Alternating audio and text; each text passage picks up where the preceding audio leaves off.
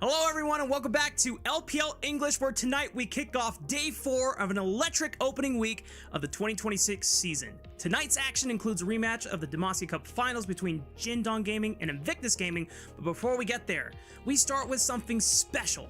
A head-to-head between the two teams that have defined the very best the LPL has produced over the last 2 years. I'm Rafa, joined by Alka, and tonight we open with the first clash of 2026 between Anyone's Legend and Billy Gaming. Let's go, baby!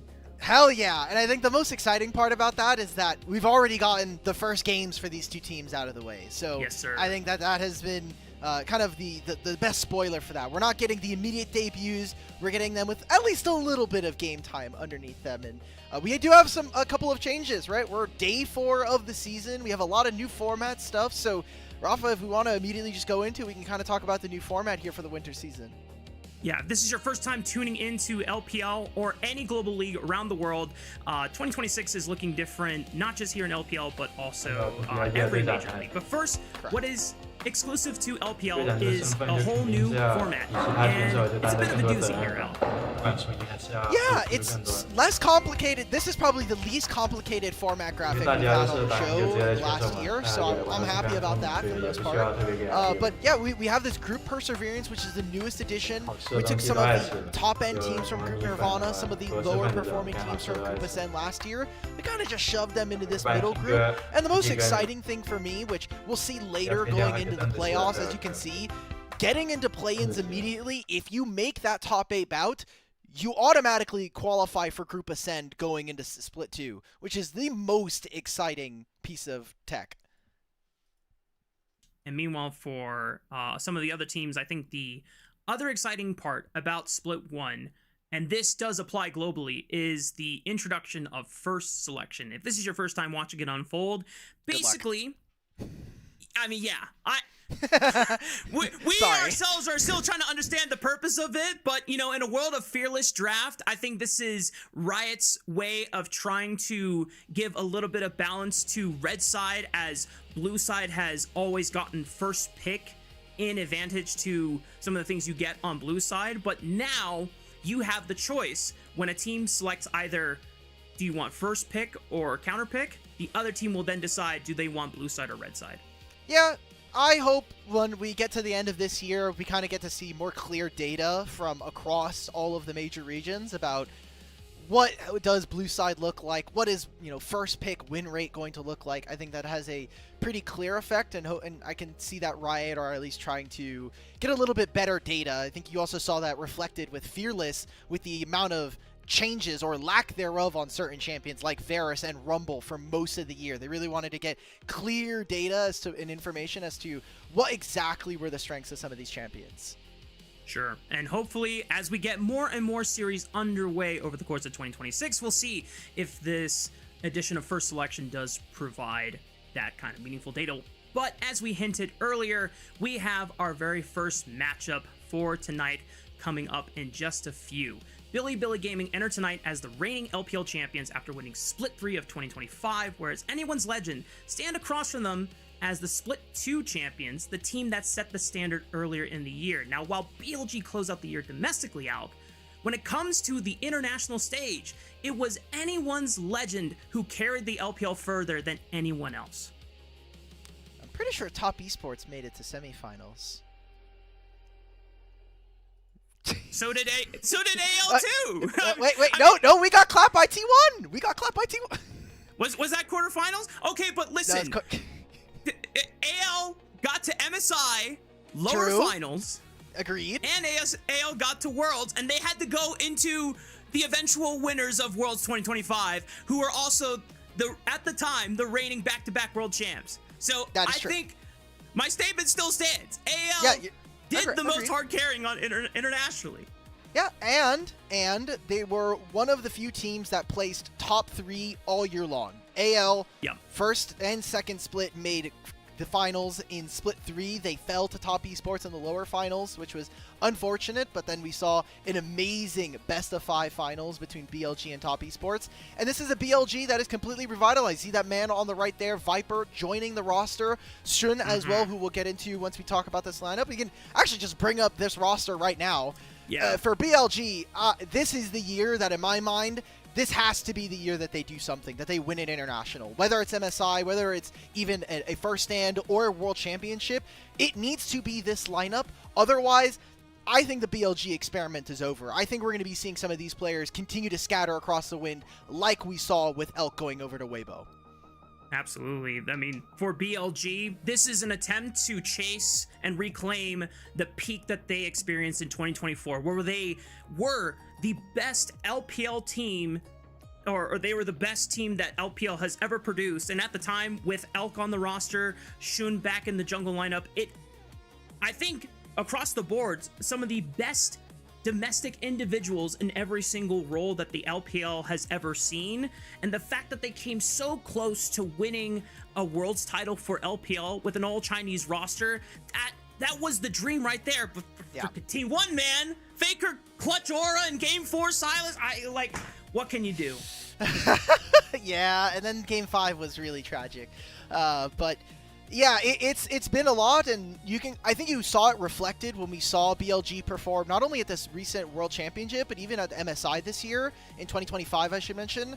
There was a large portion of the Chinese community who were kind of rooting for them to fail, right? Like, this team had given them so much hope, dashed it at the very last moment, and then, you know, for the last, basically since 2023, this team has been internationally very relevant as well, or the organization anyway. So it's telling that now they're bringing in not only two pieces in AD carry and jungle, but we do have head coach Danny coming on through from Weibo and IG, hopefully to lead this team to higher highs than we've seen from them internationally. But I mean, we're kind of talking about the man in the mid lane right now, Knight.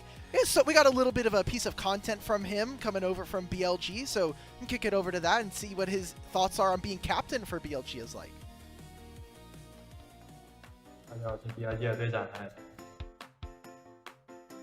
队长这个身份就肯定是要比其他选手就担着更多责任吧，不管输赢还是要自己付出更多。因为大家都是打篮球职业的选手嘛，大家也玩游戏非常聪明，所以也不需要特别给压力吧。好吃的东西都爱吃，就什么米粉、什么螺蛳粉这种，干好吃的都爱吃。我一般听歌不记歌名。 要推荐的话就邓紫棋的所有歌，邓紫棋的。 Fun little tidbits about Knight, and at least Gem did perform at World Finals this past year in 2025. Knight so didn't. That must.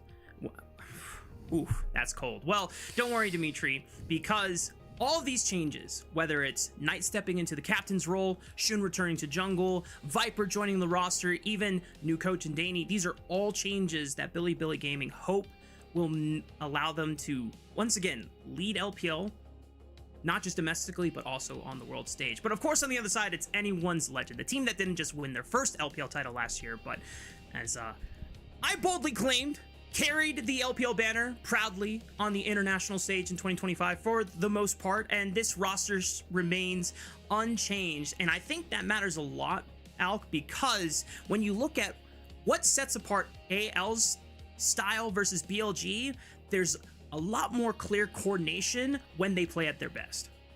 Just frankly speaking, AL just have had better pieces for most of the year, right? Like, Kyle has been a top-level support, if not the best support in the league for the entirety of the year.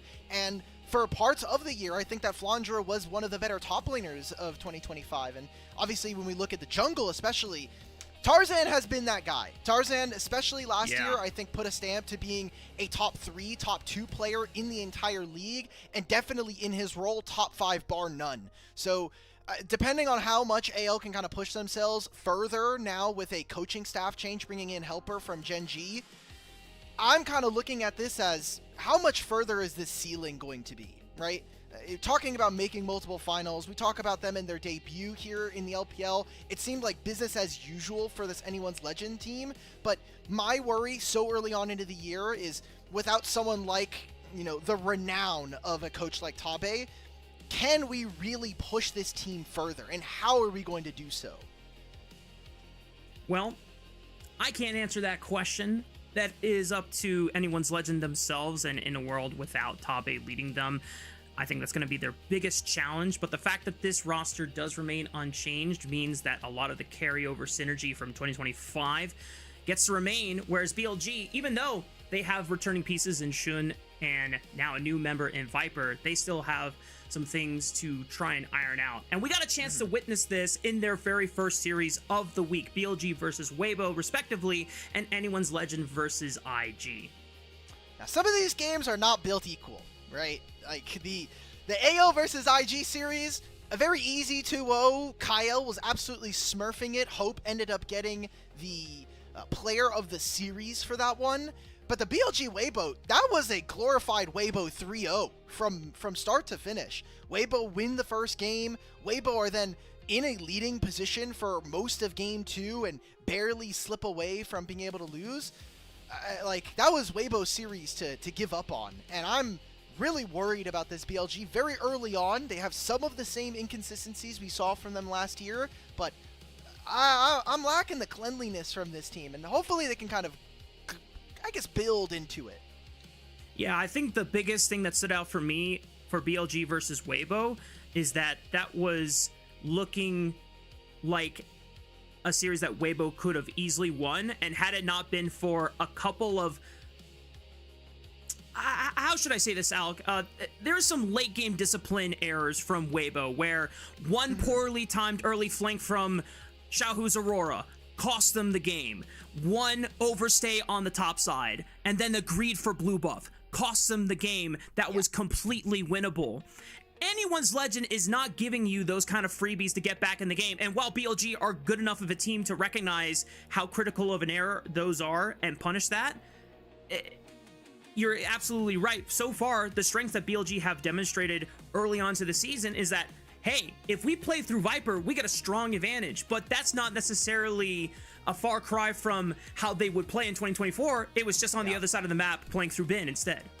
I think it's very clear that BLG are still trying to find their voice right now, and that is part of the advantage we're going to give a team like AL. They have the innate synergy of just having played together for an entire year. They know kind of the small ticks of each other, both in and out of game. They generally know how they want to play certain laning phases and play certain strategies and patterns in the game. For BLG, we're bringing in 2 new players. Even if Shun was just on this lineup, he has a lot of different experiences from playing on this JDG roster last year. So there is going to be some growing pains, even with familiarity between the players. So I'm expecting that BLG will be more dominant as the year goes forward.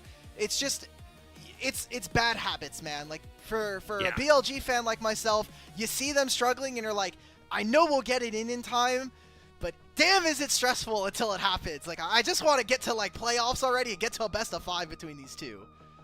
Well, don't worry, Alec. We'll get a chance to see how that journey for BLG continues in just a few, as already we're getting teases of both the rosters, and I have to say, I know I'm sporting the AL jersey for tonight's matchup, but I have been a longtime Shun fan even before I started casting for the LPL, and it feels so damn good to see this guy back in BLG cotton candy colors. I think while his time on JDG, he made the best out of it. For me and many other LPL fans, shout out 1010, is so happy to see him reunited, especially with one of his most beloved teammates in On. Oh, yeah. On, I go immediately to Bin and Shun. There's that clip of them riding out into the LPL stage, and Bin is carrying him on his back, like he has probably done in a few games. But it is very well documented that Shun and them, like, I think there was an off-season where neither of them were playing, and Shun had, like, invited Bin to come over and have dinner. It is very cute, and it's clear that these two guys have, you know, a lot of camaraderie together. Obviously, for Shun, it is kind of the roster and the organization that brought him into prominence. And Tabe helping him elevate and seeing the potential in this very, very young jungler that is now what widely considered the best Chinese jungler of the current era for LPL, and that is with heavy pride that Shun gets to carry. We know that Shun sometimes gets a little crazy in his carry antics, but I think in some of the adjustments he's already made in these first this first series against Weibo, Shun is recognizing, hey, you know what? I have very strong carries. I know that the jungle is a crazy world right now, and there's some mechanically crazy champions that you can try and display your finesse on, which Shun is no stranger to. Hey, you know, don't sleep on the Malphite. But you know, Malphite. Jason, I throw a Q, I throw an ult. Yeah, I'm the mechanics god. Viper got nothing listen, on me. man, the amount of times people have messed up Malphite Ultimate is just crazy. Not necessarily in LPL, but just you would not believe. But still, Shun recognizing that, hey, if we just play through Viper and I set this guy up, it doesn't matter if I'm playing a more reliable, simple to execute champion, my team is going to get the job done. But I think more than anything, when you have Shun back in the lineup, there is a significant sense of, like, not just camaraderie, but also a way to calm the team down and keep spirits up. I think there is like a translation I saw on Twitter where after game 1 against Weibo, Shun was the first person to be like, hey guys, it's totally fine. Let's just readjust and let's try to play with more reliable engage going into game 2. I'll lock in Malphite. That's totally chill. Let's just try and get Viper fed in this next game. And it worked out. It's great. And I'm sure that AL have a lot of those, right? Like, it seems to me from both interviews and just on stage, Kyle seems a lot more forthcoming immediately. He knows kind of the game that he wants to play. He doesn't feel more of like a follower, and a lot of that is attested to Tarzan's leadership. I think this year, in my mind, this could be Tarzan's bid to be the best player in the LPL if he's able to put up strong performances all year. And here we go. We are now starting off the season. Let's go, immediately. Baby. Now, we did get to see part of the first selection here. BLG are going to be on, they will have first pick, and AL are going to be on the blue side here. So that was their choice. We'll see what that ends up kind of turning into for both of our teams. However, Nico being banned, not all that surprising. I imagine Rumble is also going to get banned, but Flandra has definitely been kind of the biggest counter pick player when it comes to playing top lane. Hang on, Dimitri. Something that is going to happen. One of the three is going to be let through. Rumble, Malphite, or Jace. Oh. Orianna is also up in contention because Jarvan and Karma and even Akali were not some of the more common bans that we saw in earlier series this week. So already BLG and Anyone's Legend are getting ready to shake things up in their first clash against each other here in 2027. Ooh, Silence ban.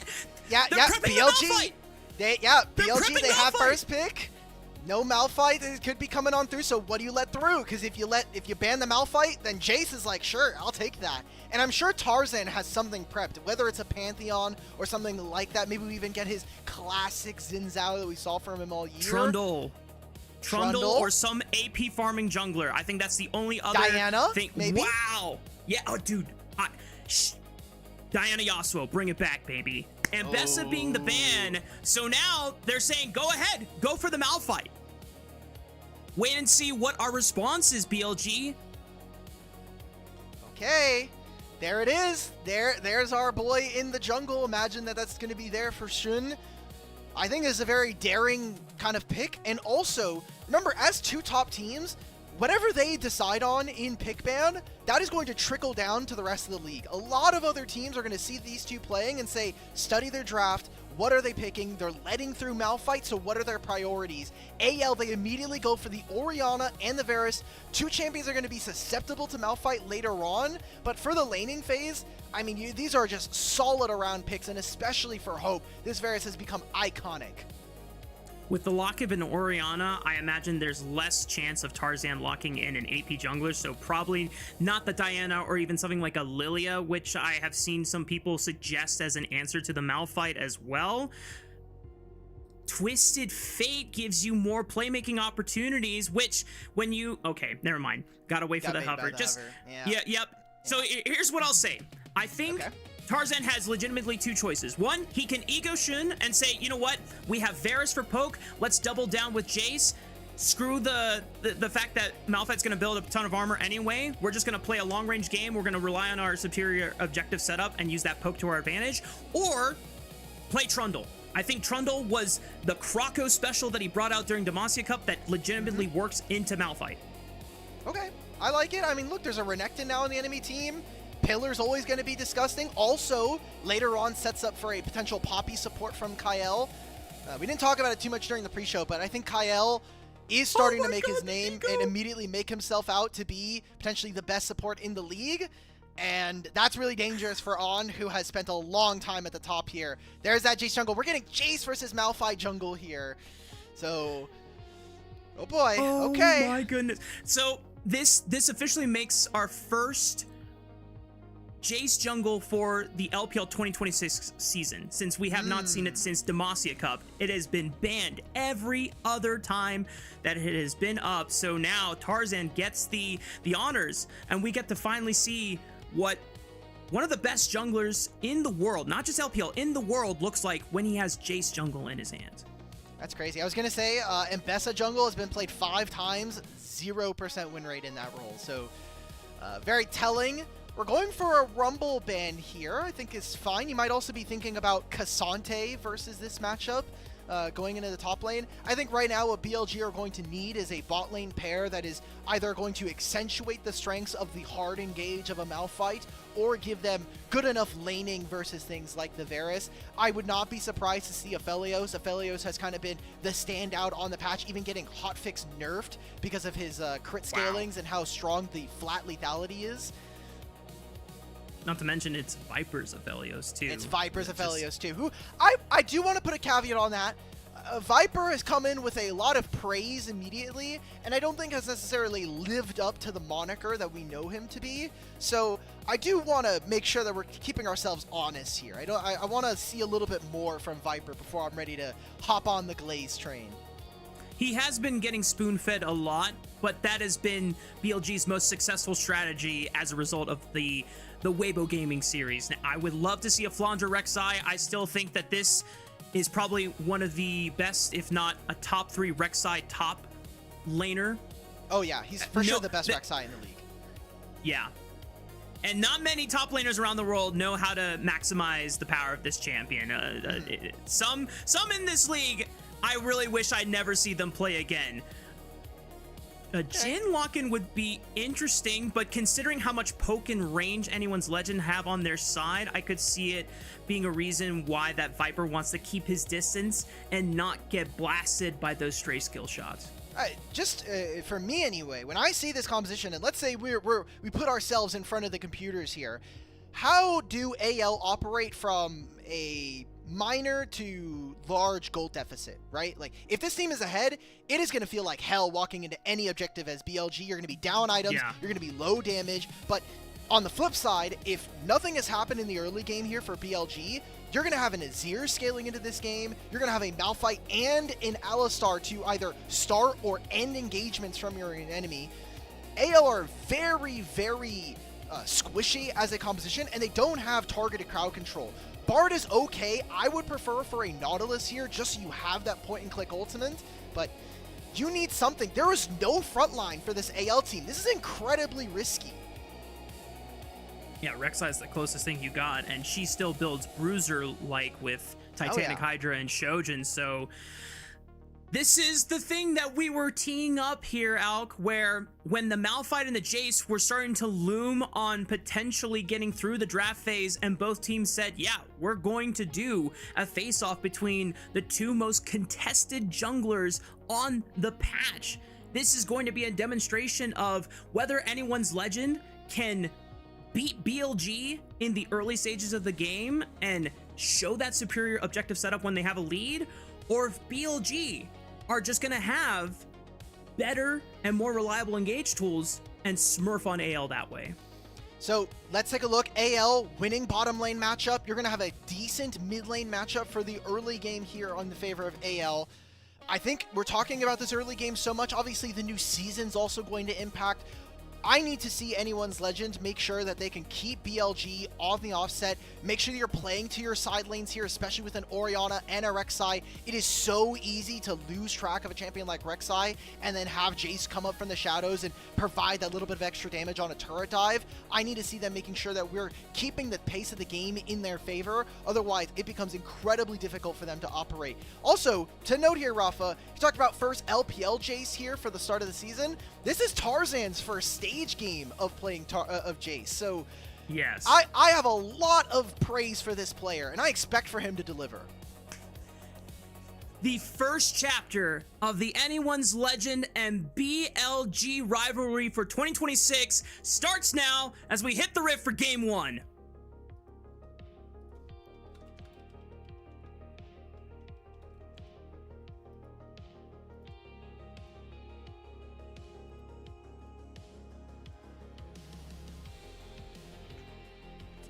Okay, awesome. We got the gyos. That was the most important part. Let's That's go. the thing I'm most excited about. We get some 2v2 already. Some summoners being procced as well just to maintain lane dominance.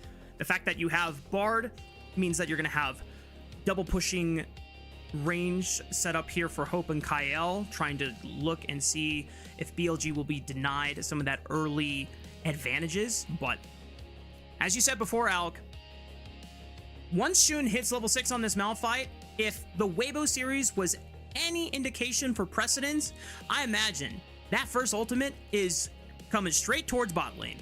Now, this is a way for me to check if Quax is watching the show right now, because he had a discussion, I think it was either earlier today or on another show, about talking about that Malphite doesn't really have very many avenues to interact with enemy jungles. You can kind of evade him. I know you and I are big on this champion is way too busted early for you to move him out of the jungle in a lot of instances. So this is basically for us to have a conversation cross broadcasts for some of our other jungle players. And I mean, look, junglers are heading to opposite sides of the map. I don't think Malphite's going to be diving any top waves anytime soon. For Jace, what I'm kind of looking for is whether or not we can see, if we can try to present some dives, right? Like, this Jace has so much extra range, just part of his kit. He's also opting for the first strike here. I mean, this just gives Jace so much damage potential. With the first strike keystone, you can accelerate how much gold you're going to get, which means faster item spikes. And if Tarzan, we know anything about his history in the LPL and his history as a world-class jungler, this guy knows how to prioritize self-economy and making sure that he is playing on those spikes in an efficient manner. So far in this game, nothing too disastrous or too chaotic has arisen so far. It's just full clear rotations from both junglers, both of them getting their respective side of their scuttle crabs. So I imagine that both junglers are going to take the recall. But the big thing here is, as Tarzan might be able to look for some quick poke, it won't be a straight gank. All right, no dice. All right. That's okay. He'll just take a base now and look for his straight dirt. Wait a minute. Shun setting up Bin. What is this? 2024 Flandra in trouble. Gets the tunnel waves, tries to flash, but double flash from Shun and Bin. That camaraderie shining on strong in Game 1 between BLG and AL. Okay, so my bad, guys. I thought that Malphite, not typically a great dive champion, but maybe we're just going back to 2023 and 2024. We're just having Shun go for tower dives early in the game at 3.5 minutes. Last time it was his Nidalee and his Kindred. I guess Malphite is new age, one of these, so cool. Sounds good to me, I guess. That's a great start here, and especially for this lane counter of the Rek'Sai, it makes it a little bit easier for this Renekton on Bin to be a bit stronger. And this helps flip the script here for BLG, because I imagine that AL, after watching the tape against Weibo, they probably were thinking to themselves, you know what? BLG is probably just going to play towards bot lane, so we don't have to worry about Flandra as much. The fact that Shun shows up on that timer now sets Bin up for success, and now Shun can completely live Bin on an island for the next few minutes while he turns his attention to Viper and On. Seems like Viper and On, though, are not doing too bad for themselves. One of the new changes for this season is that you'll have home guards active to the very outer turret of whatever lane you are walking into. So you can already see Jhin completed Boots of Swiftness 4.5 minutes in, is going to be able to get back, will miss half of this wave, and an entire turret plate going over to Hope.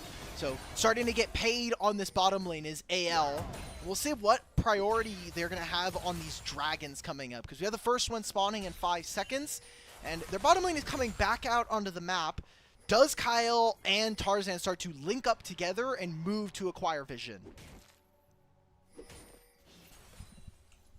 Tarzan does have the advantage of being able to poke from afar. If he ever gets a chance to go on melee form on any of these targets, I mean, Jace jungle just does so much damage. The fact that you have a form swapping champion now enabled in the jungle, and doesn't really bring much CC outside of a knockback, but it's just pure damage. And it's why he has been so strong in the jungle, because when he's able to use essentially all 6 of his abilities, it is a lot. Meanwhile, Shanks is in trouble. Shun not level 6 yet. So Shanks just says, okay, cool. That's a little bit of damage on my health bar, but I'm totally okay. Yeah, maybe if Knight had been able to angle that a little bit better, maybe Shanks is under a bit more threat with the Malphite there. Is the Electrocute Malphite as well? Kind of noting what you were talking about there, melee form Jace is great. I don't know if this is the game where he's ever really going to be pressing his ult button in this game. There's an Azir that can shuffle you in. There's an Alistar, a Renekton. It's going to be really tough, again, if they are not already at a massive gold advantage early on. But the first dragon going over to AL, that's good to know. Remember, we wanted to see them keep up early game tempo with some of the lane matchups that they have. Decent trade and response from On. Hope might be in trouble. I think Hope is just giving up his life knowing. Tries to flash away. I'm not sure what that was going to achieve. Now Viper says thank you for the kill and the flash as they continue the trade on to Kael. Deadly Flourish connects off the stun from On. The flash, the pulverize. Oh my god, it is 2024 all over again. Viper and On pick up the 2v2 all in, and even top lane Bin is killing Flandra. Same bot lane, different animal. I mean, like, we're getting a Viper for an Elk here, and they're winning out on the 2v2. We said how strong a Varus and a Bard can be, but they're losing out, and BLG are opening up with a 1,500 gold lead. Doesn't really matter that AL got the dragon. Now we're going to have Grubs spawning in a minute. I think it's incredibly dangerous for AL to walk into this pit without any summoner spells available to this Varus. Good job coming in from BLG's bottom lane, one that is going to be really exciting to watch and obviously have a lot of weight on their shoulders to represent. We're getting a play of the top lane. Oh, is this just a straight up raw dog solo kill? Yes, it is. Okay. Flandra just not respecting the all-in burst from Bin's Renekton there. I don't know what else to say on that, Alk, but, you know, getting flashbacks of the 2024 era of dominance that BLG displayed. We went into this series basically saying that this was going to be a collision course of 2 different styles of peak LPL. So far, it is BLG that is out on top, and when we go back to the draft win conditions for anyone's legend, this is not the spot that they want to be in. No, not at all. Now, again, Jace, super powerful. On the opposite side, though, Shun does have the ultimate, and I really feel like this class of jungle right now is in such an interesting spot because Shun historically has been a guy that, if push came to shove, he's going to pick the carries. He wants to be the main character on a lot of compositions that he's in. We saw that a little bit within the Nefiri jungle last year. And Malphite is just a much different champion. It is the closest version to Vi we're probably going to get on this patch for right now. So it does mean that Shun gives them a little bit more direction. I think that that was kind of the biggest change for me over both him, Shadow, and Beichuan. It is clear to me anyway that Shun has an idea as to how he wants to play the game and how he wants to enact himself. So far, the fact that Shun's lanes on both top and bot lane are in such a great position at this point. All he has to do is just rely on their strength to play for objectives as they come. Tarzan trying to contest him once again as he already secured the first grub. If Tarzan can get in there and sneak a second, they'll at least unlock a little bit of extra turret splitting power, but Shun is able to kill the second and third grub. And so far, BLG, even though they didn't get the first dragon, are able to contest in terms of objective score. This is super dangerous on this top side. Anytime that Flandra is not on this side of the map, I think that Flandra does need to be wary that he's going to potentially be dove. Now, Knight in the mid lane. Shockwave pulls him back in after he flashes the Emperor's Divide. Shun holding on to his unstoppable force. Tarzan trying to line it up. Oh my goodness, that's why we picked the Bard to set up the accelerated shock blast, and Shun has the first to use ultimate just to run away. The rest of BLG can't bail Knight out of this one. Clinical play there, and another attempt from Knight to try to force the issue onto Shanks turns into his own death, and he'll have to teleport back into mid lane to protect his turret as well. BLG, we talked about 7 minutes in, they had a 1,500 gold lead, now shrank all the way down. This lane right here, just in general, I'm feeling very confident still for how BLG can navigate, but we are starting to get AL to have some of their pieces come online.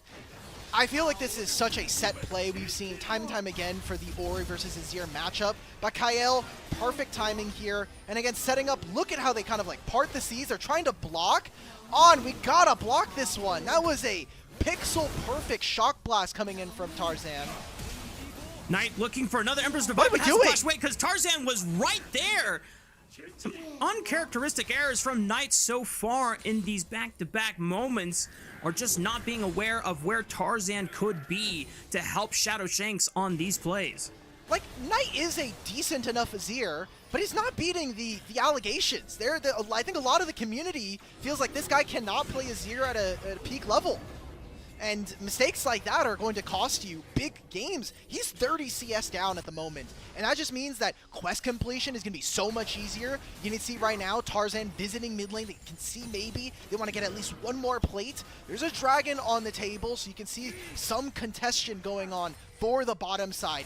If AO can find a pick and BLG can kind of squeeze a little bit more from their opponents, that'll dictate the pace of this dragon. Shun has snuck into the bottom lane, waiting to see if either Kael or Hope step up too far. Both of them have access to flash, so if they are quick with their reactions, they can dodge the unstoppable force, but Shun at least using his presence to give both On and Viper the safety to clear out vision and set up for the second dragon of the game. Watch for how the engage comes from BLG. When we saw it in Weibo, there was a lot of reliable bursts coming in from Viper's Aphelios. Jhin, a little bit different. Gonna have to enter after this dragon's already taken here. They're split off. Flash ulti onto Shanks. No flash on the Orianna. Tarzan goes to the skies and says good night tonight. Shanks does go down in the end, and so far a 1-for-1 trade. Flash from Kael, looks for the cosmic binding on, is forced to flash over the wall, but Hope wants a piece of that cow and takes him down with a hail of arrows. Shun, no unstoppable force, no flash available. A couple more auto attacks from Tarzan should do the trick. It's a double for Hope, and just like that, anyone's legend swing on back. I mean, BLG, they won the sequence. They got the dragon, they got some kills for Viper. That should have just been it. Get out of the play. Why are we contesting on this side of the river? Move out and get back into position. BLG, they took a spell too long to move out of position, and now they get punished for it. AL get a lot more kills on the back end of that and hopefully equalize themselves. I love this play from BLG. Just turn on the weak side. You know that Orianna has no flash. Go for the Ori. This is a good start to the play. Viper even flashes out of the Cosmic Binding, and that should be it. On and Shun should be away from this side of the play. Shun should just let his support die. But they end up staying. They both go down. The only thing that's costed here for AL is a little bit of time on the map and some flashes from their carries.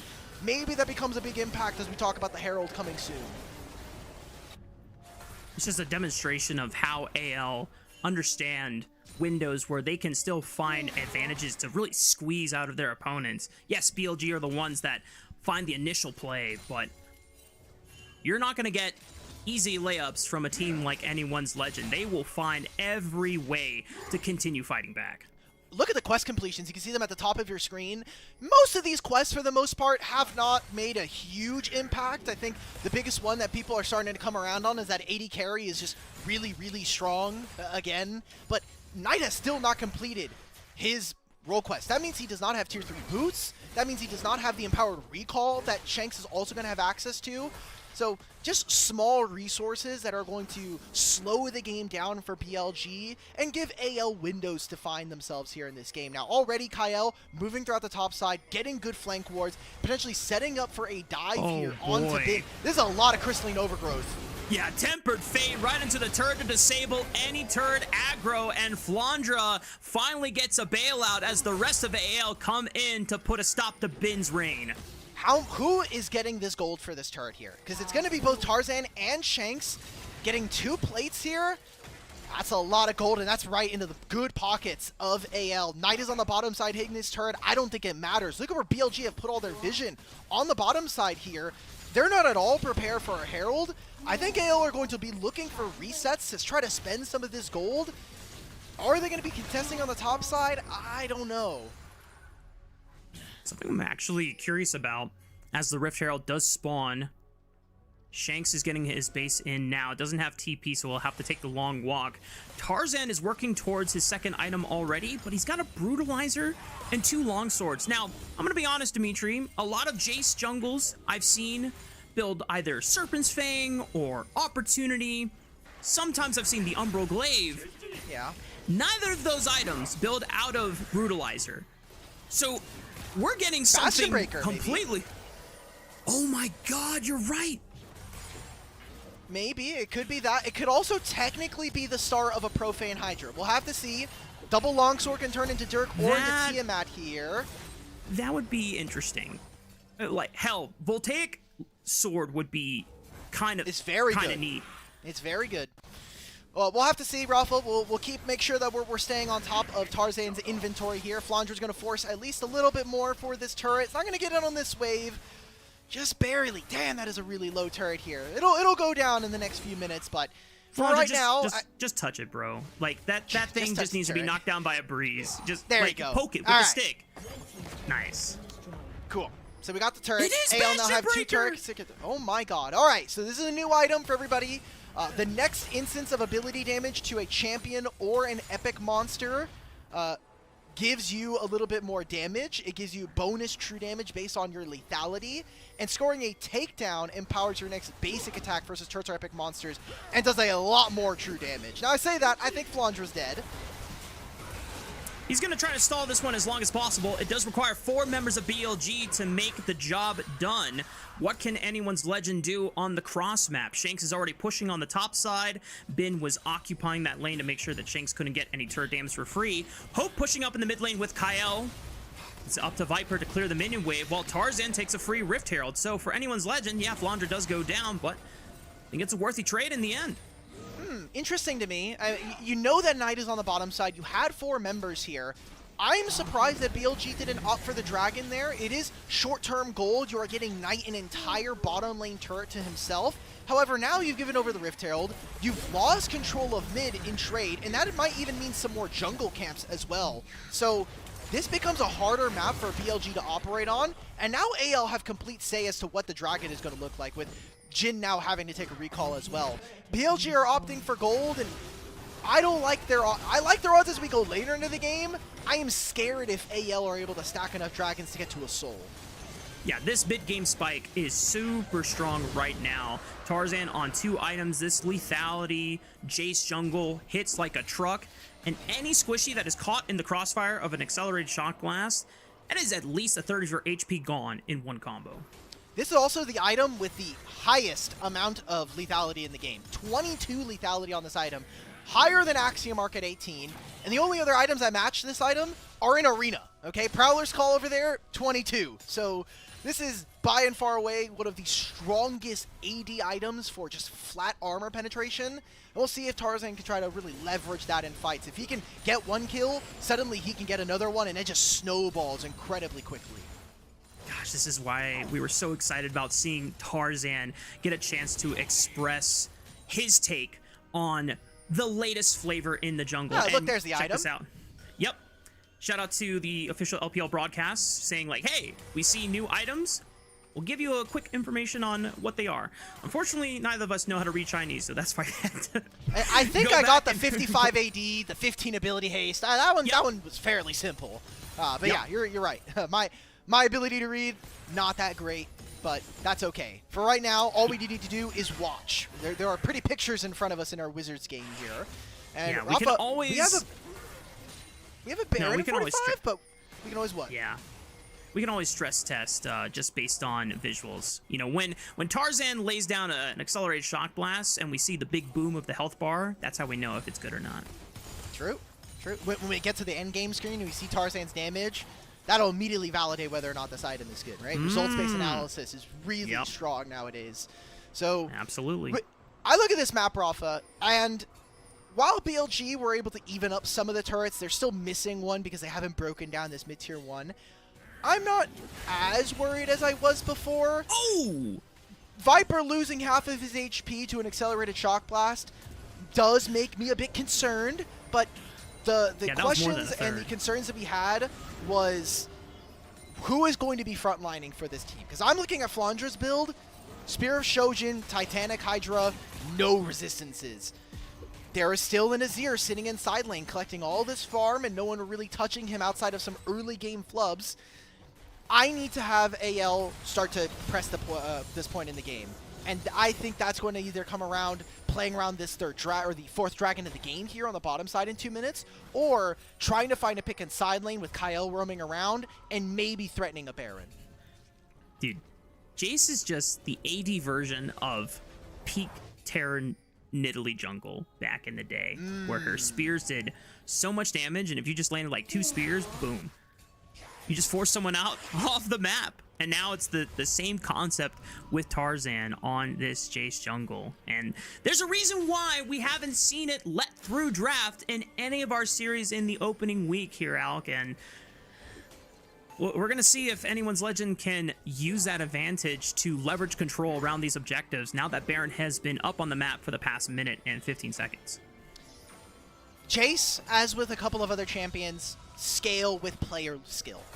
The skill ceiling for this champion is incredibly high, and while some of the other Jace jungles we got during the blind picks of Demacia Cup are great, we have high expectations for Tarzan, who, coming into this year, could make a bid to be the best player in the LPL. I need to see him have some better domestic performances. I need to see him pick up some more titles. I think the things that people could potentially ding him on is the fact that not only does he lack the domestic titles of a player like Knight, his internationals have also just not been incredible. This last year was more so an exception to the rule than what has been the normal. So if he can continue that into a 2-year stretch, I think a lot of players might look at this guy and say, like, you're top 3 in the world, not just in your role.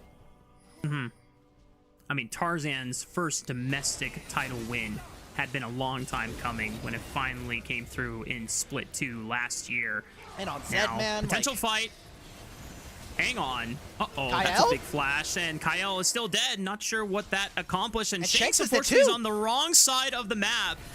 Please don't tell me he won't flash either. All right, well, BLG just picked up 2 kills for free. I imagine this should be a clear signal to start up the Baron. Now Tarzan, Hope, and Flandra will be put to the test. 3v5. Can they pull out a miracle? Really good shock blast from Tarzan on the Viper. Oh, puts what him is in about this 50% flank HP. right now? But there's a big flank in the making from On, trying to punt the key member from anyone's Legend. Tarzan is caught by Bin and On, and BLG have dashed away any hopes from the Pandas. No chance for a smite. It only comes down to Hope to put on his best Gumayushi impression and see if he can steal it right under from BLG's noses. On is doing his best to try and occupy Wait a Flandra, minute, but hold Hope up puts now. him to rest. Tempered frame from Kyle, he's back. BLG, don't tell me they flubbed this one. No. Flandra goes in. No way it happens like this. Shun is pushed out of the pit. They keep it at 3K. Flandra will finish off Shun, and they don't even need Tarzan to secure the Baron. Anyone's Legend making miracles happen here in game 1. But BLG are just the charity workers in this instant, Rafa. I mean, we're sitting on a Baron with a 2-item, 3-item Jhin, and an Azir. Why are we snapping to try to turn onto Tarzan? You should have just let the 2 members, let Bin take care of this Jace, and take the objective there. We'll get a look back at this play, and while this is going to be a prolonged replay, I mean, Kyle gets caught to start. This is exactly the scenario I want to see BLG in. Putting all this damage in, you're split up the members and the big team fight pieces of this AL roster with this Orion on the other side. You have 2 members down. That's your support in the enemy mid down. This should be the Baron. This turn on to Tarzan, I think, is the big mistake coming in from BLG. Hit the Baron! Pick from What did it BLG, reset? but the Baron fully resets and it delays time. And because it's still early enough in the game, Kyle comes back to life just in time. And a heroic play to stall the Baron further. I think even just trying to continue to delay Flandra might have been what bit BLG finally in the end. Viper was still so low from the poke that Tarzan laid down with the Jace. And it's just pure disaster from BLG, but absolute masterclass in the moment decision making from anyone's Legend. While we were in the replay there, as you can see, Flandra did get taken down. He was on the side lane. Bin is continuing to bully him there. But BLG are starting to suffer under the weight of some of their mistakes here in this game. Shun's trying to find a flank, but is completely corralled. That mid-tier 1 still giving them vision and stopping this Malphite from getting behind some of these squishier members of anyone's Legend. I gotta say, Rafa, I came into this draft and I'm saying I don't like AL's composition. If they're behind, they're right now up 2,000 gold, and while the engagements for BLG have been a lot more sound, they are a lot crisper. If you don't play the team fights, if you don't play the kind of the decision-making around objectives, it doesn't really matter what AL are playing. You are never meant to win these games here. Why are we going into another replay? LPL, come on, brother. Something must have happened. Something must have happened. This was the solo kill I was talking about. He just got soloed. I don't need to see this. Get me back into live. Oh my God, Viper almost died there. Potential engaged look from Shun as Bin just pops his ultimate. All right. I didn't need a replay of that, Rafa. I can't lie, brother. We did not need a replay of that. Well, fortunately, nothing really happened to mid lane. There was a Dominus popped, and that's pretty much it. Flandra, though, trying to set up a pick onto Bin if Cosmic Binding connects from Kael. No dice here from the side of anyone's Legend, but because the Baron buff is on their side, they're the ones on the front foot. They're the ones putting BLG in the pressure point. This tier 2 turret, wow, Shockwave connects on the Shun. Is he forced to use the Unstoppable Force just to retreat again? Tempered Fate right on top of him. Do we have another accelerated Shock Blast? He goes in for the knockup. It only hits on the Kael, and he goes down swinging. Knight has teleported, looking for a flank, but he's one man against 5, and he needs to wait for the rest of BLG to follow up on the engage, and it's just too daunting of a task to make happen. Knight is forced to retreat, and that teleport just goes to waste. Uh-oh, Knight, you gotta stop moving. If you know that Rek'Sai's coming after you, you gotta get rid of that Tremor Sense. And while he's gone, AL are gonna raise more of these structures. They get the top lane tier 2. All of the outer turrets outside of BLG's base are now gone. And that turns into a 3,000 gold lead here for Tarzan. Look, as Jungle Jace, you're going to farm incredibly quickly. You are going to be this champion that's a little bit more feast or famine, but if you get access to these items, you have an incredible amount of damage. He's been taking jungle camps. He's also been getting a little bit more gold. His items in this rune choice in this game allow him to be this greedy. First strike means you get to your second and third item a little bit quicker, and he also has cashback. So he's getting these items incredibly fast. That has been the strat for not just Jace Jungle, but some of the solo queue assassins that are running amok. It's all about the snowball effect. You get that first item, you're already that much closer to your second item. And with Jace, you have to be up on the tempo of the item curve in this game if you want to maximize your ability to impact this game looking for accelerated shock blast. Because like you said, if you're behind the curve or you're just even at item parity with your opponents, your shock blasts are not going to do that much. But the fact that he already has, he has 4 items. He's not bought tier 2 boots. Holy crap! He doesn't need to upgrade his Nikes at all. He's just running on brown bags. He's got a lot of movement speed, right? This is a Cloud Rift map, so those big circles around the buffs are going to give him more movement speed. He has out-of-combat movement speed thanks to the Yomus. He's sitting at 400 and almost 450 movement speed with no completed boots. That is a insane amount of movement speed. And remember, Shock Blast is going to give you more. If he ever transforms while he's kind of moving in, that's more MS as well. So I know we're talking a lot about the micro of some of these things, but it's just so interesting with some of the new changes thanks to the season. And in general, I think that jungle is in probably the biggest carry position that it's been in a long time. Now, Shun walking in blind, you already Malphite. He has an extra 3,000 HP to kind of work with right now. But it is all control around the bottom side of the map here for anyone's Legend as they prepare for their soul. Are we going to try to rip a Baron? In the time that it takes to spawn, this objective's already gone. Yeah, BLG have forfeited Cloud Soul over to anyone's Legend, trying to opt into making sure that their Baron setup is as advantageous as possible. Anyone's Legend have not gotten a chance to put any wards down. Gonna play through mid first, try to look for a way to group up and safely get in. They get their force ward down in this line brush, but it's completely blanketed out by the control ward dropped by Shun. This is that discussion we were talking about. AL coming into the year with no roster changes as to player personnel should just be playing at a much higher level than BLG. Even with the skill level of some of these players on this team, you're having to work with some new pieces. They are trying to sneak a Baron right now. There's a Azir hitting this objective, and no one from AL except Kael with this ultimate now spotted out. And On trying to look for a flank, but this play is completely dematerialized in front of them. BLG have no threat onto this objective, and now AL get to push them out.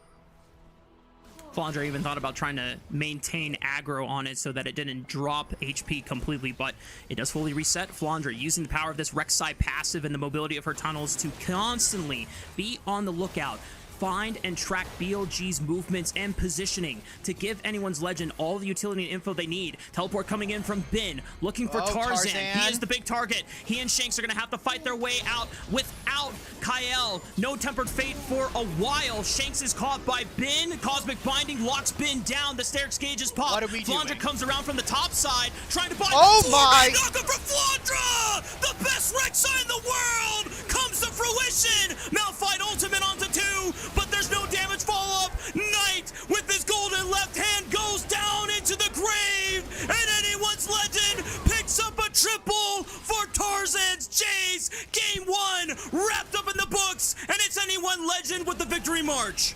They'll just move it in through top lane. AL play that fight with so much patience, and then the execution near flawless from them. That knockup from Flandre onto 4 members completely ends this game out. AL, we wanted to see them play with precision, and they came clean today in this first game. Viper will pull a last Hail Mary effort, but this Jhin can't do enough to save this fate from being written by anyone's legend. The ace comes through from Hope, and it's anyone's legend that take the first game against BLG. I had my doubts, I had my worries, but I should have just trusted the best team in the league to get it done. AL yet again proved themselves to be a top-level contender here in the league. And wow, what a amazing competition. Again, requiring a lot of finesse in the early game and in the mid game. We saw them, they had a few stumbling blocks. And I can't lie here, Rafa. I feel like BLG's biggest opponent today in this first game was themselves. Yeah. And that is almost the tragedy of BLG in their current state. You can see the potential for this roster. You can see the ceiling and the heights that they can reach. But they have to fix the issues themselves. Otherwise, better teams like anyone's legend, even if it is just the best team in the league, are going to constantly punish them and get the better of them. And if this team is trying to reclaim the identity that they had in 2024, where they were leading not only domestically in LPL, but also challenging the best teams in the world all the way to a world finals run in 2024, those changes better come through as fast as possible. I know it's only split 1, but it's day 4 of the league. We ain't gotta blow up the whole roster quite yet. I get what you're saying, though. It's been a struggle for this organization with this iteration. I mean, we go back all the way to like 2022 and 2023. We still had we had Yagao at the time in the mid lane, and it has been clear that especially without Yagao and his level of experience, and especially the way that he knows how to play side lanes, this team has been lacking macro. We've talked about it time and time again. If you were watching LPL English last year, one of the biggest talking points for BLG is that they're all hands, no brain. And hopefully with I think the coaching staff change is the most important part. We no longer have Easy Hoon. We don't have Kakao. We don't have even like Lumao sitting in the background. We have Danny and we have Chie. Chie has been sitting in the lineup for a little bit. He's been on BLG from 2018 to 2021. Then he moved off to Top Esports, came back to coach their BLG Juniors team. And obviously Danny with the Rookie and the Shy duo kind of moving around to Weibo and IG. Those teams are great at being able to kind of move around the map, especially later on into the season.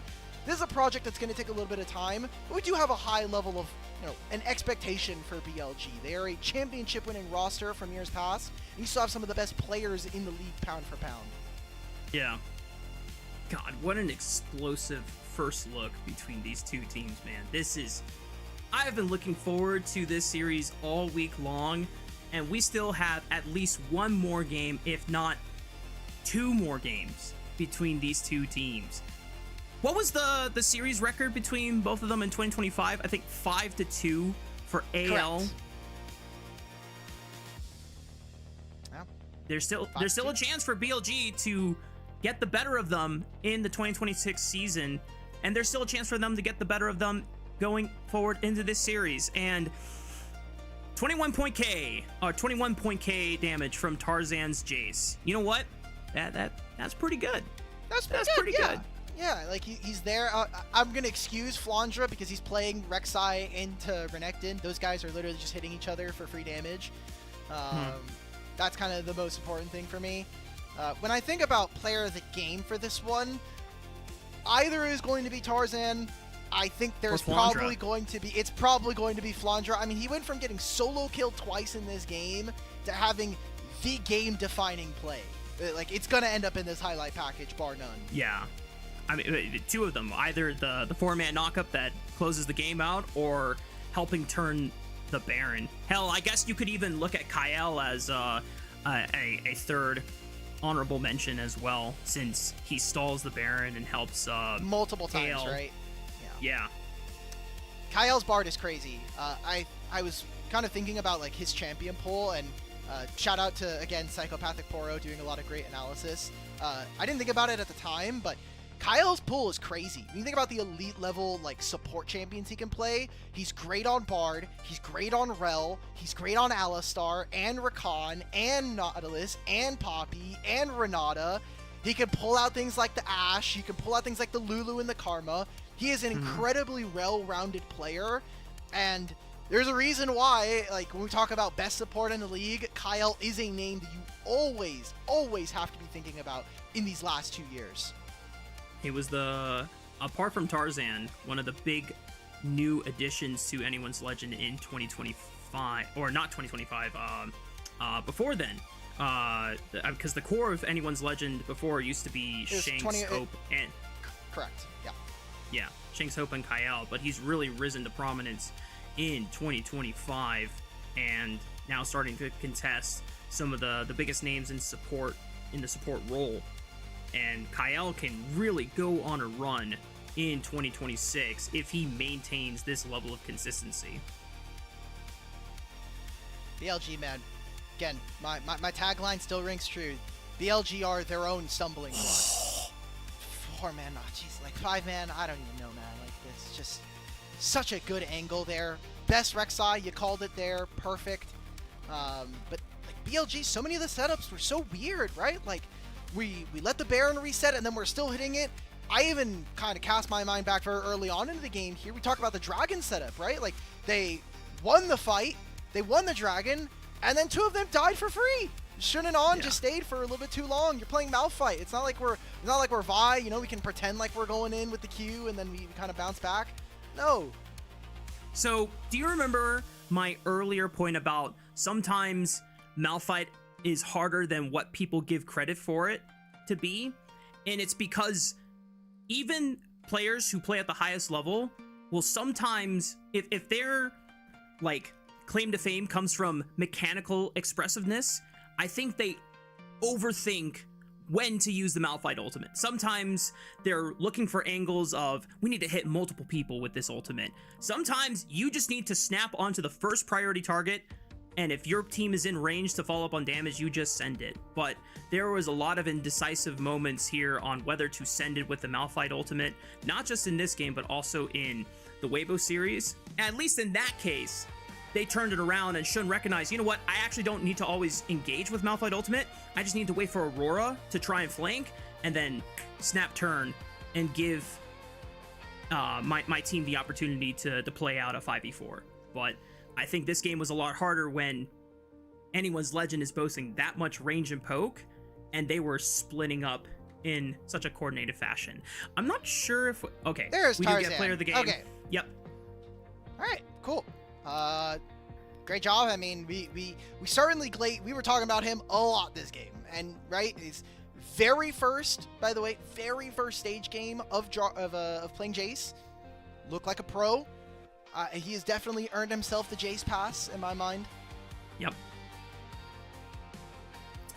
Cool. Listen, this champion is very hard to pilot, and not just jungle exclusively. In any role you see Jace, it is a very hard champion to pilot, and correct.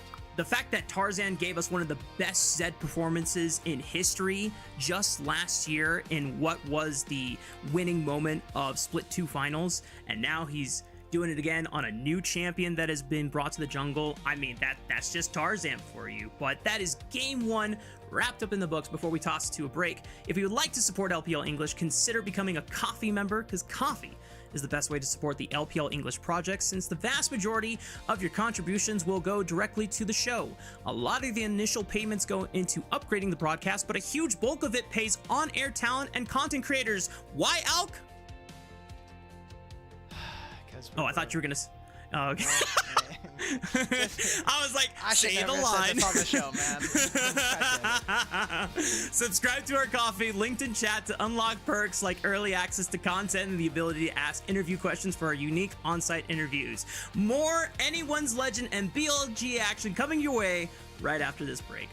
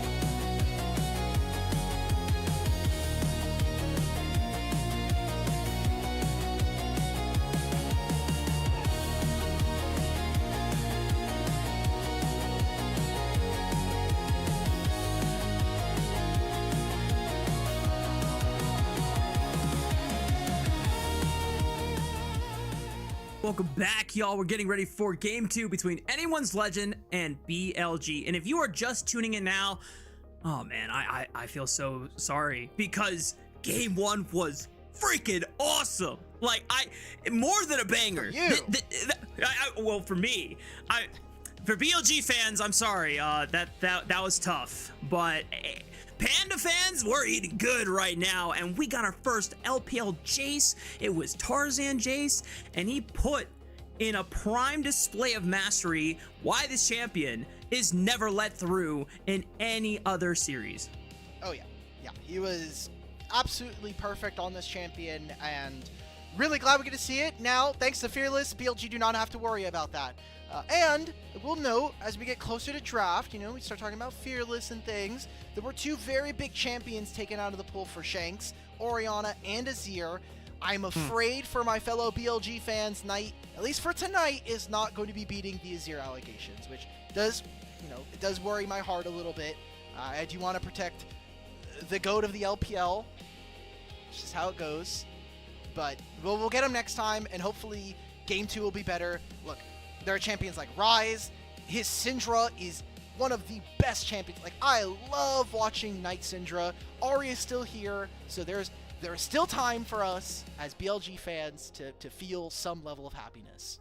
And if anything, Alk, when you look back at the Weibo series, one of the things that Knight adjusted to give Viper even more agency was play the Taliyah.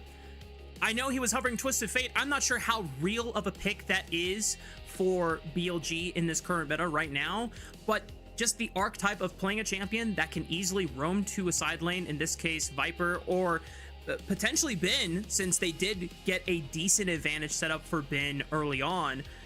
Maybe BLG return to a strategy of let's enable side lanes as fast as possible. Knight will take a backseat instead if he's not performing to his peak form, as we saw in Game 1 with the Azir, and just snowball your win conditions that way. Maybe. I think Twisted Fate is really interesting. He does gain gold a lot faster than some of the other champions, and with the new season, there is less gold from minion waves, there's less minions, and they just generally are going to give you a little bit less. So there is I think a scenario where you could see this champion. I mean, Akali is still very popular. You can play it into things like the Ryze as well, but again, some theory crafting. We'll see whether or not. I think there are some other champions, especially if we're like strictly tier list drafting, that we might get to first. Again, Ryze, Taliyah, Ahri, Akali, all of these are still up and available here for Fearless, so I imagine that's what Knight is going to be kind of pushing himself towards instead of the Twisted Fate. Although I'd be very happy to see one. It would be pretty damn cool. Or just any kind of roaming mid laner, but Anyone's Legend definitely fired up after such an explosive, seemingly back and forth game. It wasn't a dominant win from either team. There was a lot of strong punches and counter punches, but like we said at the top of the show before we even got into draft, one of the good things about BLG having Shun reunite with this core squad and returning to the glory days of 2024, Shun's got the good vibes, man. He's already laughing, having a good time, and sometimes after a loss like that, you need someone that's willing to, whether Shun is saying, hey guys, that's all on me, you can blame it on me, let's just move into Game 2 and let's bring this back. Yeah. That's on me, Knight. My bad, bro. Yeah, my bad, Captain. I got you. You know what, Malphite? It's okay. We've got more champions in the tank. Let's bring this one back. Well, remember what I said during the game is that Malphite kind of feels like a slightly fresher paint of like Vi. Yeah. It's just like, okay, you know what? Why are we going around let's not like beat around the bush. I'll just pick a Vi. I'll pick a Xin Zhao. We'll camp around mid, and let's just take our free win, right? Like, let's just put the fries in the bag at this point. And we'll see. I think for Shun, he has a bit of a weight on his shoulders, right? Like, I think it was unfair, kind of, that he was taken off this roster in the first place, especially with some of the allegations that were going around that apparently ended up being untrue. I don't want to go too much into it, but it really did seem like Shun was ousted from this team at the last moment, and it did seem that the players, obviously reflected, would have preferred to have played with this guy instead over the last couple of years, especially for how long he had been on the team prior to that. So We could talk a bit more about the draft, though. We do have BLG, or sorry, AL anyway, back on the blue side here, and BLG wanting to get first pick again. And Anyone's Legend already identifying potential options that Shun would default to just to help enable his team. You talked about it before. Malphite is just kind of the new version of Vi. Well, now there's no Vi option for you either going into the second game. So Cassio ban is interesting. It means to me that we're probably looking for things like Talia on the first pick. Rise is a good ban as well, but again, strengthens that Talia that I was talking about. Rumble, also a champion that hasn't gotten nerfed and is available. Nico, even, because we banned Jarvan. You know, if we're saying that Shun should be playing these equal or these easy-to-play engaged champions, Jarvan seems like the most important one in my mind. But we're going to try and pick up a strong bot lane matchup for Viper and On. Nico, definitely one of the few champions that On was able to achieve really memorable peaks with. I go back to that MSI 5-man Pop Blossom he had. Really one of his best moments in a year that was kind of up and down all over the place. Definitely a nice highlight. Anyone's Legend respond though with the Aphelios, no Aphelios for Viper this time around, and the Xin Zhao. So really the number of quote-unquote simple, reliable junglers in this day and age goes down, so it just leaves Wukong potentially up for Shun. But he's gonna take his time and hover a couple other options, maybe tease us a bit before eventually, I imagine more than likely going back to the Wukong. Yeah, it could be Wukong, could be that Rumble we were talking about. Automatically to me, I think that BLG on 3 here could go for a Misfortune, maybe trying to see a little bit more options. It's either Misfortune or we're going to be taking a jungle pick here. I think you want a strong bottom lane pair so that the laning phase is a lot easier for Viper and On to play. And with the core of 3 champions that they're showing here, I think your team fight is just simple enough. Equalizer, Nico Pop Blossom, bullet time. End of the game. That's kind of it. You go back to what worked for them in the Weibo series. It was a bunch of press ult to win compositions, right? And just being able to layer that together and being able to play through Viper and On seems an easy enough of a task. You have range in both support and AD carry. You should have the push. Anyone's Legend, though, answer with Lulu. You just mentioned how Kael has one of the most versatile and effective champ pools. Now he gets to display not just his tank play and his engaged play, but now even more of that enchanter playstyle with the Lulu. This is great, but Lulu does get outranged here in this instance, so it'll be a lot more difficult for her to find that same efficacy that we typically see. If BLG do opt for more engage, this is kind of a countermeasure. Same thing with Xin Zhao, right? Like, that Crescent Guard is way too broken. The fact that it sweeps everybody else away, if you try to dive onto these champions, if you're not in range, you're not getting very much done. So I like what AL are showing, though. Let's get rid of the Wukong that we were talking about. Let's see if we can also take away some of the other champions that we might be seeing from Shun. Obviously, again, Xin Zhao taken away. You don't really want to play other things. Like, Jarvan's already gone. Are you going to maybe force a Pantheon? I don't think that's great either. You're looking for more engage tools that BLG can stack up, because if all you have is Pop Blossom, a well-timed Crescent Guard, like you mentioned, just pushes Nico out of the fold, and then she misses it, and Pantheon taken off the table. So now, in terms of jungle options, do we throw a Sejuani into the pool? Are you willing to... Neferi? I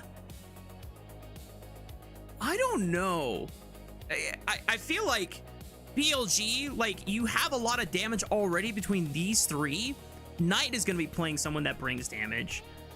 I like, even if Shun would prefer to play a carry, I feel like if you're not playing something that can be a front line or bring another engage tool to the mix, I feel like you're going to be limited and heavily depending on to make these plays happen.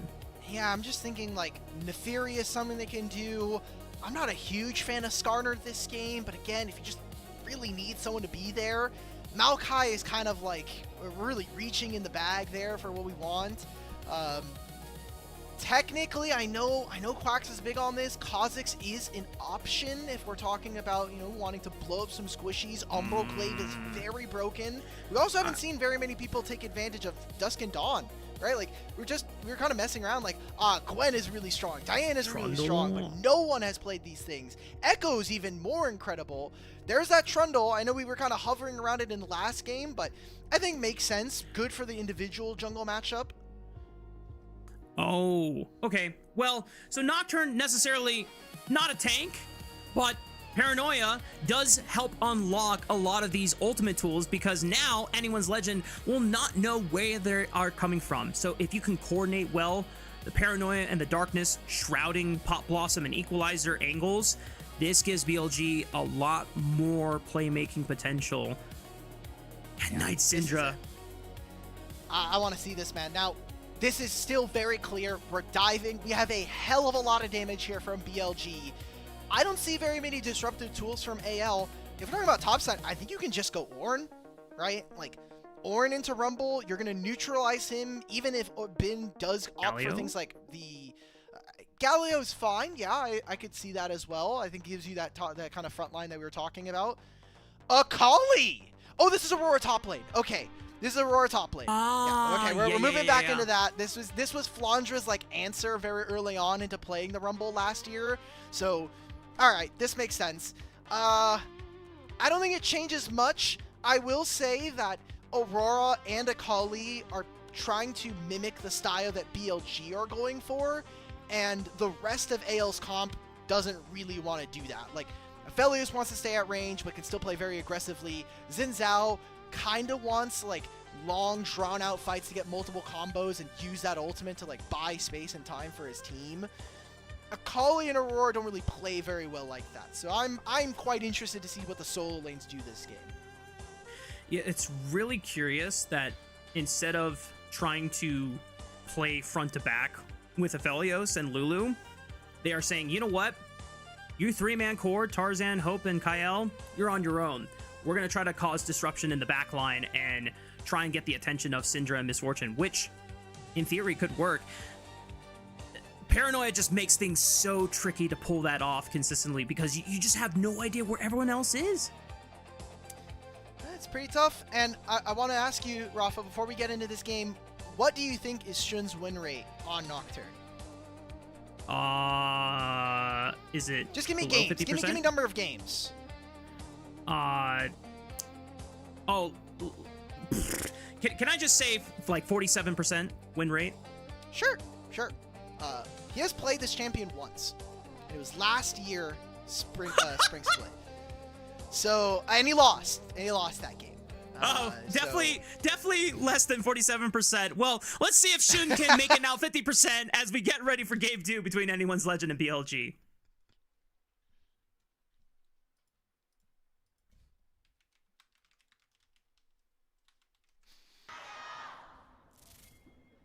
Beautiful. We didn't get to talk about it, but I will mention we are in Suzhou. We are in the LNG arena.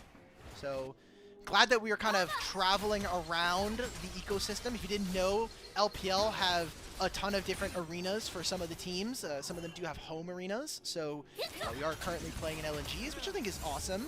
Again, just make use of the space.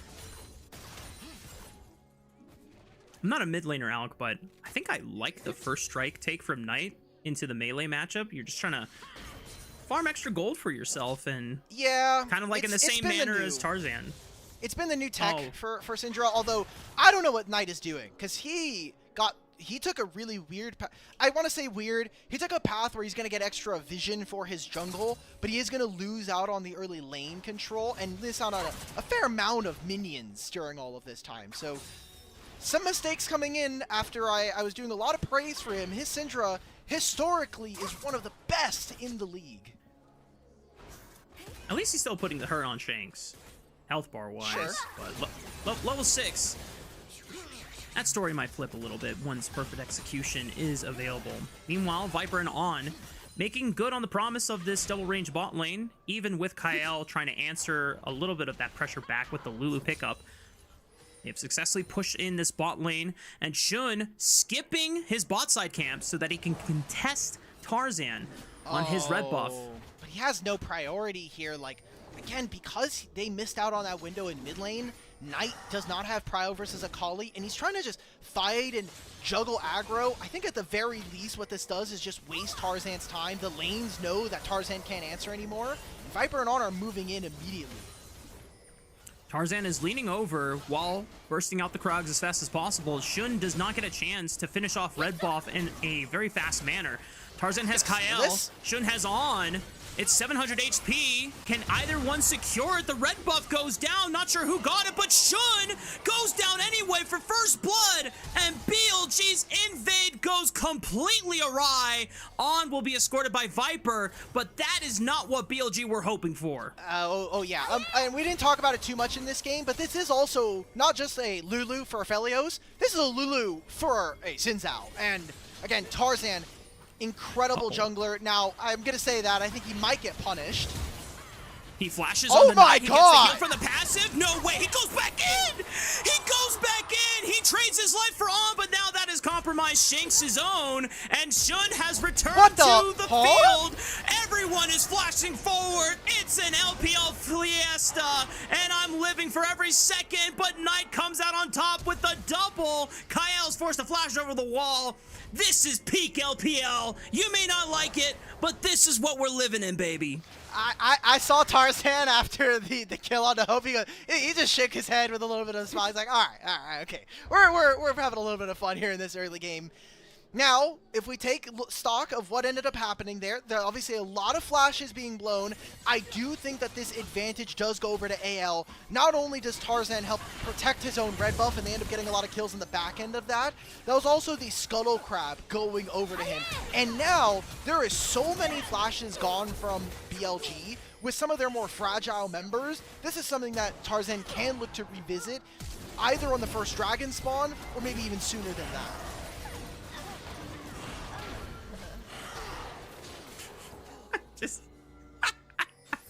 I know, man. I love League of Legends, man. Just everyone throwing fists. It's super bloody, and it's super scrappy, super early on. Everyone just trying to squeeze as much advantages as possible, and Shun, not deterred whatsoever, even after the botched invade, says, I will take these chickens if my life is forfeited for it. Hey, look, I think that's great. You know you have some of the timers on the bottom side here, so Shun just taking away resources from Tarzan. It's a good enough denial of resources. And we're talking about the early game aggression. This is all possible thanks to the changes for this season. Just the free home guards that everybody gets early on makes it significantly easier for you to go for an early game trade, come back to lane, and not be missing out on much. Now, I talked about the advantage that AL did get during that play. BLG now, they have two kills on tonight, and that's additional Splinters of Wrath going over to the Syndra. So might get her first and second evolve a bit sooner than her opponents. And that's great just by having extra spears to play around with and the additional damage that your W is now going to provide. BLG gonna have to play through Knight Syndra, looks like this time around. Viper and On did at least get a slice of the early game pie and scrap. A little bit of gold did go Viper's way. He has now a BF sword to start off the laning phase versus Hope's serrated Dirk. However, Tarzan is still up on the farm and level game. What happened top lane? We're getting a picture-in-picture for Equalizer on a minion wave.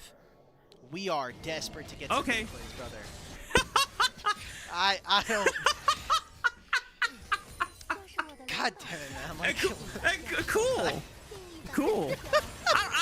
I mean, who knows? Maybe the official broadcast is like, why did Equalizer get used? Oh, it's just for the minion wave. Cool. All right. Well, yeah, we haven't seen this exact combo like 6 million times, but it's fine. It's fine. Anyway, BLG are going to get the first dragon.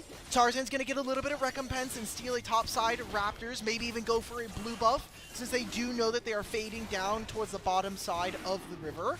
Is there a play here? Knight is incredibly strong. I know I talked a lot about the Splinters, but he has the Elixir in his pocket. That's free adaptive force, and that got buffed on the patch before this. That alongside the first strike, he's going to do a hell of a lot of damage. Knight is spot on the control ward, but they don't care. They know that Hope doesn't have flash from the scrap before. On taking up the turret as much as possible. Clean dive by BLG. Exactly what we wanted to see from the draft. Play for early lane advantages, make it so that you never really have to get into a fair fight around objectives versus anyone's legend. And right now, BLG are thriving. Again, we're at the 7.5 minute mark, and as soon as I say that, we get a pause, but BLG have a lead again. We talked about this in game 1. 7 minutes in, they're up 1,500 gold. Now again, they have the first dragon, they've got early kills. This game is at least feeling a little bit more promising than the first one. One of the things I want to mention again, Alec, from our draft discussion is that we were hoping that whatever champion Knight picked up, he was going to be roaming 2 side lanes and trying to further enable them. I didn't expect Syndra to be that champion, but because he was already gaining a massive advantage off of the bloodbath that was 3-4 minutes into this game too, but he has the push against Shanks and he goes immediately to bot lane, knowing that, yeah, Shun can't necessarily gank without paranoia. It's like, don't worry, bro, I got you. I gotta scatter the weak. I'm super strong. And like you called out, the extra adaptive force from that little elixir made all the difference in just ensuring that the dive was as clean as possible. Hope had like an additional 150 to 300 HP, which later in the game won't matter as much, but this early on, with usually how little damage there is, that is pretty meaningful, right? So he lived with a lot. That was an unleashed power, like you mentioned. The scatter comes on through, and they also got some turret plates. So I imagine this Misfortune and the Syndra are going to be really strong. Those are the big carries for BLG, and those are the ones we're going to be looking towards for the whole year. Knight and Viper on the same team is like a fantasy of a team, basically, in my mind. Yeah. You're taking one of the most recent world title winners for the LPL in Viper from EDG, and someone that has achieved great success domestically in both LPL and LCK, and then Knight, who is probably considered the best Chinese player to ever play League of Legends at this point. Yep. Alright, so we get back into game. Do we need a replay of this one as well? No? Okay. So Equalizer's going to be used to clear the wave. This is hopefully to provide BLG with a little bit of priority. However, their bottom lane is nowhere nearby. On doesn't have level 6 quite yet. Syndra's recalling right now. I don't know if we're allowed to do this. From Tarzan. Shun. No flash available either. Tarzan knowing his timers and his windows. Wow, just super proactive. Tarzan is just one of those few individuals, not just in LPL, but in the world, that will understand these tiny windows and just maximize them for Rafa, the best effect. I'm going to stop you right there. There. What is Shun doing in the jungle there? Like, my mid lane is recalling. My top laner is recalling and just used Equalizer. We should not be in the river there. Like, that was a bit questionable there. Maybe Shun he wanted to squeeze a little bit more lemon from the squeeze, but I don't get it. Like, you're not getting, you're gonna go down there. For all the fans tuning in, I think this was a wonderful display of the two sides of man, either the extreme glaze or the extreme hate. You know, I mean, you're a jungler. You're like, you know, Tarzan's incredible, man. Look at it. He just killed him because Kyle was there as well. Like, should just not be there, okay? Like, let's take a recall. So, AL, they won't put too much of a dent into BLG's gold deficit. I think a lot due to the fact that this bottom lane from BLG got some plates, as well as we just saw Bin on the top side do the same. But Tarzan does now have an 1,100 gold lead, something to match Viper on the opposite side. And we talked about how strong this Xin Zhao is going to be and how powerful Tarzan is with this champion equipped. Has a Lulu behind him, so he's going to be an incredible skirmisher. And now, BLG are going to be kind of on the back foot when it comes to bottom lane plays, especially if they can't get on to be to a fight. That's a large portion of your gold if Viper can't be there as well. Second Dragon coming up in the next 2 minutes here. And with that Thunder Sky first item spike from Tarzan, he is one of the strongest individuals on the Rift at this point in time. Potential 1v1 from Flandra and Bin forces the Between Worlds realm to be expended just to get out of harm's way. Bin still has Equalizer available. We'll see if he uses it for another minion wave, and we'll get it in a picture-picture replay. That's what we're hoping for. I need to see another. I need to see Aurora use her ultimate to clear a minion wave. I need that in slow-mo. I need a full screen. especially right as the Baron spawns, that would be perfect. We'll put it on my Christmas list right now. But Rafa, we have a little bit of a lull time. We do have a minute before the Dragon. I want to say that I do feel like BLG should be looking for a fight. You have so many important buttons available to you at this time. And it's all about, for me, if I'm AL, I don't know if we're going to have time to make a side lane play at this moment. How are we going to get gold otherwise? Because, I mean, Hope is very strong right now. Yes, he's down 1,500 gold. I don't want to get around that point, but he's probably putting a lot of points into the flat lethality in his kit, and he's going to have Finish Day Collector soon. So he's going to have a lot of upfront bursts that I don't think a lot of other champions are going to be able to deal with. Sure. Okay. Shun is on the top side, 30 seconds before Dragon spawns. You have two options. One, Bin just pushed in this wave. You immediately shift over to mid lane so you can help cover while Syndra also preps for bot lane. But Hope... Yeah. Oh, that's not Hope. That's On. Freaking Nico clone. It got me. I was curious if Shun was going to go... I thought Shun was just going to go for a quick dive onto Flandre and say, you know what, we can give up the second dragon. We already got the first one. We don't need to stack dragons, but that window has passed.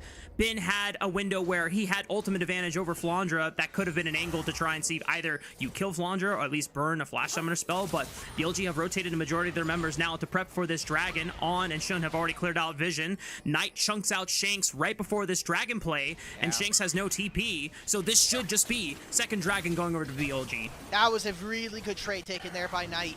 Knight also getting his quest completed, so has the upgraded chain breakers.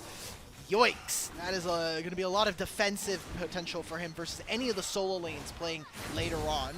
Gets a little bit of time on this turret. Crystalline Overgrowth also gives him the first plate in mid lane. Even gets the second one here with the minion lane wave. So BLG now with the 2,000 gold lead. They got the dragon. They're going to back off, unfortunately. For Shun, you're also going to have to give up that scuttle. He's so fast. Very lucky usage of that, but you can continue invading. This is a Lulu and a Xin Zhao, man. Like, keep fighting this guy. Between Jungle Quest being completed, the blue movement speed, nice smite, Shun. Well played. Well, nice way to stand up for yourself. I like that. But look how fast Tarzan is with the Jungle Quest. He took Squirtle, aka the blue pet, and he has Lulu Whimsy. This Xin Zhao is zooming. Yeah. Also, just look at the items, right? Like, my worry when we were kind of approaching that last dragon, I looked at Shun's items. This brother was poor. He had no items completed anyway. He's sitting on Tunneler Phage. He's going to finish that now and get an experimental Hex Plate. So he'll have some more stats to be able to kind of push his weight around and do some things. But he is a full level down on Tarzan right now. And I didn't think we were going to come into this series and really be talking about jungle this much, personally. But I think that is going to happen in any game that we have Anyone's Legend. Tarzan is such a big presence for this team, both in the game when it comes to mechanics and out of game as a leader. And you can kind of see that he's really exerting himself and his will all over the map. And it's always kind of, not necessarily whiplash, but it might be strange to say that about a champion like Xin Zhao, which has been almost like a known quantity. But in the hands of someone that knows how to really exacerbate every single advantage you get, just from stat advantages in level differences and being the GOAT. Being able to complete item spikes. Yeah, and being the GOAT, real. One of the best players in the world, contesting #1 player in the LPL. The other person that can really hold the candle to him is standing in the mid lane right now on that Syndra. Ooh, we are getting one of the new items again here, Rafa. We get Hex Tech Gunblade. Now being built here for Shanks. Old new, yeah. You know, a returning one. It's like having a childhood friend come back to town after a couple of years. It's not as broken as it was before, but so are a lot of items. And hopefully we get to see Shanks kind of provide that value. I mean, the slow by itself, I think, is going to be really, really pivotal to how AL maybe attack fights later on. We do have a Herald, and no one else is on the bottom side. Tarzan wants to continue to invade, and we get some turret plates for his Felios. Has Tarzan bit off more than he could chew here? He still has Crescent Guard, hasn't popped it yet. Darkness from afar as the Scatter of the Weak forces Tarzan to flash away and pop his ultimate. What is they Hope turn on a doing? Hope. He's forced to flash over the wall. Pop Blossom on the 3! Bullet time! Rips him to shreds! Shanks looks for the counterattack, but he's forced forced to use the second cast of perfect execution just to run away, and Flandra TP's in just a little too late. BLG with a massive punish. Wow, that was a great invade from Tarzan, however, punished immediately because Hope is on the opposite side of the fight. Kyle had also moved to the other side, and now both of them get caught in a massive engagement coming in from BLG. Now sets them up to be able to move for this Herald. You see pings going out on the map. We'll take a replay of this one immediately, and we were questioning about whether or not Tarzan can do this. I think because you're a level up and you have Kyle, I think you win this 2v3 as is. But look at what's spread out. Tarzan flashes to one side, Kyle flashes over the wall. What is Hope doing here? Why are we autoing a ward? Completely baffling. And On having one of his best champions, the Nico here. Massive Pop Blossom just immediately decimates this fight and causes even more to fall in favor of BLG. Yeah, low-key, Hope sold out his team twice in one sequence. First, he reveals himself in the paranoia by autoing the ward. Then he flashes, guiding On to just immediately flash follow up with Pop Blossom on the 3 members. And that exacerbates the gold lead. Not only 4,000, but I'm looking at Knight, I'm looking at Viper. They both have around 2,000 gold over their opponents. That is not good, especially for a lot of this game so far being around AL's jungler.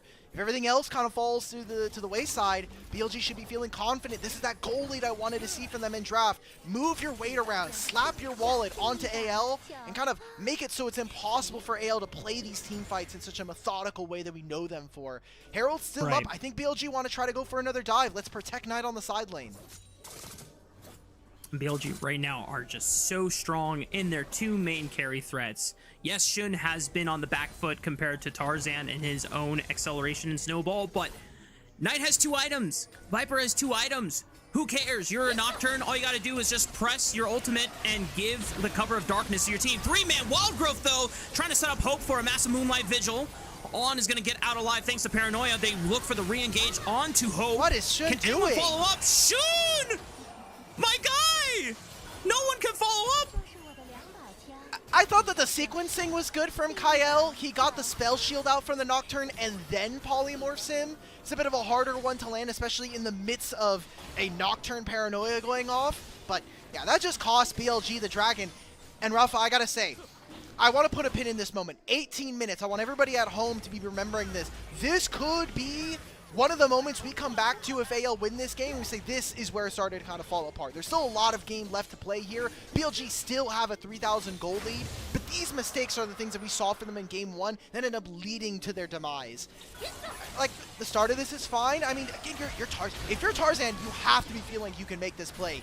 The Crescent Guard, however, messes up all of this. That was an Inferno Mold that could have wiped On, but it was the Nico clone that tanks it.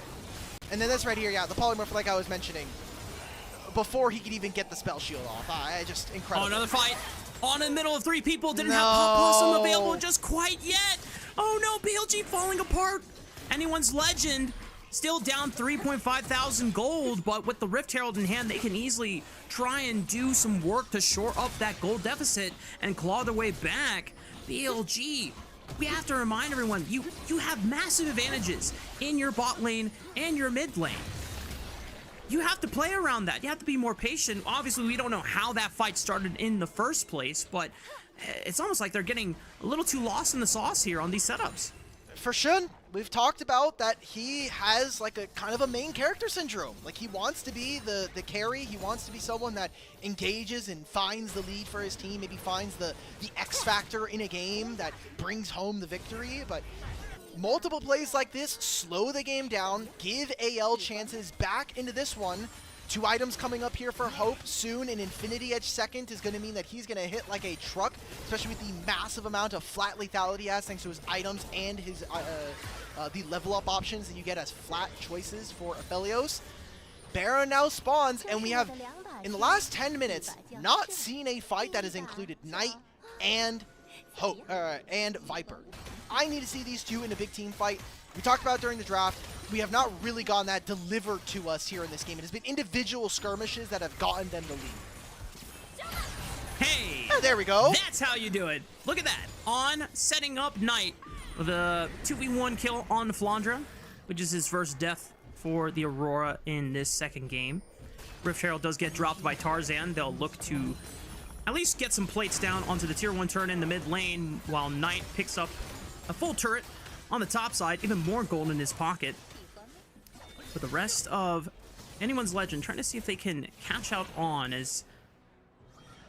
Wow, the Baron aggro didn't reset. Man, Eco Clone mechanic is broken. So because he moved out of the range. I'm surprised that it stayed. Oh.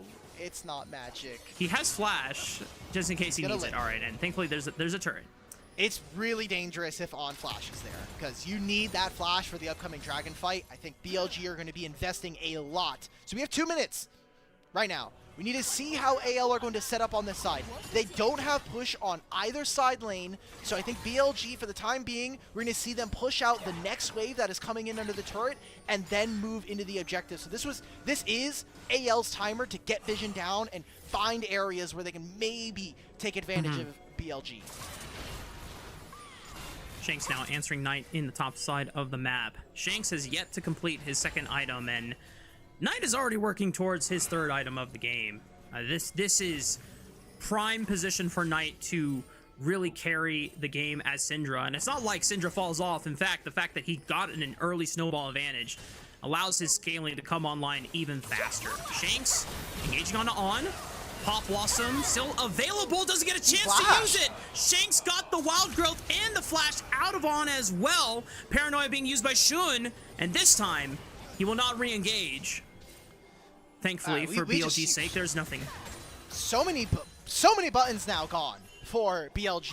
You don't have the flash. You'll have the Pop Blossom, but a flash is kind of like the make or break spell in this combination, in my mind. And sure, you got yourself your own Krugs at the end of the day, but you guys are trapped to the top side. You are giving a lot of free time here. Thankfully for BLG, Bin is on the opposite side of the map, and he is getting gold. He is getting another turret plate on the bottom side. Level 16. 3 points in the equalizer. Now we need to see it. Teleport flank coming on through. Oh, well, Flandra missed both the weirding and see between worlds, and Bin says, see Wyatt. Thanks for the free ultimate, buddy. I'm just going to TP out of here. Okay, that's good.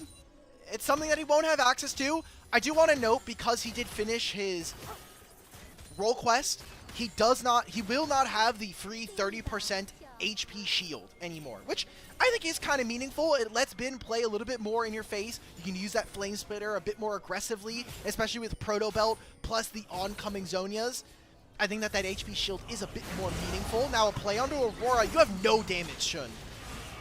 But Shun knows that Flandra doesn't have the ultimate, and with an alley-oop, Bin with the... Hang on, mid lane, more fights happening, Shank gets popped! Viper's gonna get jumped up by Tarzan, but he still has to work his way through Knight and On. Tarzan trying to delete On, but he tricked him with the HP bar, and Knight scatters Tarzan back to the winds, picks up the Quadra, and showing Tarzan that he's not just the only best player in the LPL. Wait a minute, so we're gonna go for a Baron here? That's a lot of kills going over. This is a good replay. We don't need to see Nocturne chasing off an Aurora and a long-range equalizer. Oh, they used the Nocturnal to hide On! That is incredible. Really good stuff coming in from BLG, and they completely catch AL unaware. That's 3 members down immediately. They kill Tarzan as well. They get summoner spells galore, and they'll grab the Baron during all of this. BLG, finally, with some really creative decision-making in the mid-game here, open up and continue that massive lead. Now 9,000 gold at 24 minutes. At its best, when Paranoia can be used to not just create chaos, but also simultaneous plays on different sides of the map, oh my goodness. Did not expect BLG to pull that off given how the Paranoias were being used this game, but that one window gives them a huge advantage. And now they're at 9,000 gold in the lead against Anyone's Legend. We know that AL have pulled off some comebacks and some miracles, but I would be pressed to say that AL can bring this one back from the brink. Let's see, how does Flandra escape this? I don't think that's going to be possible. Great flash from him. I stand corrected. Flandra will live, but will lose his ult, his flash, and nothing more than that. And the wave, baby. But BLG, they have Baron. How can we utilize this now? Are we going to be able to hit on any of these waves? I won't lie, we have Baron for another minute and a half. If Ale can hold on, if no more structures fall, and these are just Baron minions being traded, all in all, BLG have kind of wasted a lot of this objective. Dashes on tonight. He still has flash. He gets away just in time. Pop Blossom and Bullet Time trying to do a number onto Shanks while he's in the cover of that Shroud. Looks for Knight. Oh! Also finds the flank. They want Knight so badly, but they can't get in range of him. Kael getting deleted on the back line. Tarzan pushed out of the fight, and Bin arrives to burn them all down. Triple kill for Viper, and the rest of BLG roaring triumphant. All right, so that pin that I wanted at 18 minutes, we can get rid of that one, guys. This game's a wrap. 11,000 gold lead here for BLG. And even with AL's best shot at winning a fight, it's just nothing. They don't kill Knight. They don't kill Bin. And I gotta say, Bin, a silent killer in this game. Hasn't gone too much interaction as we've gone all around the map, but really a great performance on this Rumble, a champion that he is really starting to come into his own in most recent years. Man, do you remember the early Rumble games of 2025, Alk, from Bin? They were okay, but obviously he needed a lot of work on them. It's a tale that we've told multiple times of Bin not really having a great Rumble in some past year. I know, it's growth. And this right here, I was like, okay, On only lands the ultimate onto one person. You did a hell of a lot of damage onto On and to Shun. But that's it. Hope can't really get into this fight. That equalizer from Bin splitting the other side. Kael's trying to stay next to Tarzan, but it's just not enough. The distance is too great. The gold is too bountiful. And BLG doing all of the hallmarks of a BLG draft. Have good lanes. Have good playmaking from your solo laners. And just let the game come to you. Run over your opponents with this goldie that you got from the first 10, 15. And now we're over the 10,000 gold advantage point. So this is BLG's game to win and close out. Oh yeah. Oh, you got Soul in a minute. Imagine if they hadn't given that dragon for free over to BL or over to AL. This could have been their Soul already, but also the game might have just been looking a lot different if that was the case. Tarzan's gonna try to steal his own blue buff away, lose half his HP, maybe his Guardian Angel. Darkness. Good night, Tarzan. He flashes away. Shun can't close the distance, but meanwhile, on the left side, wow, Hope just gets exploded. Kael almost facing the same fate, flashing away just in time. Shanks on a long flank. Not sure what he's going to be able to accomplish, especially since he is behind the item curve. And, yep, I would also do the same, Shanks. Just recall and try to defend the base from grumbling. All right, so we're going to hit on this mid wave. See that Viper right now, just so strong and can be very stalwart on this Misfortune. They're going to take this mid inhibitor down, and Rafa, I think we're going to a Mountain Soul here. I think that BLG are going to quickly take this inhibitor, spend their gold, and look to put the finishing touches on a very easy game too. BLG just taking their game slow, waiting for flashes to come back up. Knight, well, definitely the strongest individual on the map right now, finds a scatter of the week. Good night, Kael. So remember when I said that Lulu doesn't usually get very many options to play the game, especially versus a Syndra? That's kind of it. You can't polymorph them if they're out of range. And you can very rarely shield yourself in time to get over the massive amount of damage. I mean, he's got the Mejai's Soul Stealer already. 22, this is a Knight staple at this point. This guy is known to build this item on champions like Ahri as well. He has 5 items, probably has over 1,000 AP at this point, or damn near close to it. He's going to do a lot of damage right now as level 17 Syndra. Yeah, full build too. So at this point, Knight is just collecting more kills and trying to look for the full 25 stacks on Mejai's and an Elixir of Sorcery to be at maximum strength. BLG, a few seconds away from Mountain Soul spawning. Tarzan having to be the first one to face check into the bush.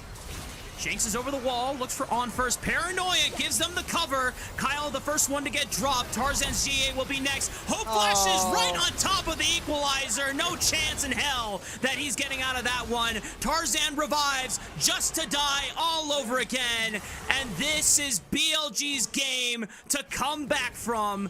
This was an excellent response by Billy Gaming. We're going to game 3. Couldn't have gone any other way. I'm sure that some of the AL fans, Rafa included, were looking at this potentially being a 2-0 with the level we saw. But BLG, they go back to some of their winning ways. They go back to some of the things that brought them success earlier on in the season and will tie it up. One more? One more for the road. Why not? It's takeaway. 25 stacks sealed or achieved on this Jesus. On the Magi's. Knight Syndra. Yep, on the Magi's. That's right. Well, 25 chapters written in the BM book for Knight in game 2. I mean, that's a way to make a statement comeback and put yourself at match point for both sides going into game 3 now. Don't worry though, it was full of all of the normal BLG classics. The heart attack 15 minutes into the game. The oh crap, have we kind of potentially maybe lost the plot on this one. It got a little scary there for a little bit, but I think Shun is really happy that his teammates had his back in this moment. He wasn't having a great game by himself, was definitely getting invaded a lot, and his teammates kind of picked up the slack and made sure that they were able to bring it over the finish line. You know, this kind of felt like, yes, Shun has played Nocturne on stage one other time, as you mentioned back in last year spring. This was almost like Shun kind of learning the champion in real time. The first uses of the ultimate were sometimes a little too aggressive, like, okay, I can't do that. Oh, I can't do that. But then by the time we get to the point of the game where those decisions matter the most, his team is able to make the best use of Paranoia. The simultaneous play on the Flandre on the bot lane while on being covered in darkness and getting the surprise pop blossom that leads into a quadra kill for Knight. That was the massive swing that BLG needed to just run over AL for the rest of the game. Yeah, I think On has earned himself an MVP this game. I mean, between him and Knight, you could really kind of pick one. Honestly, a sleeper pick is probably going to be On versus Bin for MVP here in this game. Yeah. However, kind of as a playing devil's advocate, if Shun doesn't know that he's that strong in that moment, he is also just getting completely railed by the Xin Zhao walking into his jungle and just walking over him, right? Like, you have a Lulu in your back pocket, and Shun's just sitting there like, what am I supposed to do? There are 3 people in my jungle, and I'm dying. I'm not going to forgive him for walking into Topside River. That was illegal, and he should just never have been there. Just go back to your camps, brother. But everything else definitely felt like it was a Tarzan-led game. Unfortunately, the solo laners for his team didn't really match up. But definitely a quieter game for Flandre after that Rek'Sai performance. That's the thing with Flandre, is that he has a few key champions that he's just absolutely exceptional on. But when it comes to contesting best top laner in the LPL, that's not always a guarantee. He can be top 3, definitely, a majority of the time. Bro, what's your AD but carry there's doing? 7,000 damage in 31 minutes? Oh. Listen, I'm one of the few apologists for Hope, and I believe in this guy to clutch up and give some... But the moment he flashed over the wall and leading On into a 3-man pop blossom, I was just like, this is when it all went bad. And you might say, well, Alk, that was like this is like 8 minutes into the game. Yeah, basically. Here it is. Everyone, we can watch this again. So again, Tarzan's invading. Okay, this is fine. This is fine. This is a little less fine, but it's still kind of fine. Sells the okay, whole we're out. Thing twice. Autos the ward, and then flash. Yeah. Look, there was a lot of this play is beautiful. This was genuinely awesome. Yeah, I don't want to put too much blame on Hope at this point, but Hope did have a lot of criticism. That series versus T1, obviously in the quarterfinals, Game 5. I'm thinking about the Ziggs versus the Jinx.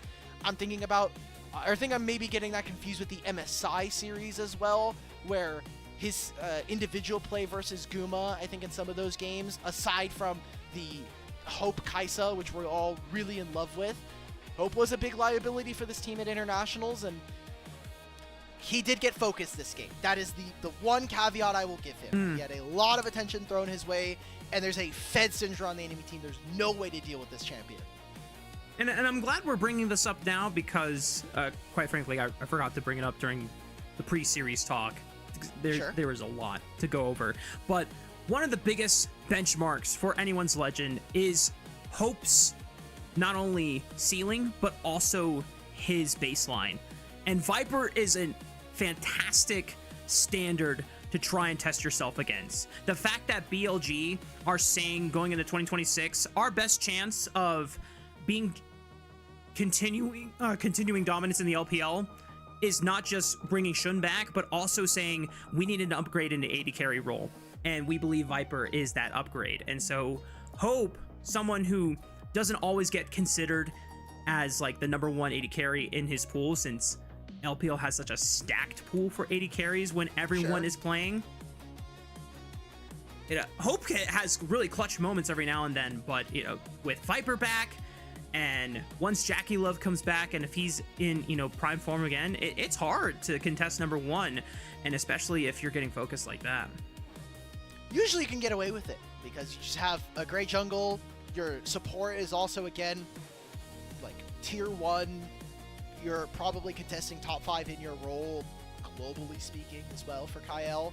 So it's very easy for Hope to kind of say, hey, look, I can have my carry games, but our team is about Tarzan. Our team is about getting Flandra, or leveraging Flandra's unique champion pool and his kind of creativity to get him something.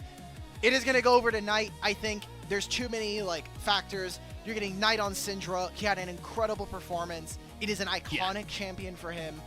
It, again, just all makes sense in terms of the context. All the early scraps, all the bloodbaths, Knight benefited from every single one and just continued stacking the chips onto a champion that already scales insanely well, and just accelerating himself so that whenever BLG found windows and pockets to play around him, it was always a positive trade. And going deathless, I mean, what better way to set up the stakes going into Game 3, Alk, by having not only the best player of BLG get a player of the game, but also the best player of anyone's legend receiving the first player of the game. And both of these players, Tarzan and Knight, are pretty much trying to contest each other for best player in the LPL for 2026. Yep. That's an early season. Oh yeah, look, we're 4 days into the season. It's Split 1. We'll have 2 other splits to really decide and get a little bit more data, but that race is going to continue. We also have a double round robin, so we will definitely see this matchup as the last series of the regular season. I think that is incredibly hyped by itself. But Rafa, we got to get a little bit more energy. We got to go grab some stacks, probably use the bathroom at some point. I'm sure the audience also does as well. So we're going to kick it to a short break, and when we're back, we'll be here with game number 3 between Anyone's Legend and BLG.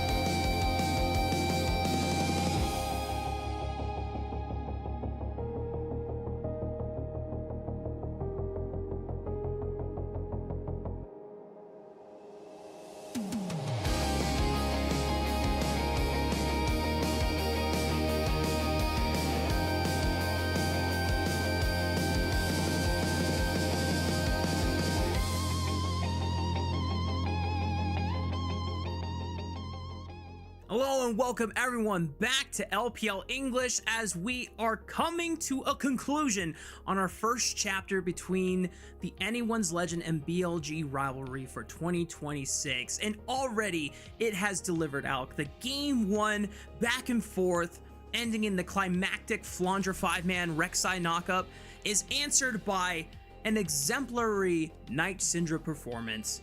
What more can you ask for? Game 3. That's apparently what we can ask True. for. Of. True.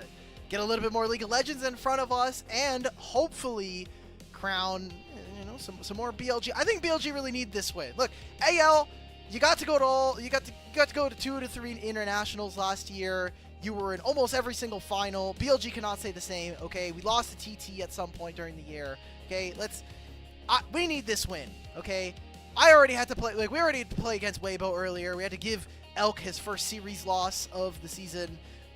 We need this, okay?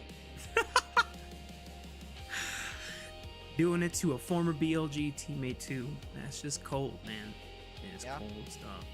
Well, Anyone's Legend. We'll see if they can. I'm trying to remember if any of AL members have played with Elk in the past. I don't know. I would have to go back and cross-reference. Oh, that's beyond my immediate knowledge of LPL history. But you know what? Let's zero in on some draft options that both of these teams are going to be looking for, because as we mentioned in the first two, in the first series going into the second one, Malphite and Jace were immediately taken off the table, and the draft focus was clearly pinching the jungle pool effectively for Shun. Jarvan was taken off the table, Vi was gone, Xin was taken away, Wukong was banned, Pantheon was banned. Shun had to go to a jungler that he's only played one other time in his entire career. And you could see that he was calibrating to it in real time in that game. That's true. I did some digging. I found the one person on AL that would have played with Elk when he was a little bit younger. It would have been the coach for Anyone's Legends, Teacher Ma. He was the mid laner for the WE lineup that Elk would have been playing on. Oh my goodness. With him and missing, there's also Xiaoxi at some point, but that's kicking it old school a little bit here. Is that like what, like 2017, 2019 era, or? Yeah, about kind of. I gotta double check real quick, but yeah, it'd be 2019. 2019. Around that time. 2017, because Teacher Ma was playing mid lane in 2019, right? Yes. Who's playing? Who am I thinking of? Xie. You're right? thinking of Xie. Xie, correct. Yeah, Xie for wow. The GOAT. One of the GOATs of mid lane for the LPL. But all right, we can stop going down memory lane. We can come to the present factory and talk about the series we have in front of us, because this series, as we talked about during the draft of Game 1, is going to have a lot of ramifications for the rest of the split. Not just the two series and obviously the score lines that change and the immediate kind of results of this, but other teams here in the LPL and abroad are looking at these two teams similar to like a T1, an HLE, a Gen G, and they're like, okay, what parts of their draft do we think is like something that we could replicate? Or what part of their play can we take apart and bring home to ourselves? So these guys do really set the standard. A lot of teams here in Group Ascend are going to set the standard for the other guys and the other teams. And I think it's really important that, we have a series that can really go in any direction from here on out. Yeah, because regardless of the results, like you said, every other team in the LPL is going to be modeling their future draft adjustments and their future play styles after these guys, because both Anyone's Legend and BLG, like we've talked about at the beginning of the series, have basically showcased LPL in peak form in the past 2 years in different styles. BLG with their 2024 run, Anyone's Legend with their international masterclass and dominance just this past year. And these are two completely different styles of team play that are now colliding and clashing against each other. And the fact that we are hopefully getting a stronger BLG than the one that we got in 2025, is really going to be the one opponent that pushes anyone's legend every time that they face against each other, and everyone else, quite frankly, in Group Ascend is gonna be playing catch up. I think it was cool that we saw Weibo push BLG around, but that's the only other team that has played against. Yeah, I think they're the only real team here in this group. Like, even JDG, I think, has a few flaws. Top Esports is not going to even be real until Split 2, if I'm being completely honest with myself. I need Jackie Love back, man. Yeah, we need I'm sorry, Jachi. All right, so AL obviously lost. It seems like they are going to be the ones that are going to have access to first pick. BLG are finally going to move over to blue side here. So what changes? Mbessa is going to continue to be banned. They're going to continue to go for Jarvan, which in my mind kind of tells me that they are really afraid of Tarzan. And there are a lot of power picks no longer in the game. Obviously, Nico, Azir, Malphite, Varus, Orianna, Jace, Xin Zhao, Akali. We could start to really get into the I think the nitty-gritty of some of these guys' champion pool and see what they are opting for and what is their like priority immediately. I'm still waiting to see if either of these junglers is going to dip into an AP jungler, because right now AP junglers are running solo queue with the likes of the Dusk and Dawn item being rushed on things like Diana, Gwen jungle in certain cases, Echo, although they do take a little bit more time to scale on up, and because of the necessity of junglers needed to be a little bit more proactive off the first bite. A champion like Echo has an excuse to gank. Like, I can press W and pretend like I'm walking through your lane. Oops, I smited your cannon, and, you know, continue on towards the bottom side river. You know, that works. We do have Karma. We do have... I'm still looking at Talia, man. Like, Talia Rise should be immediately on my mind the first pick coming in. Vi is also available if BLG just want to secure something strong with Shun, but then you risk the nice combo of Talia Vi not being together. But as you called out, Rise Talia. I want to correct myself. It is AL who are... They chose counter pick, and BLG are on blue side. So we're just going to have a normal blue side, red side game. We're going to have a... Okay, Pantheon Talia, play around the side lanes. It's something that BLG do get caught out on. Now, what is going to be the jungle here for Shin? I think typically we have seen Rise Nefiri, in my mind, is the best combo if you want to continue to be like an aggressive AD jungler. Kiana is strong, yes, but I do think she can be a little feast or famine. And for what I want from a BLG squad, I need Shun on engage. I'm very worried about trying to play for 3 topside carries and having Viper and on a little bit more self-sufficient utility champions. One of the best tanks was eliminated in the draft phase with that Scion takeaway, but they did briefly hover over the Cassante, which would be the next best tank available if you want to blind pick it.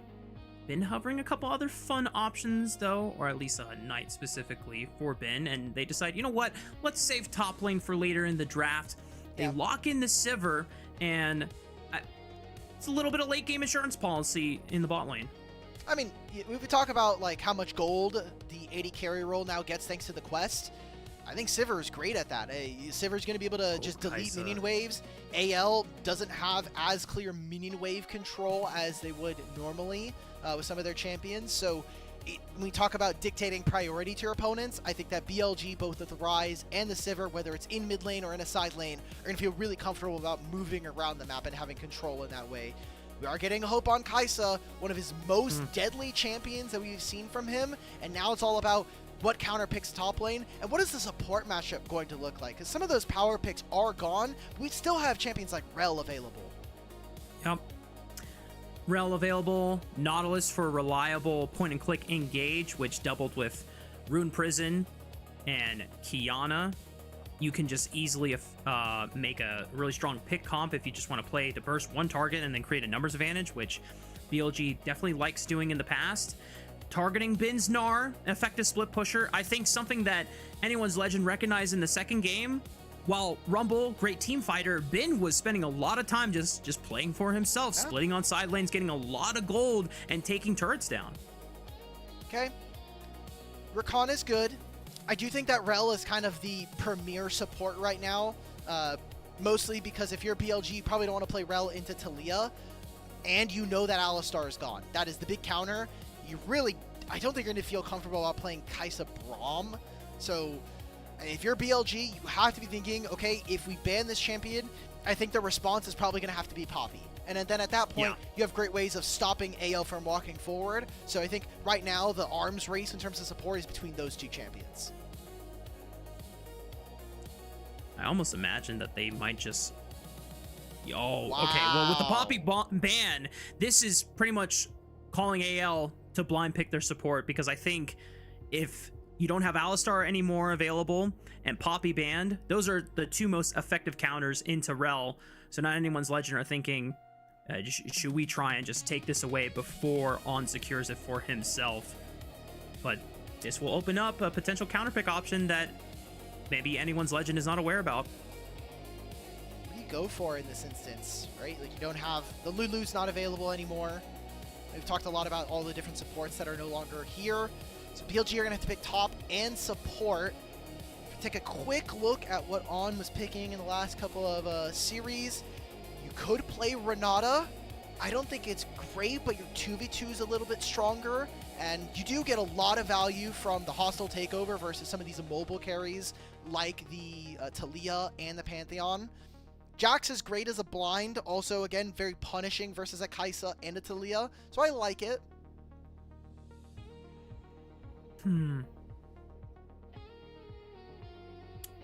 I will wait until it is confirmed on what support we get from On, because we're hovering a lot of options right now, and I don't want to dive too deep onto any of them, but they lack a real front line at the moment. That's all I'll say. So any tank would be nice. Shen support for On. Well, you talked about wanting to play side lane. Well, now there's a Shen ult every couple of minutes available. There you go. Shen is going to be very poor this game. Shen is a expensive champion because of experience. His ultimate is a very long cooldown, and supports don't get a ton of access to XP. So it's going to be a low level, very long, but you have incredible dueling early game.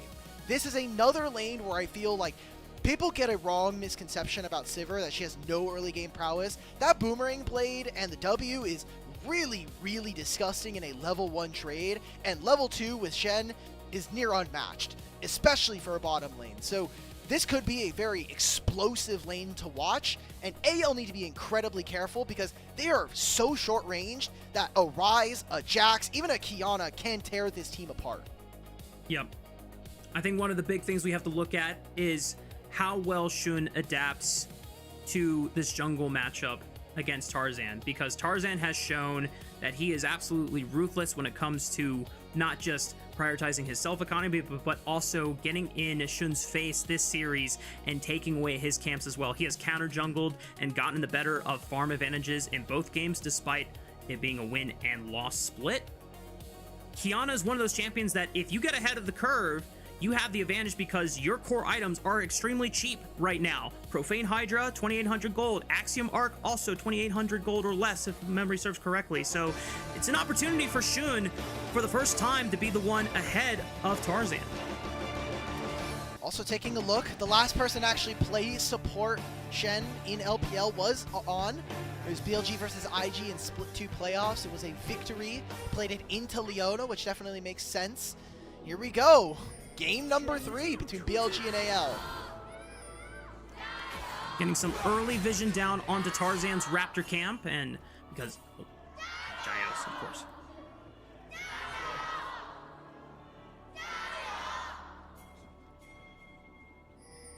It's okay, Mark.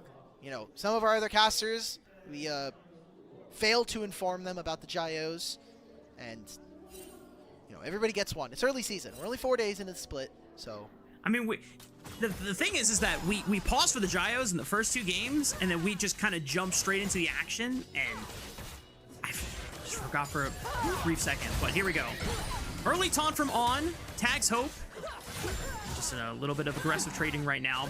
A couple things I want to mention before it gets too late and people start building items. So, you mentioned that Shen his ultimate is very expensive because it's a long cooldown and because he's not going to get XP as much as his counterparts. Or gold, right? Yeah. Or gold. It's going to take a while for him to hit things like level 11 and potentially never hit level 16 if the game is fast enough. Therefore, his cooldown on ultimate would not be as short as it normally would be, like from a top lane Shen. Counterpoint, if he builds the new Zeke's with ultimate ability haste, true, that could change it up a bit. And I didn't see what his secondary runes were, but if he ran ultimate hunter as well, maybe that he's running domination, so it has to be ultimate hunter as his secondary rune as well. No, he went for sudden impact and deep ward. Never mind. It's okay. We can return on after this game. That's yeah. I get it. I know. All right. Well, I'm a little sad on that, but you know what? Maybe he does build Zeke's, and I'm half right. Yeah, I think that's fine. You know, you got 95% of the test questions good, so that's still an A. Otherwise, though, jungler's clearing down. Shun, if he gets an early first clear, that feels pretty good, and he can continue to do that. That's fine. Oh my God, there is that trading potential between the 2v2 that I was talking about. Yep. Now the taunt into not only burning the cleanse from Hope, but also the ignite is going to force Hope out of lane. Tarzan managing to full clear his entire jungle. Knight sees Tarzan on a ward, so he's able to back off just in time before Tarzan gets in range to try and attack him. And On is following up on the play just to make sure that Tarzan does not have a safe passage back in contesting that bottom grab. Oh, this is beautiful. I mean, Shun didn't even finish the bottom side crab. He's just going top because he knows Tarzan does not have options. The wave on bottom side is crashing in his favor. On is sitting in river right now like a good Shen. And so Tarzan doesn't have very many options. I wonder if Knight is going to get back in time. Seems like that's not going to be the case, but he's going to stay. Okay, we're making a play on a Shanks. Doesn't flash for it, but gets the root from the empowered Q. Decent damage onto Shanks. He does not pull the flash trigger there. Keeps calm, but takes a lot of damage as response. I mean, he's kind of screwed in this lane. Like Ryze doesn't have teleport, but use the ghost. Shanks, thankfully for him, the wave came in at a great time where it's actually frozen in front of his turret, so Ryze... this could have been a lot worse for Shanks, and thankfully for him, BLG were just kind of shoving waves a little bit more mindlessly than they would have preferred.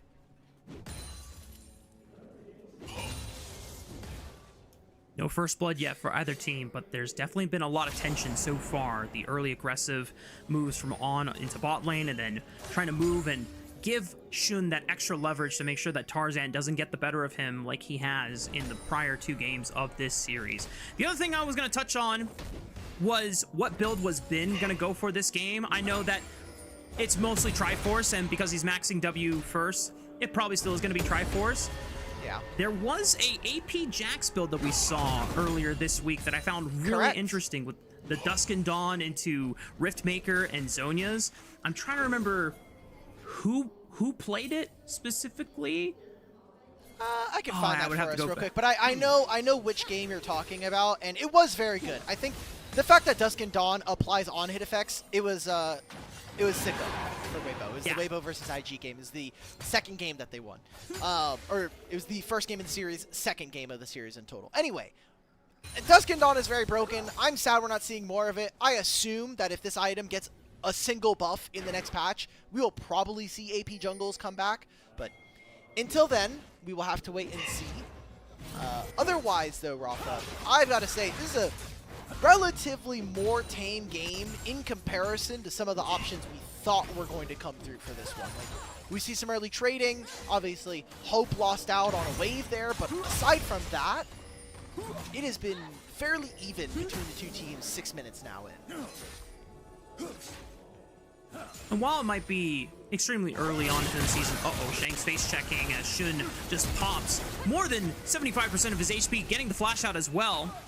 Shun was trying to look for another flash play, doesn't hit the combo in time, but that's a Talia with no flash and no teleport for quite some time. Kael forced to use the crash down just to escape and use the summoner heal spell. Wow, a lot being used by AL, and BLG now in prime position to look for the first dragon of the game. Have no prio over mid, got no prio over bot. Against Sivir is so dangerous. This is a problem we said from the draft. That BLG are going to have a much easier time of push and move, you know, put the wave underneath their turret and then walk into Fog of War. You don't have to do anything. The threat is obviously a lot more important than really any real action coming. So, like you mentioned, BLG, they get the kind of push Kyle out of that wave. Viper's just been sitting here pressing QW. Continues to do so, just right-click on the enemy champions. Another wave is underneath the turret, and it's so easy for them to gain priority. AL are going to have to find a way of getting around that, and a lot of that does come down to just finding picks later on. Yeah. I know in game 1, when BLG were getting a lot of solo kills, both in bot lane and top lane, and I had said, oh my god, we're back in 2024. This is, unironically, the closest we have gotten to BLG looking like the 2024 selves, because not only bot lane is getting advantages, On is then using those advantages to roam and leverage Shun. So now Shun is getting decent advantages for himself and using it to proactively try and find ways to leverage Knight in this lane. Bin is also proxying against his counterpart. Like, yes, this is the closest to 2024 BLG are going to get, and it matches up with how the offseason went for this organization. Yeah, you know that we're never coming top lane. I think Bin actually does win 1v2s versus both Pantheon and Cassante as Jax. Maybe not now with the all-out available to Flandre, but it is also really good to proxy in this season because of the way that lane quests or role quests end up working. If you, as the laner, are farming beneath your own turret or behind your own turret, you don't get experience counters towards your role, or you get less than. So you are incentivized, especially early game, 3 minutes, to go for that. For right now, it is going to be AL with control over the top side. No use of the Pantheon ult, no use of the Weaver's Wall either. BLG are going to have to move out of this top side pip. They have brought On over.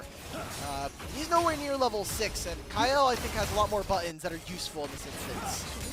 Well, On already used his main useful button to taunt, but Bin Flash commits onto Tarzan, and Gift wraps a present for Knight in first blood. They just don't have the same amount of damage. I mean, yes, it's a Pantheon, but your Talia is stuck in mid. Kyle does nothing in these trades, so a kill goes over to BLG, and you get all 3 grubs, which, mind you, this is a team with Ryze and Jax. Your solo lanes are going to be incredibly competent and very much willing and able to take down turrets, especially with things like Crystalline Overgrowth. This series is starting to look very reminiscent of the BLG series against Weibo just a couple of days ago, Alec. The first game, back and forth, kind of rough and tragic loss at the end in game 1. And then a little bit more dominance. BLG definitely showing at least a lot more control and a massive gold lead that AL could never come back from. And now game 3, this is the best start that BLG have had so far. I don't know if I agree with that comparison, because as I was saying earlier, that Weibo series felt like a Weibo 3-0 than it was a BLG 2-1. Weibo were winning a lot of those games, and they put themselves in really good spots. Even the game where BLG got Cloud Soul, I really felt like they were almost going to lose that game, and it came down to a few moments. This is, like you were mentioning, I will agree with one portion of that, which is BLG's early games so far this season, sans the first game, have looked impeccable. They've started each one of these games with at least 1,000 gold lead, and that's pretty good, especially for the new season. Yeah, the more we talked about it, the more I think you're right. I guess in terms of momentum, how the series is carried forth, I guess what I'm trying to get is I can be more mean if you want. I can just say you were wrong, like more flat. No, if you... no, I mean, you basically said that without being blunt, but you know, I appreciate that you're willing to go that far. But I think you're right, if for what it's worth. But it's nice to make that conversation and sure, make that a discussion point. But we are about a minute away from the second dragon spawning. Reminder, BLG did pick up the first one. They still have push in both mid and bot. We have yet to see Tarzan and Shakes use their global tools to try and find a response back. Now, I'm waiting to see if they want to use it to make a play on this dragon specifically, or if they want to use it on the top side when BLG commit to the dragon instead. I think right now they're waiting for someone from BLG to overextend that isn't named Jax, because if Sivir's underneath the turret and they can maybe find an angle, I think that sets a little bit more realistic. Maybe they're also going to be waiting for the lane swaps to come out when Sivir is parked in mid lane and you have Ryze on the side lane. But Ryze is getting tanky here, Rafa. And Jax is going to continue to get tankier and tankier. This might be Dusk and Dawn. That is a Sheen. That is a Blasting Yes! Wand. Okay, Yes! we're getting AP Jax here in this one. Yes! All right, so AL get to move themselves into the Dragon Pit. We thought this was going to go over to BLG.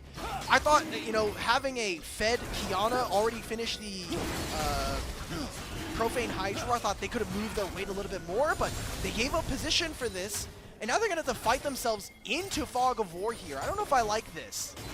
Kyle was trying to set up a flank, but immediately gets pushed out by Viper, gets jumped. The supreme display of talent catches him, but the response of the Magnet Storm kills Shun in the crossfire. Dragon secured for Tarzan, and now it's full retreat for anyone's legend. Knight trying to continue the chase and keep them in range for follow-up kills. Boomerang Blade lands onto the Rune Prison target, but not enough damage to finish off Tarzan, and the rest of anyone's legend find their first counter response in this game 3. I think that was a confusing engage there from BLG. They still get access to mid lane waves, but you lost the Dragon there in that trade. Great smite coming in from Tarzan, and you were still able to get some response kill there onto Shun. AL are going to make them work for every single inch here in this series. They're using some of those globals now. Can Knight find anything on the Flandra? Forced to flash away. Knight doesn't get in range for the Rune Prison. Finds the Empowered One, layered up with the taunt. It's beautiful CC work, and Bin gets his first kill of the game. Did they put too much into that play, though? Because that's a Realm Warp, and that's also the Stand United there. AL are going to respawn with putting 3 people in top lane. No Crystalline Overgrowth. No plate's going to be taken on this attempt from BLG. Just a simple kill on the Flandra, and you get his flash. Maybe even get his teleport in the time being. What are the lane assignments? I know we're going to go right into a replay, but Kai'Sa's currently sitting in bottom lane.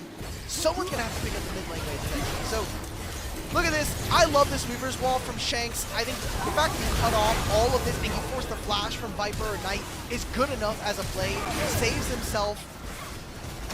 I know we haven't talked about it in a while, but Pantheon is just one of the best smiters in the game. Like the fact that you get Empowered Q plus Smite, it is near impossible to outsmite this champion. Yeah, with the jungle changes to Smite 2, it's no longer just 900 and 1200, it's now 1000 and 1400 at those breakpoints. So you have an even larger window to guarantee these neutral objectives as Pantheon. So that's going to give Tarzan a bit of an edge when it comes to the clutch late game plays and decision making when we are fighting for either Dragon Soul Point or Dragon Soul itself, and hell, even Baron. Look at Bit. God, can we stop with the lower thirds? I know we have skins to sell. I want to talk about the item. Mark, just tell me what does Dusk and Dawn do? Dude, Dusk and Dawn. All right, so if you have not seen this item yet, well, you're not playing enough solo queue, because this item is probably one of the best new items in the game. Another lower third! AP... Oh, hang on. Shanks, you're in trouble, buddy. There's no flash on this Talia, if memory serves correctly. Weaver's Wall is available, but he would have to use it very fast. Shun time to go. Is waiting in the wings, and Shanks knows, you know what? Yep, he has to teleport because the Weaver's Wall would not save him in that instance, so he gets out alive. All right. I feel like you could have used the Weaver's Wall. Just ride it along the bottom lane wall. You know, just send it back up to your turret, and you're out of there. I think he was afraid of Shun and, like, timed the ultimate and just clipped him in there. That's fair. So, a pretty expensive trade. You know, they end up hovering Knight. He'll get this entire wave and the first turret of the game going over to BLG. AL, in turn, will grab the Rift Herald and maybe look for something on top side, but with Dragon spawning in a minute, I do imagine that we're going to be trying to save that and maybe get some of those plates that are sitting and cooking in mid lane with the overgrowth. That's right. So, Dusk and Dawn. I don't think we're getting time for this item, man. 300 we gotta get through it. 25% attack speed, 20 ability haste. Boom. That's not the important part. The items or whatever. I want to know the active. The stats alone are really good, but whenever you proc Dusk and Dawn, which is a Sheen item, it does your on-hit effects twice. Yes. So for Jax in this instance, you are ramping up your W passive, or your auto passive that much faster. Hang on. Realm Warp toward the bottom lane. Uh-oh, Flandra. Well... Another lower third? Nope. Another lower third, maybe? Flaunder's just gonna die here. I don't think he can even find a trade. Yep. BLG using their global tools, just getting a lot of kills back and forth. It's an answer from anyone's legend though in the mid lane with this Rift Herald, I should say. Wow. They don't even take out the tier 1 turret just yet. Just a little bit of gold in their pockets. I mean, three plates there for Hope and Tarzan is not all that bad. And you do get some answer on the other side. There's a lot of investment there from BLG. I wonder if they'll still feel empowered to go for this dragon now that they know that they don't have answers. Also, Hope will have to spend a lot of this gold that he just got for himself. So as he gets closer to a Rage Blade, that'll be a big power spike coming in for AL. BLG are going to just be out on the map first, though, however, with the fact that AL did spend so much time on that mid lane tier 1. I think this turret is gone with Demolish, plus... Yeah, holy crap. Oh my god. I'm telling you, man. That's 4 plates! We already know that Jax, as a champion, destroys turrets really fast. Dusk and Dawn is just as good as a turret destruction tool as Trinity Force. However, Shanks is going to force a flash out with the Weaver's Wall, still looking for On.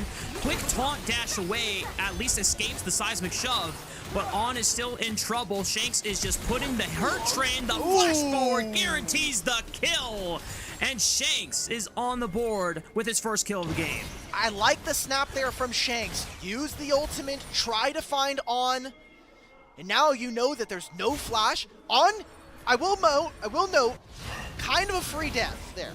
You got Shanks to flash, and while the dragon isn't something you're going to be contesting, On can always get on the map a lot faster just by using a stand United. You see that play, they're going to look for another dive onto Flandre here. Nobody from AL in the area quite yet, and there was no Grand Starfall to answer. They're going to be a little slow to answer and try and bail Flandre out of this one. On has Stand United ready if he needs it. Hasn't popped it yet. Flandre going to get stunned up. Flash into the E. Is able to dash away back to safety. Thankfully for anyone's legend, they did answer with a tier 1 turret on the bot side.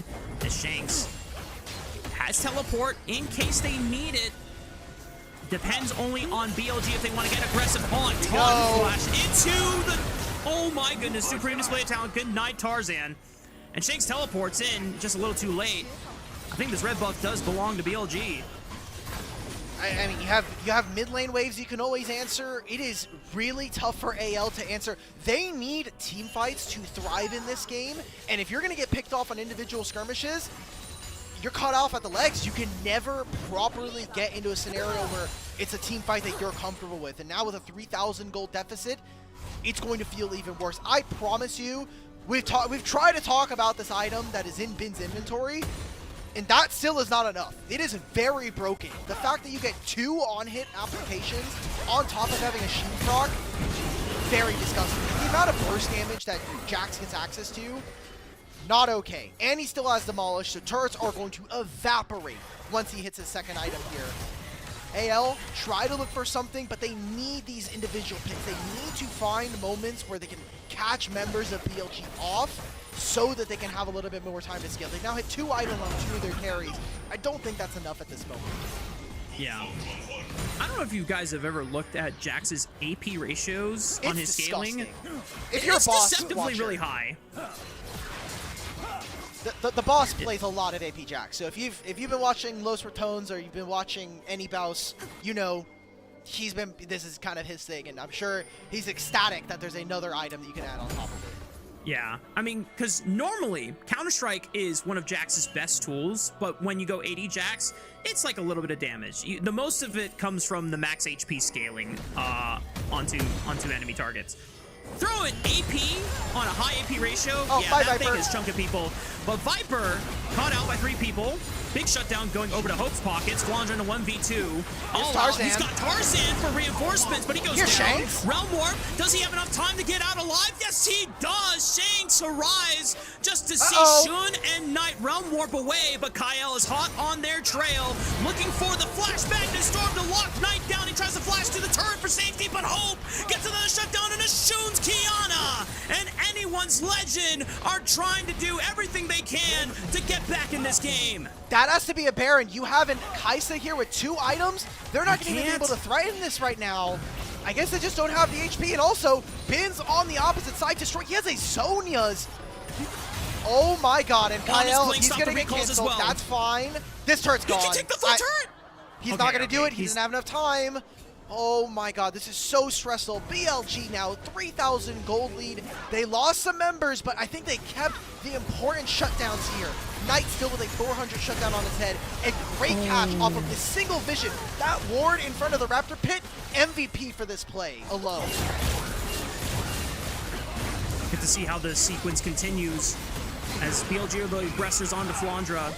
While he does go down, it's enough time for anyone's legend to find the counter response and chase Kiana all the way through, but the fact that Bin was pushing on the bottom side and On was playing Stop the Ports, AL could not commit to a Baron for a greater punish, so now they just have to wait for the 4th dragon of the game to spawn in 50 seconds. It's such a micro thing, but I love it, by the way. That ward that I was just highlighting, you could see that On put down a control ward to try to sweep another ward that was similarly in the area, but because this is a Mountain Soul Rift, the terrain that's in front of that makes it so difficult to clear out all this vision. Now AL have to walk him blind into the river. Dragon spawns in 30, and it would be soul point for them, which we haven't talked about too much, but I do think gives them a way out of a pretty hard game to play, especially with the top side of BLG. So this is an objective that I really do think that if BLG are not going to look to contest, I really feel like they need to get a lot more on the play on the side lane. Like, I don't think you're getting time with that inhibitor turret for another 5 minutes at the very least. And top lane is going to take a little bit, so are they just going to leave Bin to just stay on an island? I mean, he's strong enough. He is 2,000 gold ahead of the Cassante right now, and I would have to double check to see what Flandra's items are, but I don't know if he can withstand Jax's might right now. Anyone's legend trying to position. Not that much, though. Yeah. I mean, he rushed an Iceborne Gauntlet. That's armor. That's not MR, so it's tough for Flandra to survive that long against Bin's Wrath. Anyone's legend, though, just doing their due diligence and claiming mid-wave control, pushing into the river. They bully them off of it for now. Bin, I mean, you could see that Tarzan was thinking about just going for a quick collapse. He's allowed to be there by himself. Wow. You can see it's a tug and pull. BLG and AL fighting over mid-waves and then dunking into river. Right now, it is all anyone's legend in terms of vision. They have the scuttle, they have the pixel brush, and they have the river rush entering into mid. On's getting engaged.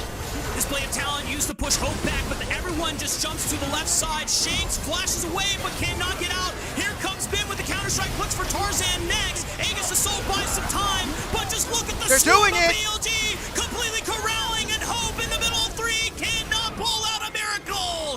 BLG reigns supreme in the river, and they're gonna push for a Baron. There we go. Let's Realm Warp out. 3 members take care of the big purple worm.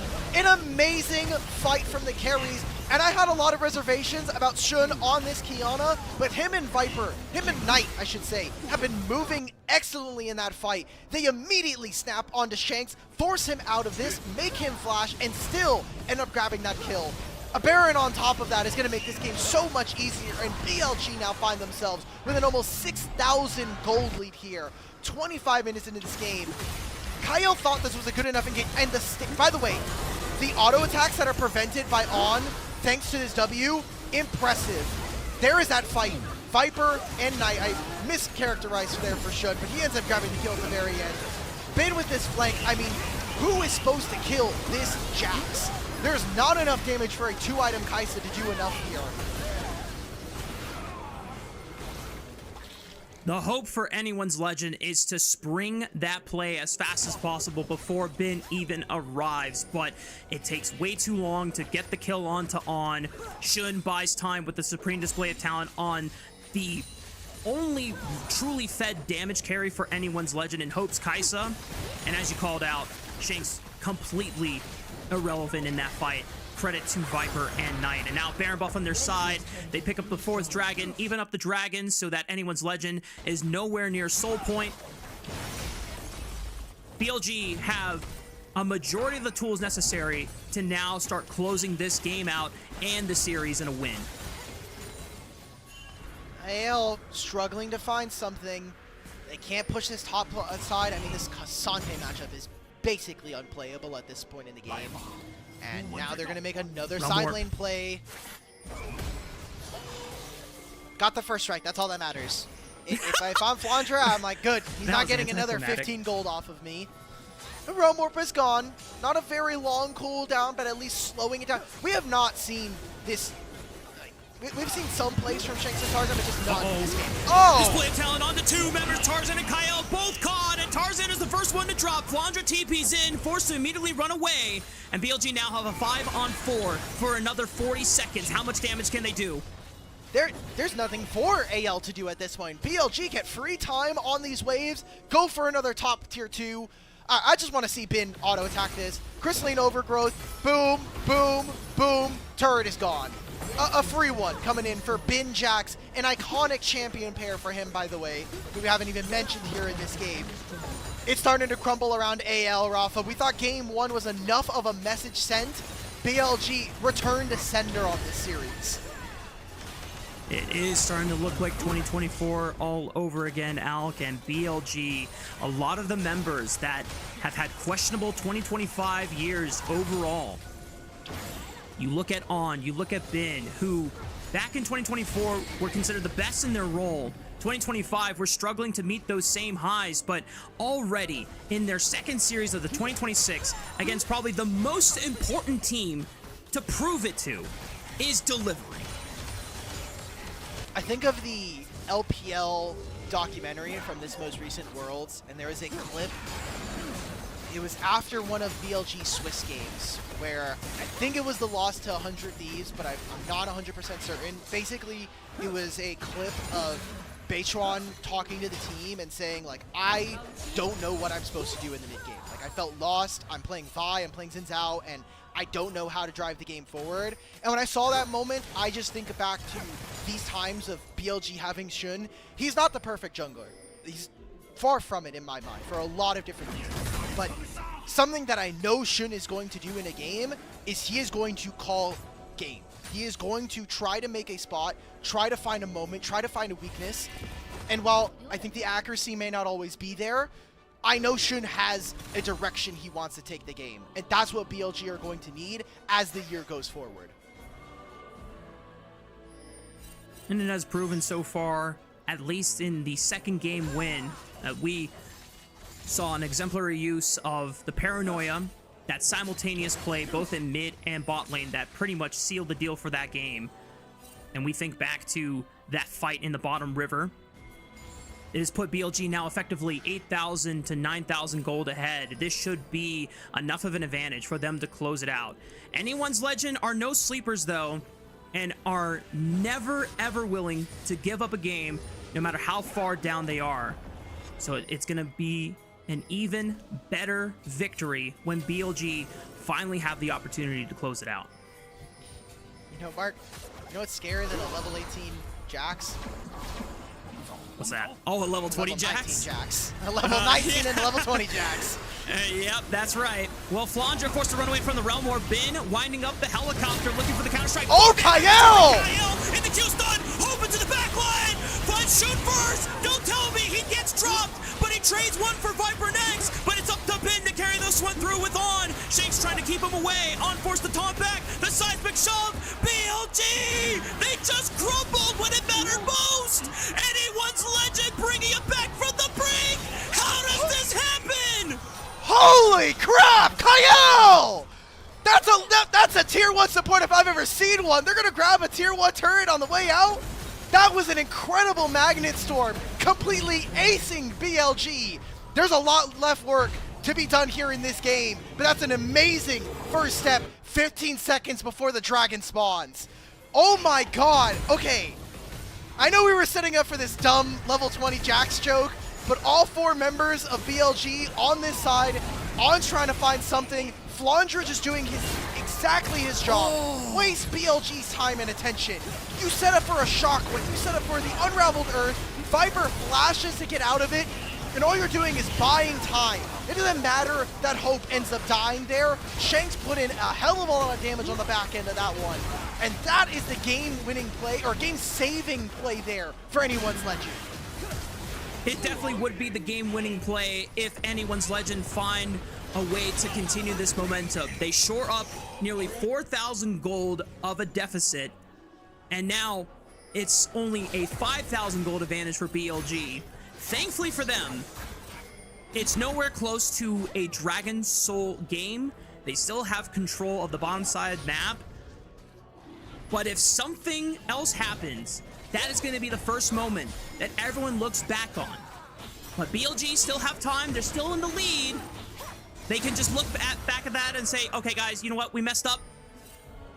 We can still close this game out. I'll give him player of the game for that play alone, bro. I'll give him player of the game for that one, even if he's definitely getting ace. He's definitely getting ace, for sure. All right, AL trying to start up the Baron. They're going to immediately turn on whoever is teleporting. Bin, Flash, Leap Strike, he's out. No ult. Shun's coming in on a flank. Shun looking for the Supreme Display Talent. Hits all 5. Viper and Knight can now rip, and now it's BLG's time to shine. Anyone's Legend had a brief glimpse of hope, but it's immediately put to rest. Viper takes the triple kill. The pop-off from On and the player cam. Quadra kill for Viper. And the first chapter of this epic rivalry will be written in BLG colors. Man, I love the fact that it even happens in the exact same spot. They may have gotten rid of Otacon, but it's still the same story. BLG make a comeback here at the end of that play and completely dominate AL 2 games back-to-back. God damn! That's a great way to start off the season, and that's a great way to start off a rivalry between the two top teams here in Group Ascend. This is peak LPL, man. I love League of Legends so much when it is this chaotic, when it is this epic, where BLG, before the final push to win the series, they are given one last test by anyone's Legend that would have tripped up a majority of other teams to be thrown that mental wrench and lose that much of an advantage. But they hold their fortitude strong. They look for a response. The TP from Bin, I was very scared, legitimately scared for BLG because I could see the future in a timeline where Bin TP's in and doesn't have a way out. Yeah, and then it's a 5-on-4, and then anyone's Legend makes a comeback that shouldn't have happened. But thankfully for BLG, they close the series out, and they have the honor of claiming first series win in 2026. And they now claim essentially sole possession of first place for the night, because the series after this is not going to have any, well, I guess JDG could 2-0, and then suddenly, you know, we're in a bit of a predicament there. But I just think for BLG, this is an impressive series. And like you mentioned, not only is this the first of a double round robin we'll see, this is a series that we are expecting to happen in playoffs, if not once, then twice. And we're expecting this to be one of the finals for this year, whether it's in Split 1, 2, or 3. So already in 3 games, we're getting the excitement, we're getting the plays, and that is on 4th day of the LPL Split. Oh, my player cam froze. Shoot. I thought you were just, you know, I thought you were really contemplative and you were just kind of waiting for it. It's okay. I was not posing. I was looking at an alt tab. Hang on. How do I? That is an AL fan looking at, you know, you're like, you saw the Kyle engage, you're like, okay. And then you saw the exact play like a minute afterwards, you're like, okay. So we're not coming back. We're not back. So we're not winning this game. Awesome. You know what? It happens. But here's the thing.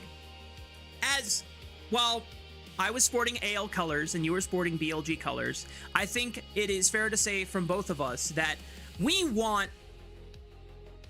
possibly our 2 strongest LPL representatives this year to go blow for blow, to go band for band as much as possible, because iron strengthens iron, or steel strengthens steel, however that phrasing goes.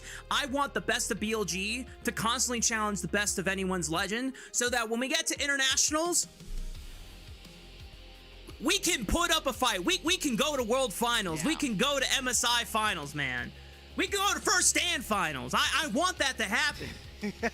Well, guess what? We get 2 seeds now at First Stand, so hopefully it ends up being more so the case. Player of the game. I mean, In? I wish it was Kyle, but I gotta say, like, it could be Bin. I mean, should on Kiana as well. By the way, not bad. The last 2-3 ultimates used were extremely good. Extremely good. And this was by far his most stable performance of the series. But I feel like, I mean, Knight might get player of the series too because his rise was still solid. So they're gonna do both. They're gonna do both, right? They're gonna do player of the series and player of the game for this one. Yeah. Player of the series for BLG, I think across the board has to be Knight. I think he had 3 solid enough games for the most part. The Azir though. The Azir, yes. But I do think that Bin wasn't... I guess you could give it to Bin, because like his Renekton wasn't all that bad. Like, how am I supposed to play when my Azir is doing things like that? I could see it. Low-key, I think On should get player of the series. Low-key. Because even in game 1, his Alistar was actually awesome. And they were finding good advantages. It just, unfortunately, Tarzan took over the game with Jace. Okay, they are doing a current on-stage interview with Knight, so... Oh, okay. Yeah, so they're going to do the interview, they're going to show the Pog votes during the intermission for everybody at home, so... Rafa, if you've got anything else, it's kind of the last bout before we send it to our next shift of casters coming on through. That's right, shout out to Yanni and Gebetto, who will get a chance to count the tale of the Demacia Cup Finals rematch between JDG and IG. But a couple things I want to say before we go. First of all, this was such an awesome way to have a first cast with LPL back again. Seeing 2 of the strongest representatives in LPL, and if BLG start off momentum like this, I'm really excited to see what their second go about in this double round robin is going to look like, and I'm really excited to see what their rivalry ends with by the time we get to playoffs, right? Because this is just the first taste, and it's already delivering. So, Alk, always a pleasure, always super fun. We got some awesome games, and we got more awesome games coming in with a new fresh pair of voices to tell it all right after this. Yeah.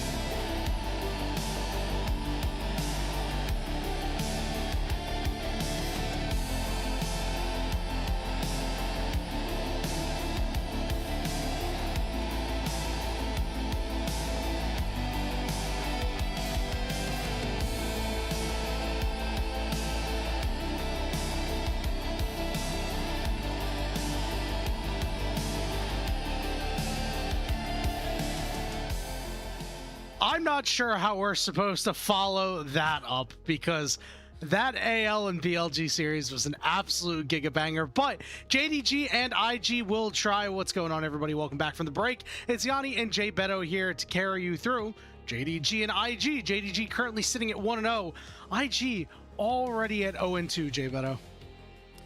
Honestly, Yanni, I was going to find some way to slip that in too. I was going to say I need to calm down after that series because that was riveting. But we've got hopefully a good series in front of us. Like you said, IG, unfortunately for them, sitting at 0-2 and not off to the best start, this team. Hopefully they can find some of what they found in parts of the games. We'll get into that a little bit. We've got quite a bit of time to talk here. But JDG have come out of the gate swinging. Very explosive. Yes, it's only been one set so far, but I'm a really big fan of this team. I will be biased until the end of the year, maybe, but I think this team is incredibly exciting to watch. There's a lot of fun stories about this team, the players, and the mid-jungle matchup between both of these teams as well. So it's only the first round, so it's not the worst to lose a match like this, but you still want to be winning these. Yeah, I mean, IG needs to get a win, to be honest with you. I think if you have an 0-3 start, you're not looking too good. And as you said, they need to recapture some of the magic they had in Demacia Cup, as Demacia Cup championship rematch between both of these squads, Jay Beto. And I mean, JDG, they lost. They got 3-0'd by them this time around. Well, what's going to happen? We don't actually know. Are we going to see a JDG win? Are we going to see an IG win? Nobody knows. I mean, I have a feeling, but we'll see if IG can indeed reclaim that magic that you were talking about. Yeah, I think looking at these two teams in Demacia Cup, without Rookie, you would say, okay, this is an IG easy win. JDG got 3-0. It was not really close. IG looked for sure the better team.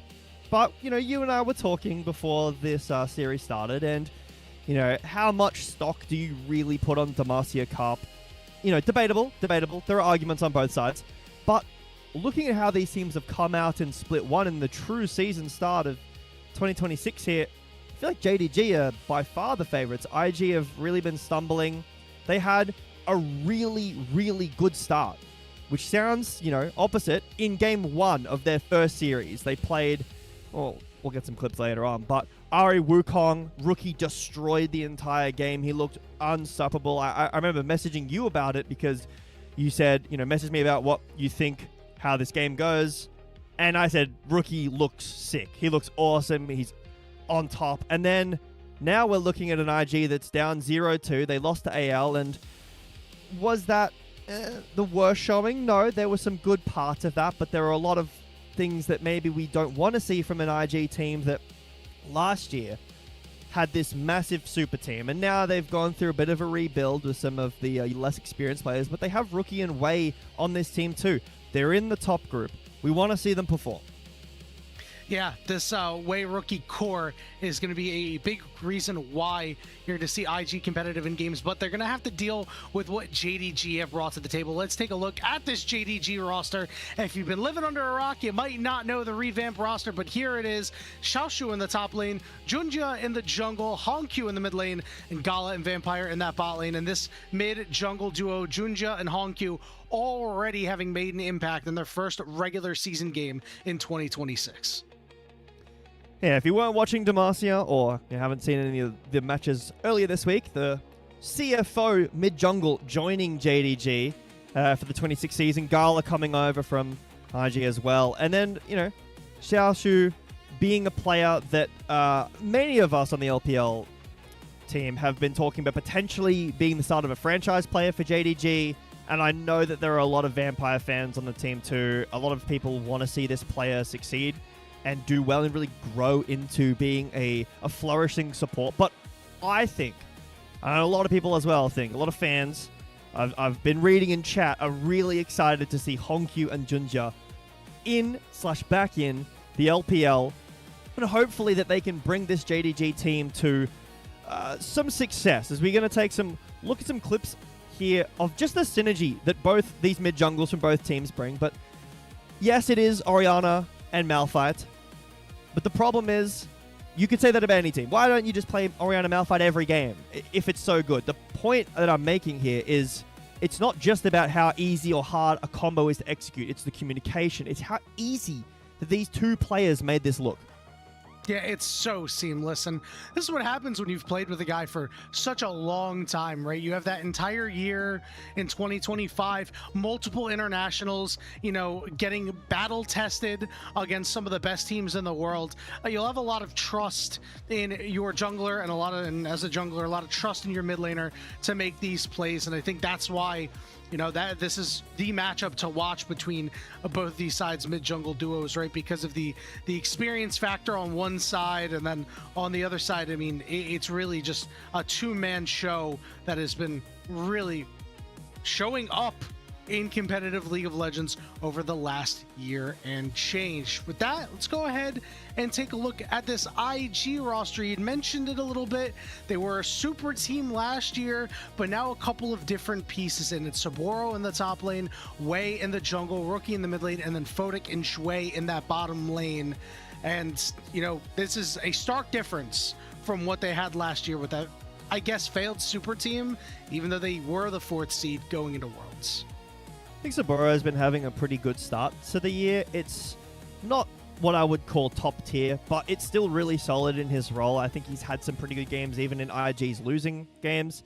The bot lane is something that can be exciting. Fodik has done well, and Shui is another player similar to Vampire that, you know, many people on the LPL team, English team, sorry, want to see flourish and do well as a support. But same as JDG, we're looking at Wei and Rookie. This is a duo that played last year. Unfortunately, I'll try to leave my bias at the door here. For what the team was, it was not the year this roster should have had. I personally think that they did well, and it's just they kind of got a bit messed around with the format of Worlds, and they probably could have made it to top 8 or even maybe further on if T1 didn't put them in their place in front of a lot of people. But this is a new year. This is a new team, but it's the same mid-jungle. These are the veterans, and some of these veterans are quite old and have been in the league for a long time. But I think IG haven't really found their footing correctly. In the matches that they looked really good, specifically that game 1, with the Ahri and the Wukong that we'll see in a moment, I think Rookie and Wei pairing together really carried the game. This was not an easy matchup either. Anyone will tell you that Ahri into Taliyah is really tough for Ahri. You can't really lane that well. Taliyah outroams you if you ever... And Wukong's not easy into Taliyah either, but they just keep finding great angles.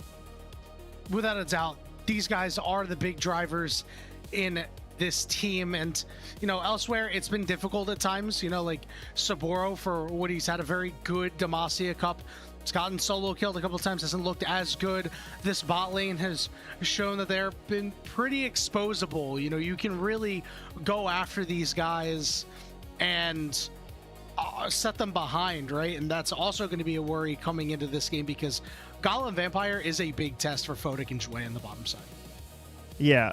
This next clip coming up, I included this in this reel to show that IG haven't really been pulling it together the whole time. This game was the best game. Look at the score. They're 5k up, 12-4.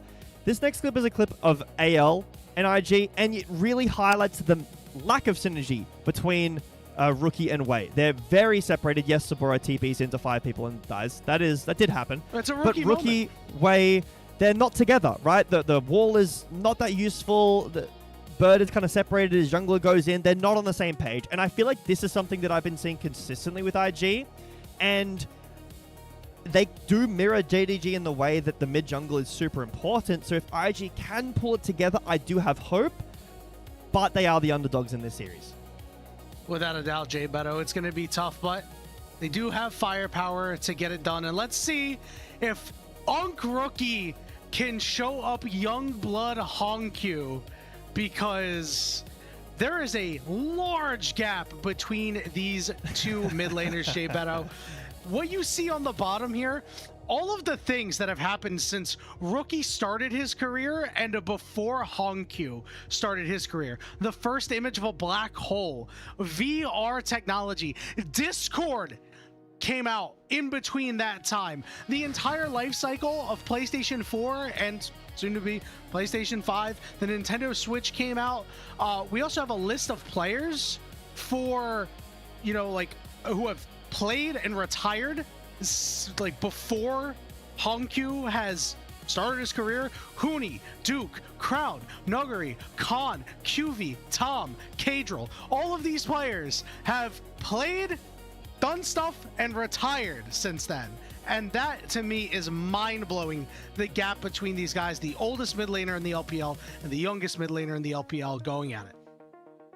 Yeah, it's crazy. Not only is it players it's players that have started their career after Rookie, so all 2014, 2015, some even later than that, and have all retired as a pro player before Hongkyu came in. My favorite one is the fact that we went through the PS4 and 5 before Hongkyu started playing. That's insane. But this is a really important year for both of these players. Rookie in the past has been on maybe not the best teams, not the top teams, and has still done well, but last year was a real letdown for Rookie believers. That was a massive team, and it did need to perform better.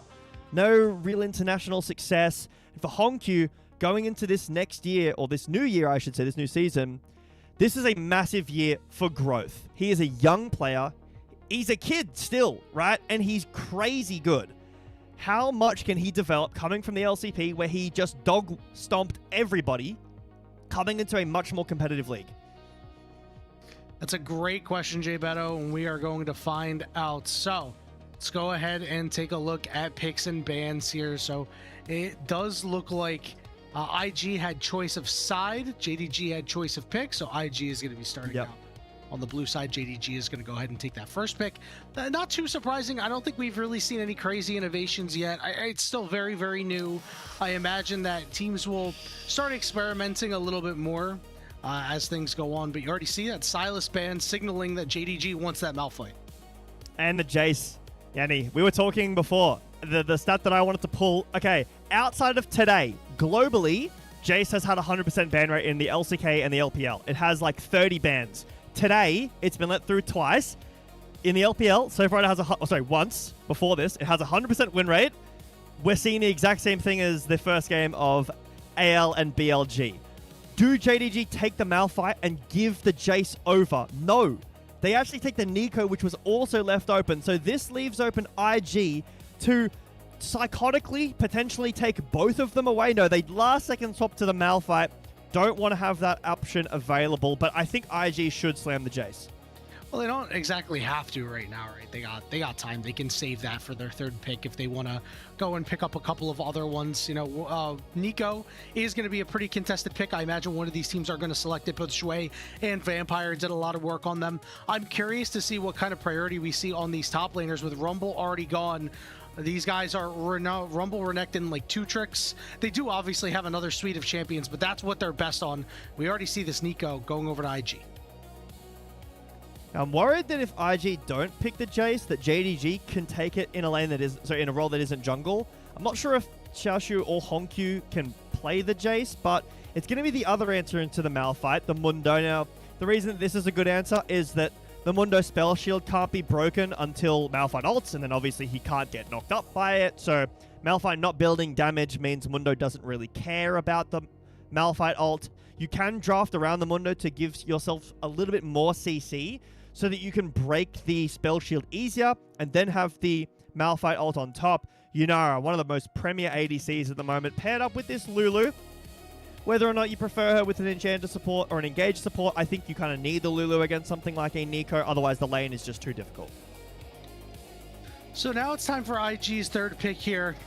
Obviously have a couple of options. I want to see them pick a Sivir here to help get this Mundo and this Nico into these fights, giving them that extra movement speed to kind of operate, maybe get some easier pop blossoms. But it looks like the Kai'Sa is going to be the move here. We're going to need to see some extra dive tools come through in these next 2 picks for IG. Kai'Sa Nico has been a bit of a staple for the 2025 season, so it's not surprising to see it here, I guess. But into the Malphite, it is risky. Yes, you have mobility. It is tough, and it's going to be a tough matchup against the Yunara. I think for the most part, Yunara will win that until like Kai'Sa gets full build or close to full build. 3 you know, the 3 ability upgrades, but I'm really surprised that Jace has been left. No bans, no picks. This could be a scrim thing, both these teams not prioritizing the Jace at all. I don't mind that if JDG's focus, both teams' focus is have a supportive jungler with their star mid laner that we were highlighting before. I think that taking the Jace in the jungle might devalue that synergy just a little bit and maybe force your mid laners to go something like Galio or a roaming mid like an Ahri. We did see the Orianna, I believe it was, so more poke, but no Jace so far, and I assume that because both junglers been locked in that we're not going to see any crazy mid Jace. I don't think it works well with either of these picks or these team comps, so team fighting mids. Azir is still up. Hongq's or one of Hongq's best champions will not go banned. If Rookie wants to take it away here and JDG don't ban it, it might be a really good look. It's got more CC to pair with the Kai'Sa. Some element of a dive, but a lot of damage to get through this Malphite front line. One of my concerns, if Rookie decides to take this Azir, he was pretty average on it last year. It wasn't really great. So you are handicapping yourself a little bit there. I like this Ahri ban. He's got a legendary Ahri. Take it off the board, because that's one way to get Mundo going, is to have a mid laner with a lot of CC to try and set him up, make sure that he's able to get his licks in on a particular target. We see the Syndra hover here. I think it makes a lot of sense too, to try to do what you can to keep Malphite at bay before he can use that unstoppable force, but also just making it really difficult for a Lulu to play out the game, and that is going to be the lock-in for Rookie. I've actually got the stat here written down on my notes for Rookie's win rate on Azir. So in 2025, it was 50%. Oh, sorry. All time it was 50%. 2025 was 42% win rate on Azir. That's not something you really feel confident about if you're going to pick it in a game like this. So leaving it up, it is risky. I mean, you're giving it over to Hongq if you want it to. Maybe even taking it away from Hongq just in a series is a good idea. But it's going to be the Renekton paired as well. So we do want some form of later on damage, and there it is. It's probably going to be locked in. I know it's only a hover, but I don't really see a reason why you wouldn't. It's not the worst lane. Yes, you can get pushed away if you go for if you look for a road, I'll say, but the late game damage onto Mundo, the range against Kai'Sa and Mundo, I think it's got a fine lane against Syndra. I think this is a really good pick from Hongq. Obviously, we know how good he is on it, but maybe a misread from IG. They're either confident they can deal with it, or they weren't prepared for Hongq to go it in this game. And it looks like the lock-in for Saburo is going to be this Cassante with a lot of his best options gone. It was a question on whether or not that he was going to go for a super tank or maybe something that can get the job done. JPedo, I think IG has a really hard time getting to Hongq, getting to Gala. This is going to be a big problem for their comp. Yeah, they've got a ton of range with the Azir. Decent range with, it outranges the Kai'Sa, the Nico, the Cassante, the Mundo. They've got an Enchanter, right? Not only with both Yunara and Azir, but Enchanter and Renekton doesn't feel too bad either, right? You've got one of the best setup junglers in the game at the moment. We've gone away from things like Sejuani into this Malphite now. It's a bit of a tough matchup into Mundo, sure, but you've got Renekton strong side top, should be pushing in for a while until Cassante gets... I think he needs Iceborne and Bramblevest to really do anything in that lane, but IG, they've got some good team fights, right? The Mundo, the Kai'Sa late game, if they can get there and find their fights, I can see the angle, but I mean, Tabe draft, baby, it's looking good. Yep, trust your carries to get the job done, and the Malphite ultimates on a couple of targets will be just fine, and your carries will be able to take care of Mundo and Cassante. For the other side in IG, I think they need to really leverage the strength of Rookie on this Syndra and Zhui with pick potential, going and taking out some of these members in transition, because outside of Malphite, they're really not that tanky. Ready? Jumping in here, get to hear my first ever gyos. Let's go.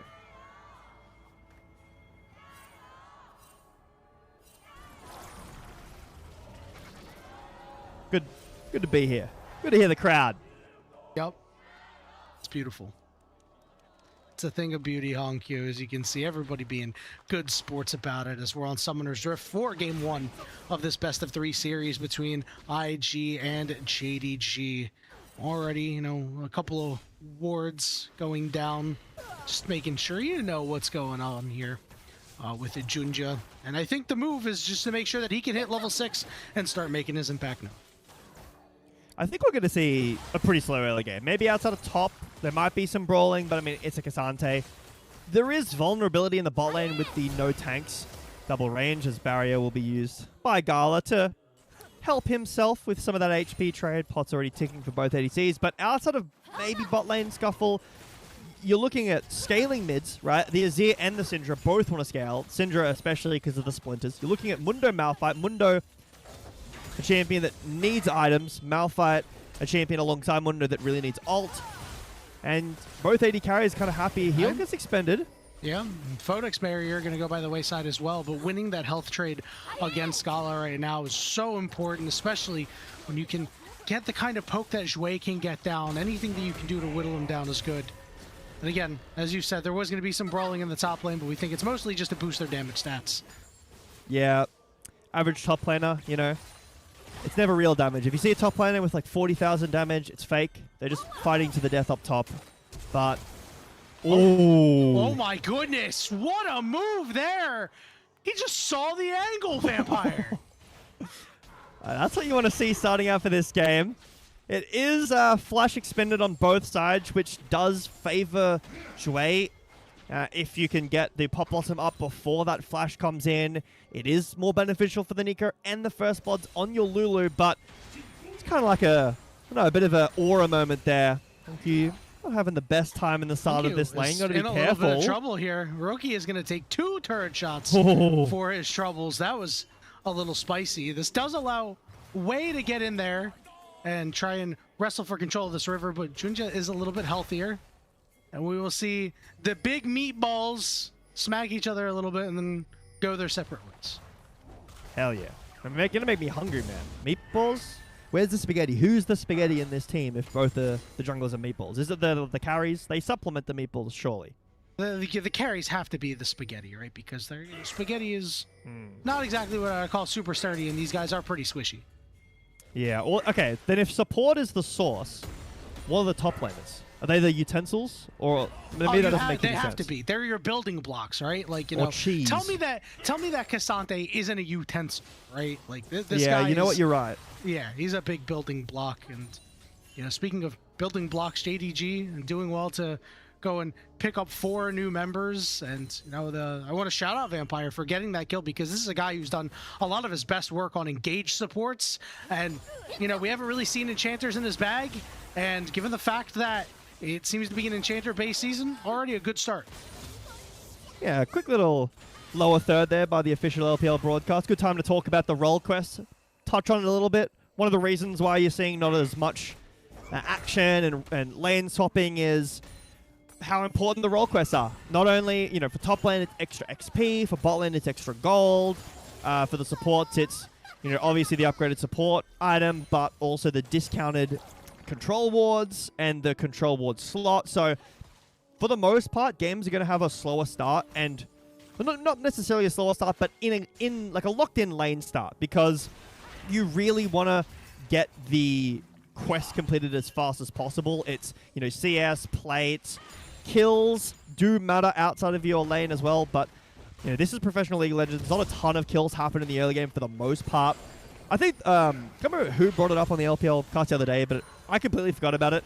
Oh wait, hold on. Rocky is going right after Honkyu, using that unleashed power, getting a lot of this control away, showing up on the bottom side. This dragon is available, so IG may be looking to try to get some purchase down here. Honkyu, Rocky's between the turrets right now, just forcing him away. It has been a struggle so far. Honkyu on his Azir. The Demacia Cup wasn't so great, and right now having a tough early game.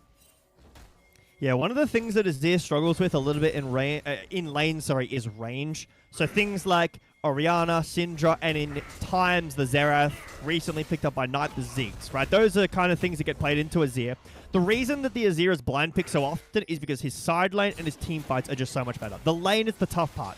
if Hongkyu can get past the laning phase, into teamfights and onto a side lane, maybe even against a Kasante, he's loving life. So far, down 10 CS, 400 gold is not the best way to start this game, but level 6s have been hit.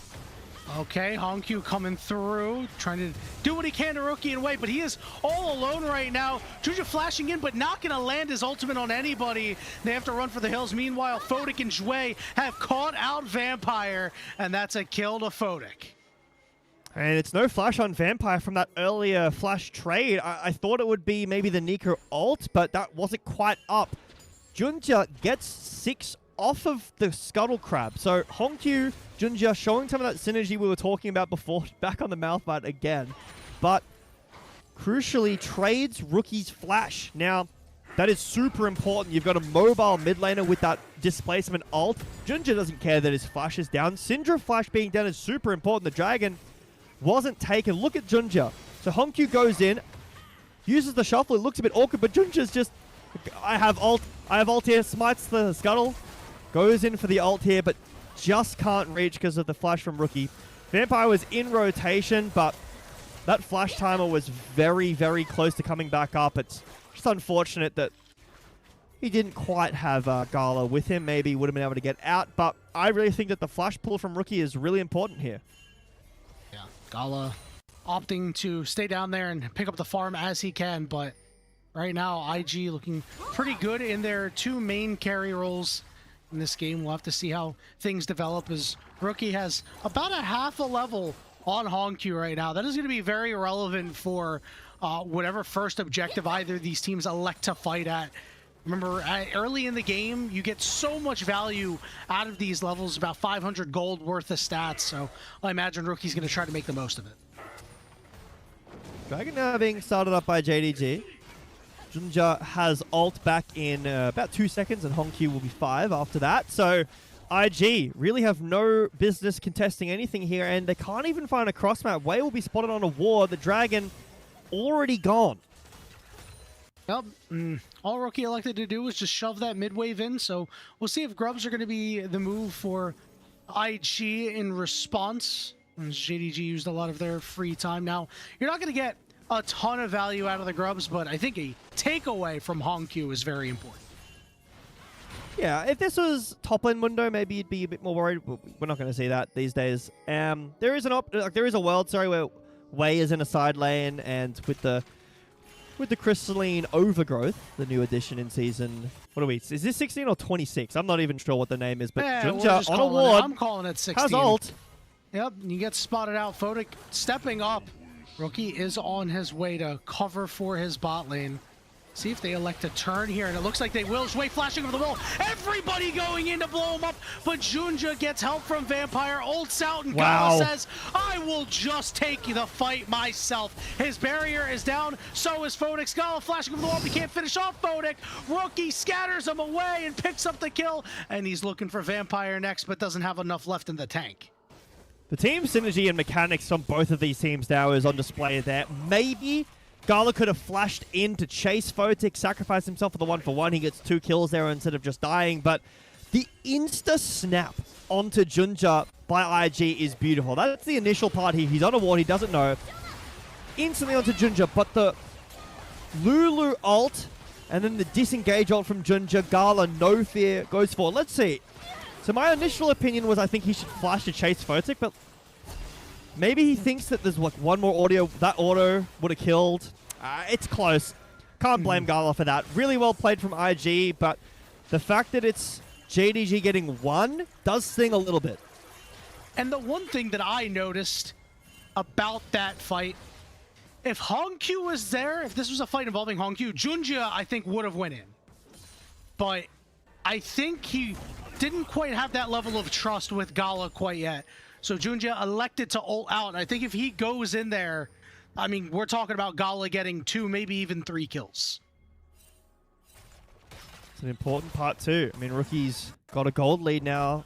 He'd already started building up from the CS, but continuing to do so. Maybe if Hongkyu had been able to rotate down, get a kill, could have evened that up. But Junja back again. There is still a ward here. He has ult, sure, but No summoner spells for Photic. Wei will be around the corner. Honkyu first on the roam this time.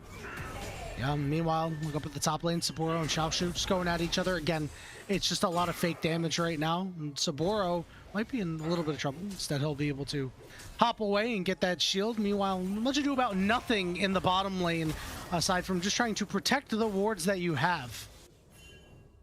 The meatballs and the spaghetti coming together to stir themselves into a bowl, but no one's eating it just of yet. I think that Wei being there dissuades that play. Yes, nice. He has ult here. He's got the ult out. The utensils are fighting. Xiaoshu is forced to flash away. Saburo unable to get it done. Burns his flash as well. It's a good NT there, in my opinion. Hear a bit of noise from the crowd. Got excited about potentially that solo kill, but Saburo at least, you know, lives, trades flash for flash, ult for ult. Xiaoshu's will be up a little bit earlier as he used it earlier in the exchange, but in these teams, Yanni, something I'm really interested in following along is how potentially close Group Ascension is going to be. I mean, originally we thought, you know, okay, well, BLG AL, we just saw how close that was. That's going to be a really exciting rivalry to follow. This might turn into an interesting rivalry as well. You know, who's going to be third seed? JDG, Weibo, IG. It's probably not going to be Tess in the current iteration until maybe they either get Jackie Love back, but I would really like to see Tess show up without having to have that happen. So maybe if they can get some time to improve over the beginning of the year, maybe not looking at first stand, but as the year goes on, that would be really nice. But these top teams, I think it's super close. I mean, we just saw what happened. And now we're watching this game. Later on, we've got, what is it? It's AL, JDG, I think, tomorrow, and then BLG, JDG later on. These are some really exciting matches, and on paper, I really don't know who you favor. Well, as of right now, I don't think IG is going to be getting that third spot, but a win today would do a lot to change that narrative. This Dragon is up. JDG already hovering around it. They're trying to cut off Honkyu at the pass, and if I'm JDG, you can do whatever you want at this objective as long as you don't lose everybody. If you take the Dragon, it's great for your scaling. If you let it go, you can still spend that time scaling up into the game. Honkyu already down to half HP as this Dragon's down to 2,000. Wei has that level up right now. Smite secured there, but here's knockups coming through. Honkyu in a little bit of trouble, but everybody's coming around to protect him. He gets all outed by Saburo. Vampire's got to flash away, and IG, a conglomerate, the knockup is there, and they're trying to cook. Rookie trying to get as many stuns down as he can. Wei walking forward, but Gala is healthy, dashing forward. He wants the rest of IG dead, as Rookie gets slowed up. Xiaoshu doesn't quite have the HP. He gets stunned. Will have to slice himself away. JDG taking the good end of that fight. Yeah, it's not clean by either team, Yanni, but the crucial parts here is JDG got the Drake. That's important, right? It's Cloud Soul. That's really strong with Yunara, with Renekton, with Malphite, with Lulu. Very, very strong Soul. And Gala now up 1.6. Got to free cast that entire fight. The engage onto Honkyu looked really nice, but it took him so long to die. He was super slippery. They traded onto Zhui after he went in. We'll take a look back here. So immediately the call from IG as Xiaoshu was walking down. The TP in early means that Saburo is here first, but the wild growth, the flash away, and Honkyu gets pulled through the wall. It takes so long for him to die. Zhui's already died. That's everything. All ults have just been used onto Honkyu there. And it takes a while. It's a little bit scuffed here with the Scout of the Week, but Xiaoshu provides so much space. Gala's full HP the entire time. Completely free casting, gets so much gold out of this fight. So JDG coming out on top. Yeah, this is the problem that we talked about with this IG comp. You have to pick one. Are you going to kill Honkyu or are you going to kill Gala? And we determined it was going to be difficult for them to really just get one. Now it looks like IG says, we are ready for another fight. This Rift Herald, though, is quite low. Junja getting tagged. Wei looking to walk up and Smite steal this one away, and he will be able to do so. Malphite ult out. Teleport coming in for Honkyu. You can't cancel that. And IG maybe do something, but they elect to back off instead. With Rookie not around, it'll cash in on that turret candy. Nice little punch back here from IG. Get the turret gold and get the steal on the Herald as well. So JDG still maintaining pressure on the map, but IG finding a little bit of gold in some important pockets and an important objective. The Herald, in my opinion, is a lot more valuable this season because of how many more plates there is, so you can always get that extra gold from the tier 2. Split pushing in general, like getting the last hit on the tier 2 is not as important anymore, but Herald used in mid. There's no dragon, so this is just to force this. Okay. We'll see what they're going to get off of this. Big chunks coming out, but that's about it. So IG just trading it for this early gold here, perhaps knowing that they don't want to go super late against this JDG team. While they do have fine scaling, JDG scales much harder with their 2 big carries. Yeah, an option to potentially wait another 2 minutes, but we just touched on, right? The new Season 16 plates changes. If this was last year, the plates would have already been gone. Nice try there from Spora, but Honku spaces it quite well. Another addition to the new season as well, these upgraded boots in mid, incredibly strong. Obviously for the tenacity, we were going Merc Treads already, but the fact that you get the shield, it's really, really strong. The amount of damage you get to avoid with that. But it's only a 1,000 gold lead for JDG. So far, it's a lead in mid for IG, a lead in bot lane for Gala, who does have the experience in the ADC role. Gala been around for a while, but we were talking earlier about how much experience this IG team has just in Rookie. He's been around since, I think, 2013. Yep. Just after they started playing pro, just after Worlds 2013 ended, and is still playing to this day. There's a lot of players as well that... Yeah, and still, you know what? Not doing too bad. I was talking... I mean, he just went to Worlds last year. Yeah. Well, I'm quoting Alk here. Hold on. Nice flash force. Junja's around the corner. Yeah, Rookie is not out of the woods. Junja lying in wait, landing in the knockup down in Honku. Just needs to get a little close. Oh, hold on. The unleashed power is there. This might be a trade. Rookie will die to the cheese wheel, but he trades out after a great scatter of the week on Honku. Yeah, exactly. Pushes Honku away, and it will allow Honku to get this full tower. That does feel really, really nice, but look at this gold lead for mid. Even after this, it's going to go to 800. That's about where it was before. Yes, you're accelerating mid lane now, but Rookie out of position. Now it'll be traded here as well. IG getting the Drake.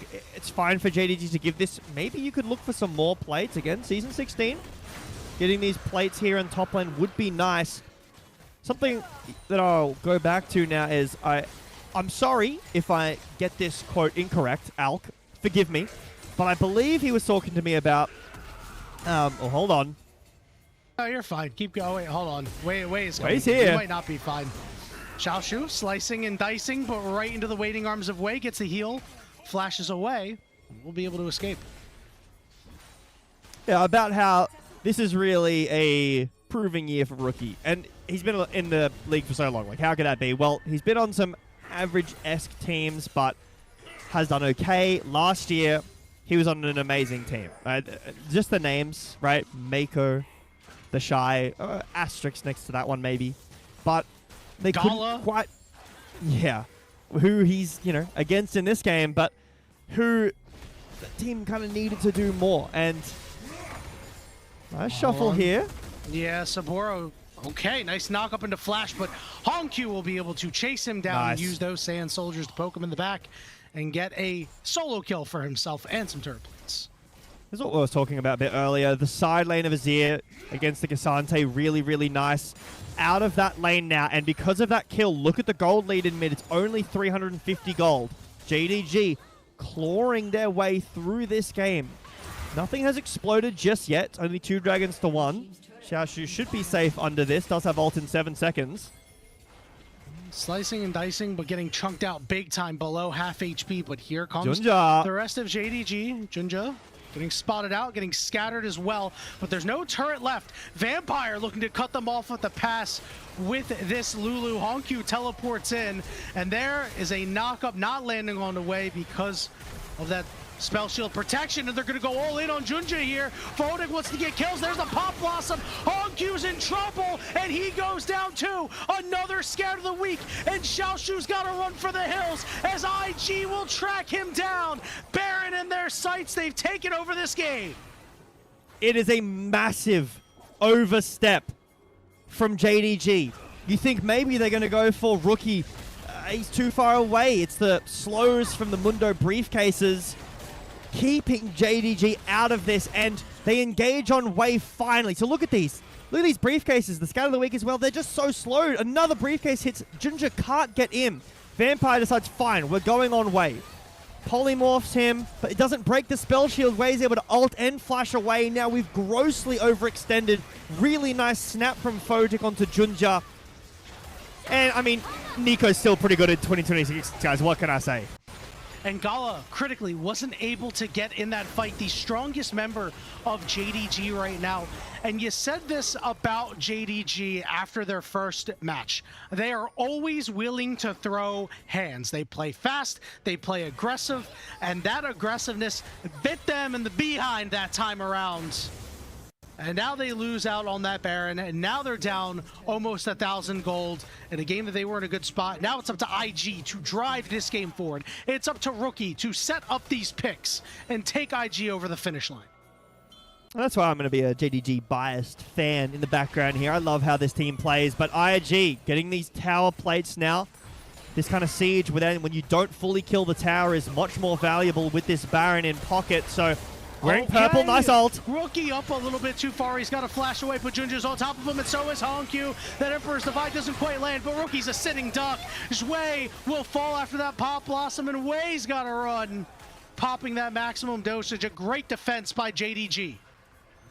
JDG just throw hands, Yanni. Gala has flash and barrier. Yeah, I don't think that's going to save not him, enough. but Photic has the killer instinct. Look, maybe IG said, okay, let's throw hands too. We're going to scrap? Fine, let's scrap. We don't get the tier 2 tower or the plates. We'll access through the mid lane. Your ADC was so gracious enough to open that up for us. I want to highlight Junja finding these angles constantly. Hongq, the synergy that we want to keep talking about in this series here. Great angle. Hongq chases as well. They fire onto Rookie. He goes into the stopwatch, but where is the rest of my team here for IG? Photic is in transition. Sapporo is near topside when IG are pushing up and melee hitting the tower, and then Gala gets caught in the mid lane as IG transition.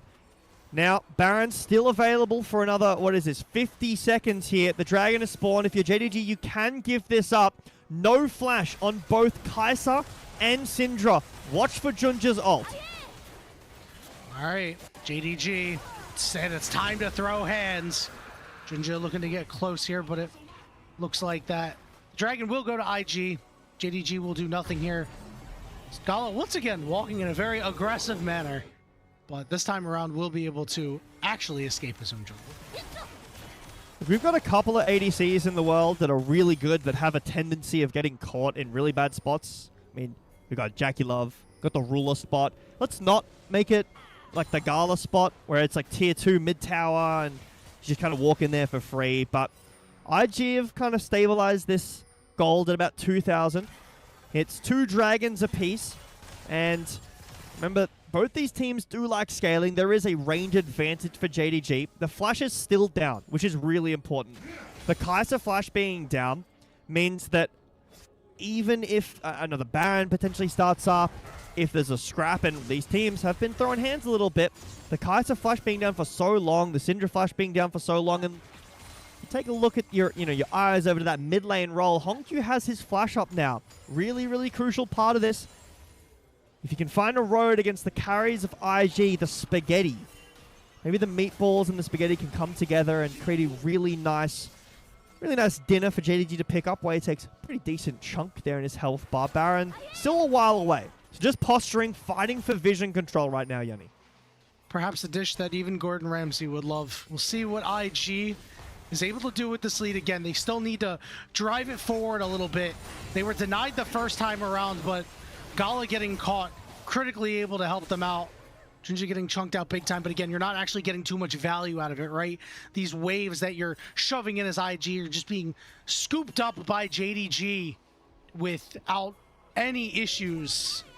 That just means that JDG is allowed this time to scale up. Hongkyu and Gala are allowed this time to get big. Gala, you know, heading toward that third item. Hongkyu going to be starting to work on item number 4.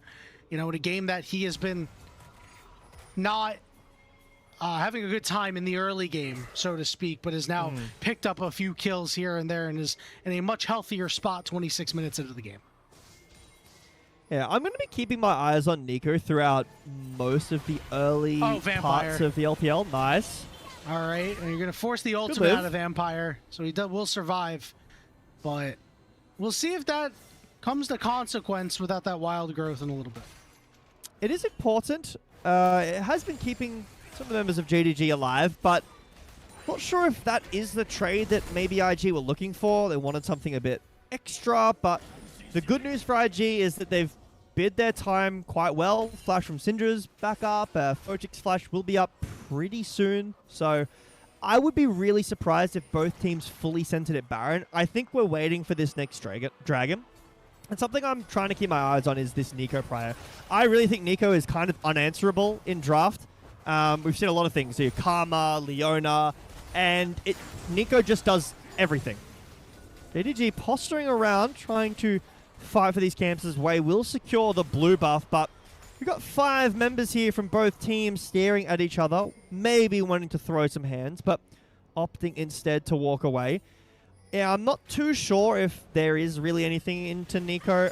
Like, there are picks that do well. You know, like I said, Bard is fine, Karma's good, Leona can do well, but she just does everything, right? She's got great vision contest with the clone thing that hasn't been patched, even though that was supposed to get patched. She has one of the best laning phases in the entire game. She's got CC. She's got pretty good damage in the early game as well. Then she's got like by far the best support team fighting ult. Great catch with these like minion baits as well. Like, this Nico champion just has everything, and I'm hoping JDG have an answer to it, but so far across the world, I'm not really sure. And we did talk about how Jue did some of his best work on this Nico pick. Speaking of doing your best work, Rookie with a scatter onto Xiaoshu. It's a big chunk out there, but, you know, Jue, really one of the few exciting players on an FPX team that really wasn't so great. But it felt like when he was off Nico, he was missing something, and on Nico is really where he felt comfortable and at home. He's had a couple of okay ultimates this game, but he needs something more to really put IG in the driver's seat for good and put the game in an unwinnable position for JDG. You can see the pressure starting to come on here as JDG are forced out of this mid lane. IG can go mostly wherever they want to go. See what happens with both objectives now up. This would be the 3rd dragon of the game for either side, 2 apiece. Photic soloing it. I don't think JDG are aware of this at all. They might know because Photic's been off of vision for a while. They have the option. Oh, this is a really nice flank angle from Junja. If he can get in, Gala moving forward. Hey, yep, they're pushing IG back toward that dragon. They're falling back. Gala transcends himself, but isn't going to be able to get too much more. Junja still lying in wait for the opportune moment to hit multiple members. Gala and dish out as much damage as he can. Way down to about half HP. Saburo chunked. Photic lost a little bit off that dragon. Xiaoshu and Wei, they're just going to get a big meatball fight here, but Xiaoshu realized he may have bit off more than he could chew. He's going to slice and dice away, gets tagged. Take that.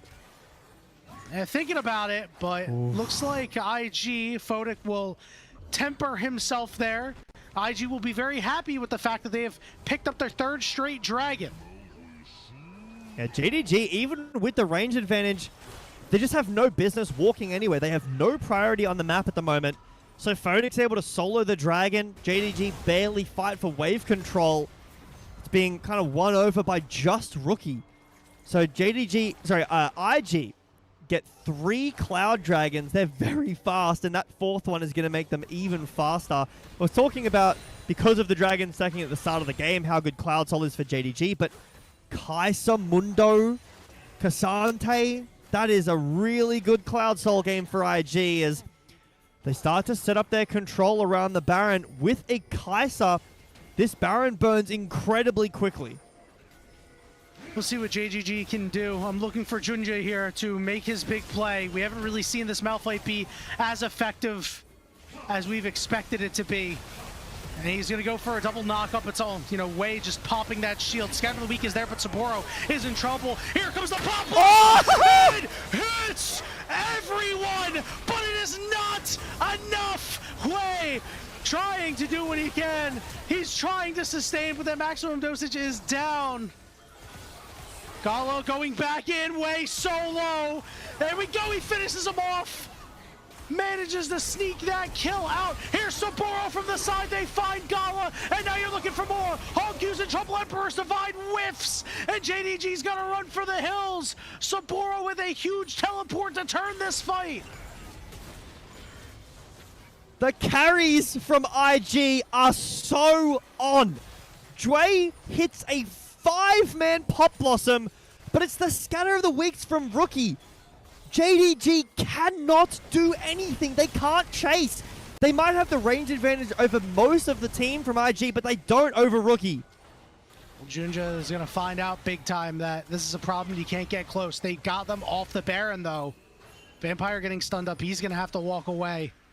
And with a teleport in from Xiaoshu, that does mean that IG is unable to do that objective with their jungler down. So JDG living to fight another day, but again, another rough fight for them not working out. Let's take a look at this replay, J Beto. It looks pretty good for JDG. They start this front to back. They say, okay, we can't get to the back line. Let's all in the front line. We get the Spiel Shield off, we break it. Solbro goes so low. The Scatter of the Week, there's the first one. Then Choi hits a 5-man Pop Blossom. Xiaoshu falls down. It still looks okay, but then look like, how does he continue to hit these? Rookie, the Unk against the New Blood. I'm telling you, man, this IG team needs Rookie. When he isn't on, this team looks really weak, but when he's on, this team looks really strong. Couldn't agree more. A huge reason why they were able to win that fight,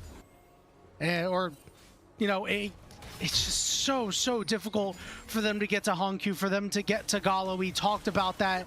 Jue setting it up, making that available. They were unable to capitalize, but with all of the Dark Spheres lying on the ground, Rookie was able to stem the advance of JDG. 50 seconds until this dragon is up. It is soul for IG. JDG has not sniffed a dragon since their second dragon take, and things are looking worse and worse. But again, they're still getting this time. Gala now has his full crit complete. That means those Fiend Hunter bolts are going to be hitting real hard against Saburo and Wei. Yeah, I think if Rookie doesn't hit that Scatter of the Week as Hongkyu goes in the first time, that he probably shuffles Rookie. It might have been Baron. Close the game for JDG. Now, in a commanding spot, IG don't have priority over the wave, but they do have it over the river. Baron is still up, remember, so JDG can threaten this, but would you give over Cloud Soul for Baron? That's a risky trade.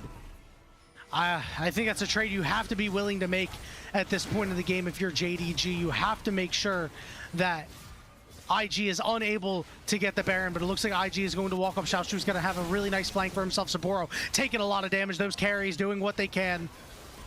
Redemption getting down just to heal Gala up a little bit. Remember, this Baron shred hits everybody who's hitting the Baron now. Xiaoshu has already walked in. Photic and Rookie over the wall. Rookie! No!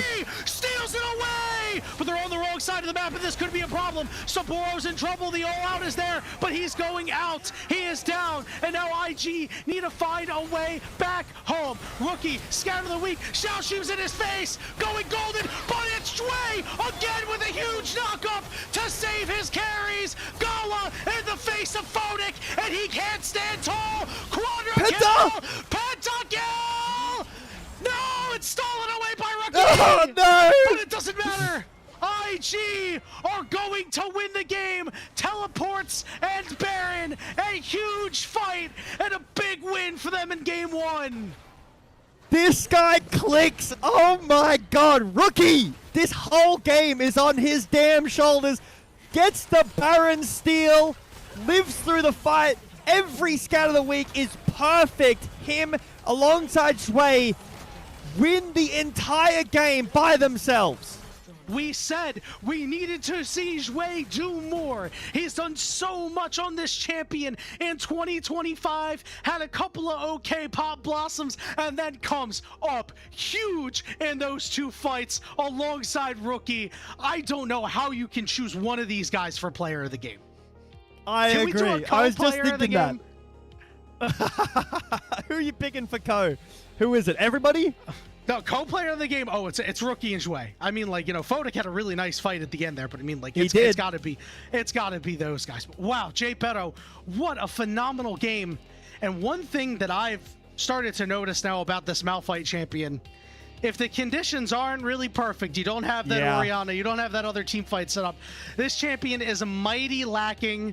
We saw that Mundo pick come in, and it was just so difficult. The positioning on IG, that's not something that we really talked about. They positioned themselves quite well to avoid Junja's engages. Yeah, that's one of the biggest reasons this Malphite has been... the Mundo has been getting picked into the Malphite. It's the spell shield. It's the fact that you can't lock down the Mundo. You need more. What was the CC in that game, right? Like, okay, Renekton stun, sure, that's a bit hard. Like, you have to fully commit to break the spell shield. Malphite ult, you have to fully commit to break the spell shield. Lulu polymorph, that doesn't work. We just saw that. You have to knock him up with the ult. Again, that's not worth it. You can't really break the spell shield on Mundo this game, so none of your picks are able to happen. Maybe if you could break through the front line, any of those times it would have looked better, but I was just smiling so massively every time I saw those Scatter the Weeks. I don't want to be a Game 1 Andy. I'm going to be, but I don't want to be. Group Ascension's looking pretty hot. Yeah, you know what? This if IG wins and beats JDG, that could turn everything on its head, Jay Beto. I mean, you know, IG going down 0-2 to start things off. Saburo and Rookie against, you know, AL not looking so great. Obviously, AL considered a top 2 team in this group. We said Fodak and Jue could be exposable sometimes, and this time around, they held tough. Really commendable stuff for IG to keep themselves in that game in the face of double scaling on the other side and stand tall and get the dub. One of my favorite things about the Malphite, I know it lost, but is how telegraphed it is because you have to ban Silas. You can't first pick Malphite. Yeah. So I love how, all right, guys, we're literally dedicating a full ban slot for one champion, and we still have to, like, get countered by Mundo. I don't know. I was talking with you a little earlier in my notes about I think that Malphite is a priority champion that we might see getting picked up. It's rising, but I don't know. Is it time to lower it? Not get rid of it. Is it time to lower it? Because you have to expend a full ban for it, and the way that IG deal with that is they ban the Orianna. So they looked at the game that JDG and the clips we saw at the beginning of Junja and Hongq playing together, and they said, okay, we can give over the Malphite. We'll pick Mundo, and we'll just ban the Orianna. They don't have a combo anymore, and the Malphite looks a little bit useless in some of these fights. Can't lie. I couldn't agree more. I mean, you just saw on the damage charts there, like, damage isn't the end-all be-all, but when you are not having the necessary impact on Malphite because of this Mundo pick, and you're dealing 15,000 less damage than the Mundo, that is a... I don't know, that is a very ill-advised first pick with that champion up. It almost feels like you have to ban now multiple champions if you want to make the Malphite work, and if you're so keyed in on that, it just feels really, really difficult. I mean, this highlight package is going to be a treat. This is where JDG made their first big misstep, and it felt like it was so hard for them to get control of this game again. I'm not gonna lie, every single one of these highlights is going to be a Jue Nico ult. Maybe the Pog is just Jue, because the first one was Nico letting on the Hongq there, but it was good. You know? Yeah. Every time that JDG won a team fight, it was off of the back of a Nico ult, right? Like, or pretty much, especially towards the late game. I think IG overstepped at times. When they aren't together without Rookie and now Jue, it looks risky. Yeah. But this is what, like, going to be one of my favorite fights of the next however many months. I'm just okay. The 5-man pop blossom is beautiful, and then just wait, Hongq goes in, just hitting everybody. That's disgusting. The combined amount of CC for years. at that point. And then you see Saburo getting to back. Then he's also going to get that huge shield when he teleports into this fight. I thought from this moment, I was like, damn, JDG get a big fight win here. And then Saburo over the top, coming off the top rope, causing big problems for JDG. And that's when you knew it was over. Honkyu, you know, these Zero Ultimates haven't looked particularly good. I mean, this is this guy's signature champion, and he hasn't looked good on it yet here in the LPL. Yeah, crazy steal. Crazy steal. But again, this fight isn't just about the steal. It's about they commit to Rookie. Get the kill here. Look at how we play this. Instantly onto Rookie. Scout of the Week is down. We go. Rookie. He Zhonya's is the stun. Then Jue goes in, hits 4. Rookie flashes away. Like, the team fighting when Rookie is on and driving the game forward is so nice. Now, my worry is this is how I felt about Rookie and this IG team in game 1 of IG. Of their time in 2026 when they played the Ari Wukong. This is exactly how I felt. This is the emotions I felt, and I feel like we got let down a lot by the remaining games in that series. And okay, AL is a really good team. Maybe IG need a bit more time to contest that top spot, or actually not anymore, but you know, one of the top 2 spots. But I don't know. I like JDG. I'd like to see them win. I'd like to go to 3. I like long series. This is totally fine. Totally understandable. The big Baron steal, it's a no wonder why Rookie gets this player of the game. But as you said, Jay Beto, we saw it, you know, against Weibo Gaming with IG getting that first win. The good mid-jungle synergy, we saw it a lot here. We'll see if JDG is going to be able to shut down IG. With that, we're going to go ahead and give ourselves a little bit of a breather after all the excitement we have here. Take a step back, grab some water, and when we are back, we're going to get game 2 between IG and JDG.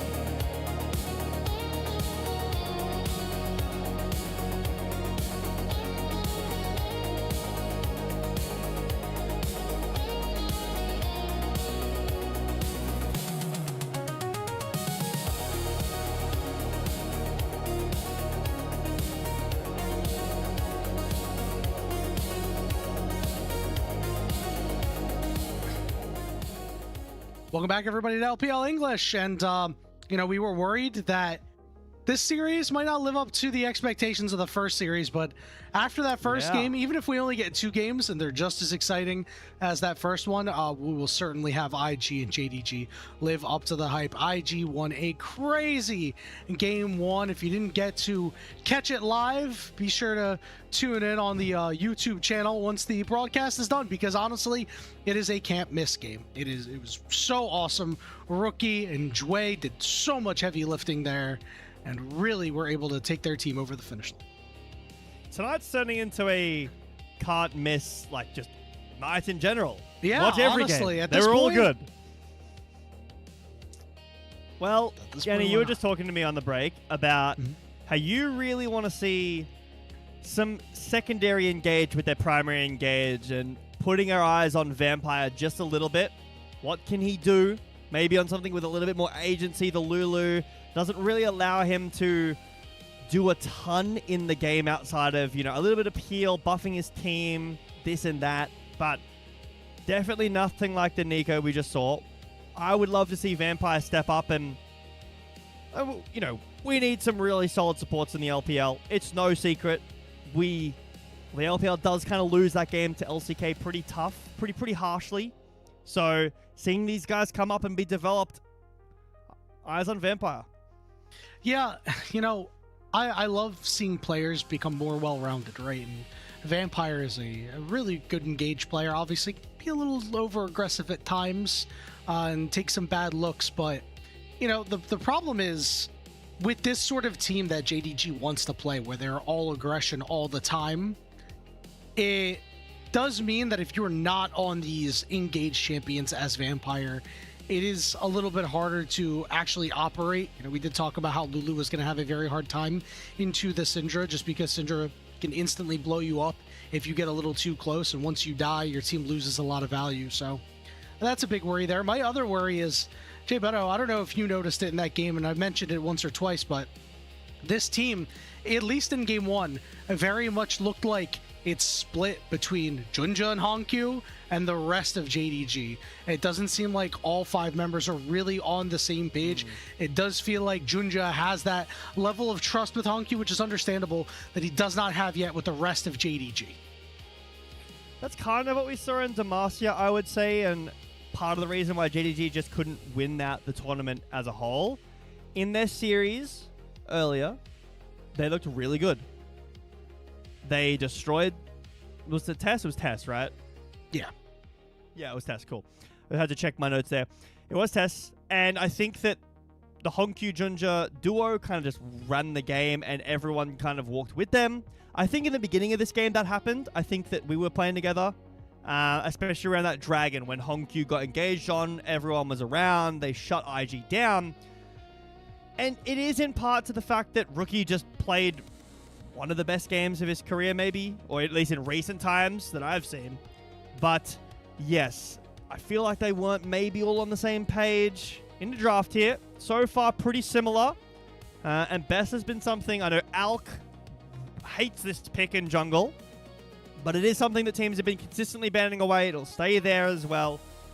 We had the Varus, the Orianna, obviously the Silas was for the Malphite, so I assume we won't be seeing that again. Now we're going back to the J spam. This is interesting. This must be a scrim thing. Maybe when Malphite's up, some teams don't like it, because when you're not ahead like Tarzan was in that game, game 1 of the AL BLG, you do just get ulted on cooldown as Jace. What are the bans going to be? Are we leaving Orianna up? Potentially. I mean, if Orianna's banned, is it like a Talia Rise angle here for the mid laners? Jarvan ban. So I think leaving Orianna up is probably fine. And the reason why is, although it's been such a good pick right now, Honkyu has done much of his best work on these scaling mid laners. Like, that is your, like, Rise, like Victor, and is less impactful on these champions. Orianna, Talia, Aurora come to mind.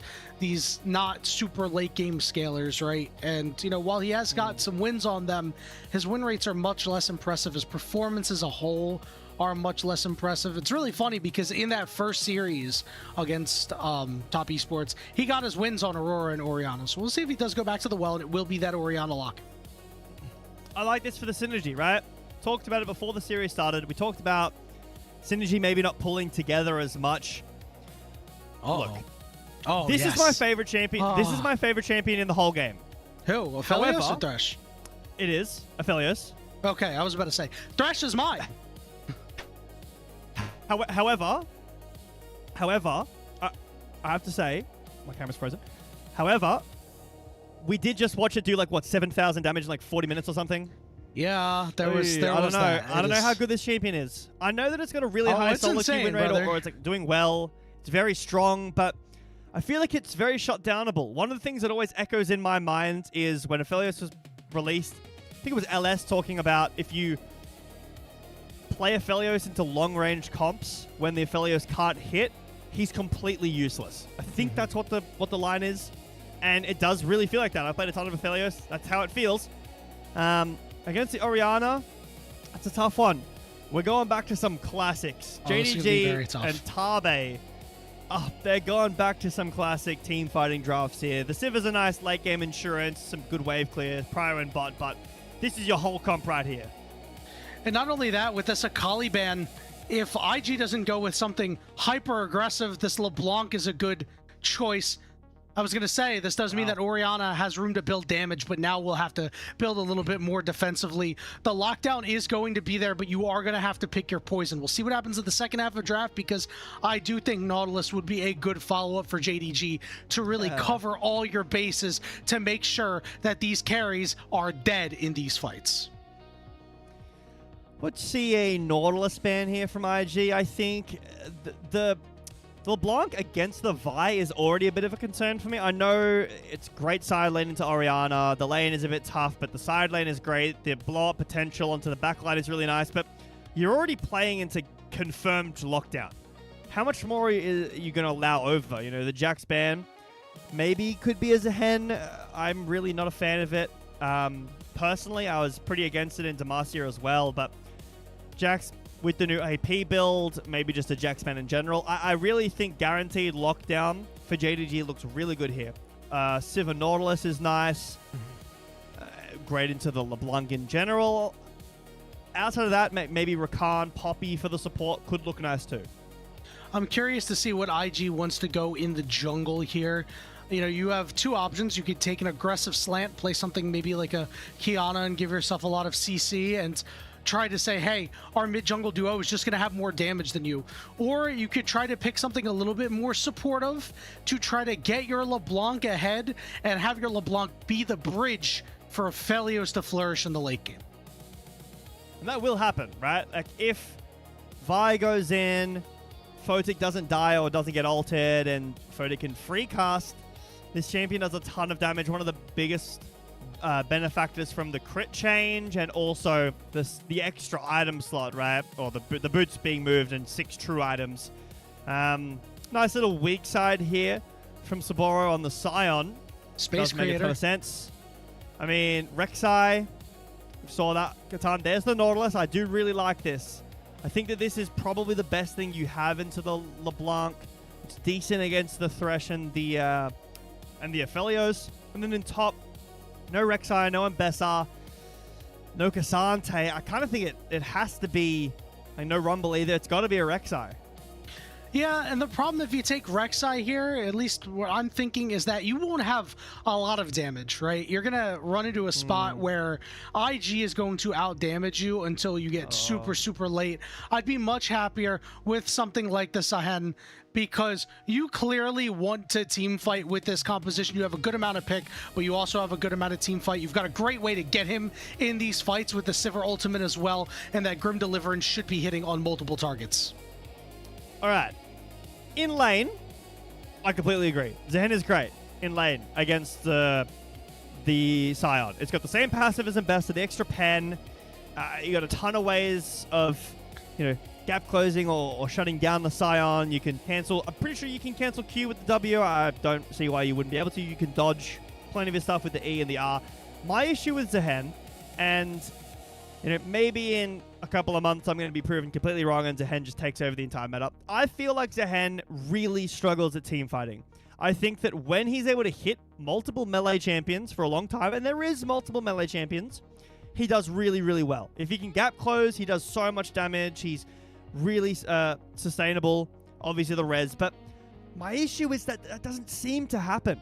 A lot of the time I watch some of the best top laners in the world being on Zehen and some of the LCK guys just not be able to get on anyone. So they kind of just run around in a circle desperately trying to hit someone, and it doesn't really end up paying off. I think Zehen's a really fun champion, and it does fill a role that you wanted with the damage and some form of pushing forward, but against a LeBlanc, you're never hitting a LeBlanc as Zehen. Yes, you've got lockdown. That's never happening. An Aphelios with Thresh, you're probably never hitting the Aphelios either. Well, I don't know if that's true, Jay Beto, because remember all the tools that they have to get to this Aphelios, right? Like this Aphelios is going to be locked down at some point. It's just a matter of which champion is going to do so. IG versus JDG hitting the rift once again.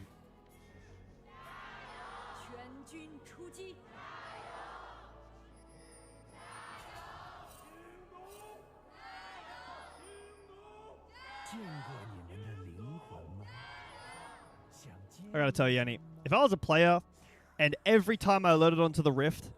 Actually, you know what? Scratch that idea. If I was playing ranked and every time I loaded into a ranked game, I had a crowd of people cheering, like, let's go, I feel like I would get like a 95% win rate challenger. Yeah, that would hype me up for the game so much.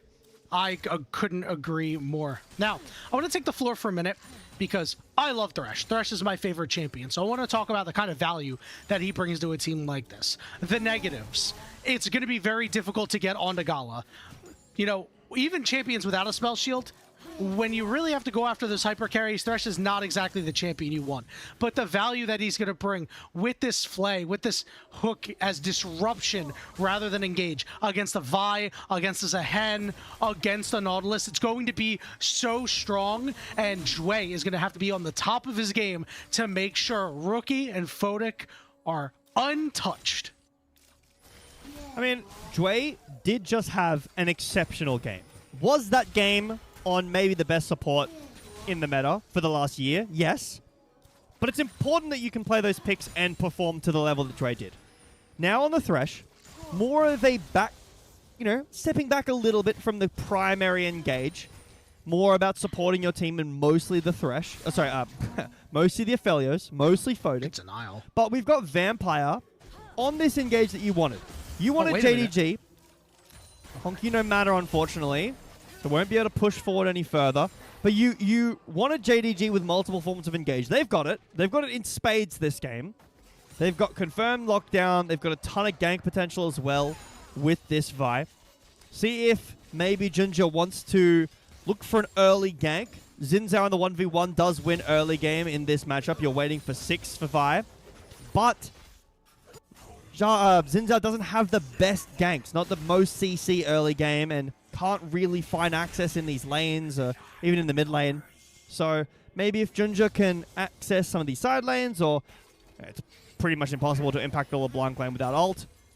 But waiting till 6 seems to be the play right now. Just this Scuttle Crab the bot Scuttle Crab for Ginger and the top Scuttle Crab for Wei. And you know what? You're absolutely right. The angles are going to have to be punishing JDG's over-aggression as opposed to, hey, we're going to use our CC abilities and we're going to get Wei in here and things are going to be all hunky-dory, right? But that is one of the things that JDG has been known to do, is be incredibly aggressive with this roster so far. So we'll see yet if there are opportunities for Wei to make his impact. So our first dragon is not for another minute and 20 seconds here, but as we're starting to see things take shape, Rookie so far has had the rule of the roost in mid lane, really putting the pressure on Hongq and keeping him on his side of the map. Curious to see how Wei parlays that when it comes to moving about in the jungle. And I can't remember who they were playing against, but the other night I watched Showmaker absolutely destroy. I can't remember who it was. Roma, maybe it might have been Roma on might be DRX. No, maybe DNS. On LeBlanc, and obviously he's probably the best LeBlanc in the world, but or close to that. But this champion feels like it's rising in priority a lot. Doesn't really benefit from any of the new items, but does do really well in the lane, and teams have been picking it up a lot more. I think it's a fun pick to see. It's very risky. If it doesn't...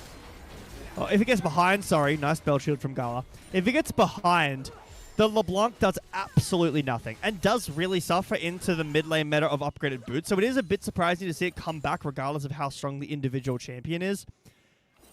Has Ignite as well for Rookie. Like, this is a setup that you kind of have to get off to a good start.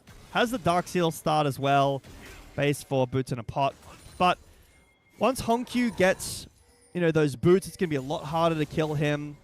With Ignite as well, you're going to have a lot less roaming / team fight / cross-mapping potential as well on this LeBlanc. Yes, you do a lot of damage. The backline is close range on the Sivir and squishy on both of them outside of the spell shield. But I'm worried for IG here because of what happened has happened so far in this season start. Rookie went on.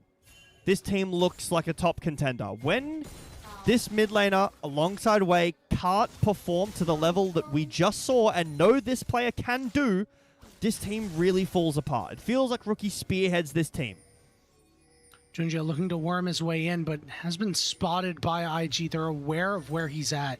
You saw the pings right on top of him. Junja trying to come around from the side. Vampire and Gala are stepping up to try and do something. Hook does not land. Lantern will get way out of there. And now a potential re-engage because Rookie is looking to cut off some of these members. Hook goes down, and it's a big problem. Shockwave lands onto 3. First blood to Vampire. Wei is in trouble as well. It's going to be picked up by Honkyu, and Rookie stuck in the back of the pit for the moment. Will have to distort out. Another hook lands onto Photic. He's forced to flash away. I mean, you wanted the secondary engage, and Vampire has been doing a great job so far in the first 6 minutes, but is Honkyu just permanently, like, we were just going to ban his Orianna every game so far? Because the synergy between Junja and Honkyu when Honkyu has Orianna is ridiculous. This was so fast, I didn't even think about it at all. Hook misses from Vampire, that's unfortunate, but this is not a great position from Junja. He's caught out completely. Thought maybe he has to flash, but it's a great engage from Zhui. But then out of nowhere comes this beautiful shockwave. It hits 3 people and completely turns it around. Okay, first blood of Vampire, but denying that bounty from Wei is nice. And Vampire continues to just move forward, hits this hook, forces out the flash and the barrier from Photic. JDG, they want to throw hands. They're going to continue to do so. And very critically, the first play involving LeBlanc and Ori goes the way of Orianna. And that means Rookie's down 500 gold. This ignites on cooldown. A lot of his kill pressure is not there right now. He is going to have kill pressure largely for the entire game because the members of JDG aren't super tanky. But, you know, again, once this LeBlanc is behind, as you said, it's going to be some rough sledding. 18 seconds until these grubs are up. And it looks like IG, at least their bot lane, already making the move up top to try to secure these. Yeah, this is something I talked about in Game 1. Surprised that we're seeing it now because of the role quest. Nice dodge there from Rookie. But because of the role quest, you tend to see this less. But I guess this game, both teams prioritizing the grubs. IG maybe wanting to get out of this lane. JDG wanting to match. But not only was it the... Oh, hold on. Oh, Saburo is in big trouble. Junja does no have ult that ultimate as well. available to him. Yeah, and Saburo's goose is cooked. It's just a matter of how many minions are you actually going to pick up before you die, and it'll just be a couple. Should be able to get pretty much all of them there, at least the ones that he had pulled. But not only is it the slower start for Rookie on this LeBlanc, but the Dark Seal stacks for Honkyu 3 up against 1. So Rookie only got the assist, but Honkyu got the assist plus the kill. It'll be grubs for IG and first dragon to JDG. Unless Wei can do some real crazy stuff here. Has flash, ult, and smite. Knows this because of the ward. No, not there in time. Observer's playing with our heartstrings a little bit with the vision there. Wasn't quite sure what the HP of the dragon was, but Junja's able to get that. So it'll just be a nice, easy cross map. And this is really strange. Like, the lanes were put up top for grubs. As soon as grubs are gone, we're just going back to normal grubs, so we can, normal lanes, sorry, so we can complete our quests. Yeah, listen, those quests, super important. Obviously for the AD carries, they're going to potentially love it this game. Both of these guys slated to play well in the late game. And when you see late game carry on one side, late game carry on the other, as an AD carry, you're just like, well, you know what? As long as I keep in lockstep with them, we should both be able to get to our full 6-item fantasies. We'll see if that's the case, because right now, JDG up 1,500 gold, have played the early game exceptionally well, having that great early fight. Next fight might not be for a couple of minutes, because this dragon not going to be up for 4 minutes after a late take. But it is the LPL, J Beto. These teams will be willing to fight over a ham sandwich.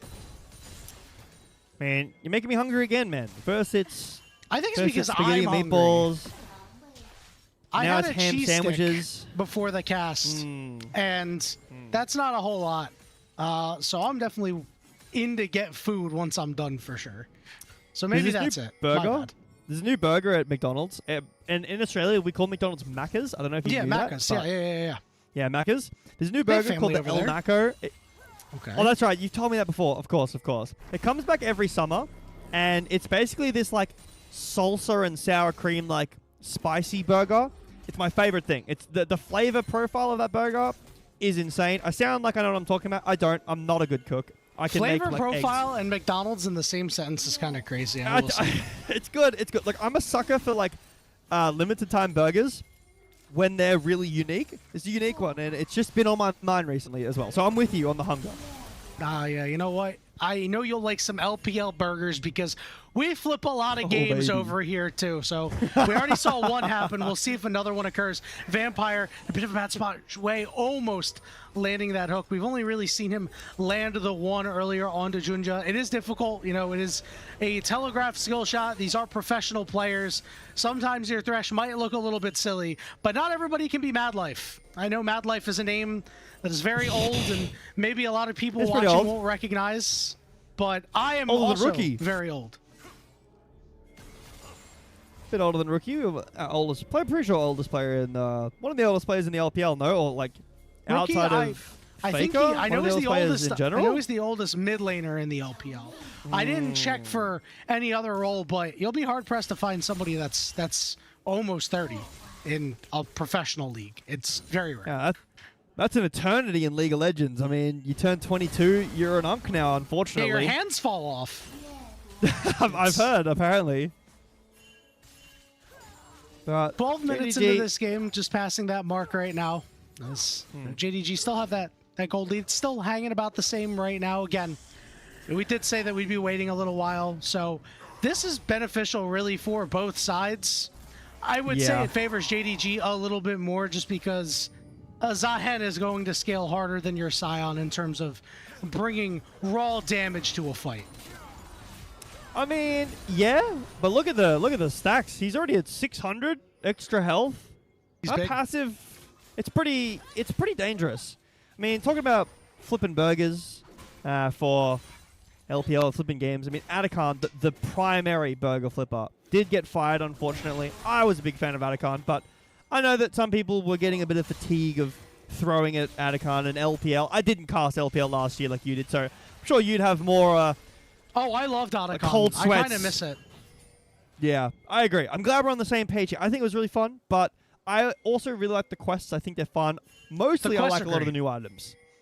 Essence Reaver being a Sheen item again, really fun. I think Fiend Hunter Bolts is really fun. How many ADC mains do we have on the LPL cast? Like, we've got a few, I'm pretty sure. We have, so, it's so funny because we have a, oh, we'll talk about this in a second as this dragon setup is coming through now. 20 seconds, you can see everybody on either side making a break for it. JDG have 3 role quests complete compared to just the one of IG, so that is something to watch out for. The power levels are going to be a little bit different.